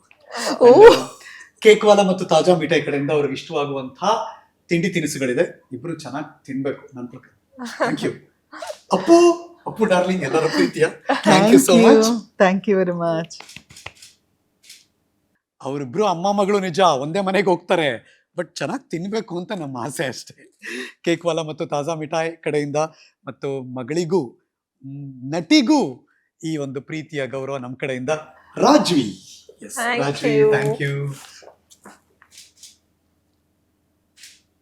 ನನ್ನ ಉದ್ದೇಶ ಏನಿತ್ತು ಗೊತ್ತಾ, ಈ ಹರಿಕಥೆಯಲ್ಲಿ ಅವರು ಬದುಕಿದ ರೀತಿ, ಬದುಕನ್ನು ಕಟ್ಟಿಕೊಂಡ ರೀತಿ ಎಲ್ಲೋ ಕೂತು ನೋಡ್ತಿರೋರಿಗೆ ಒಂದಷ್ಟು ಪ್ರೇರಣೆ ಆಗಬೇಕು.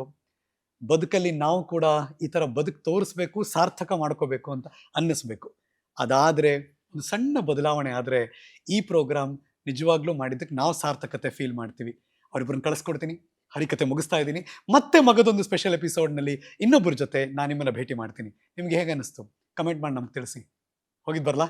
ನಾನು ಹರೀಶ್ ನಾಗರಾಜು, ನಮಸ್ಕಾರ.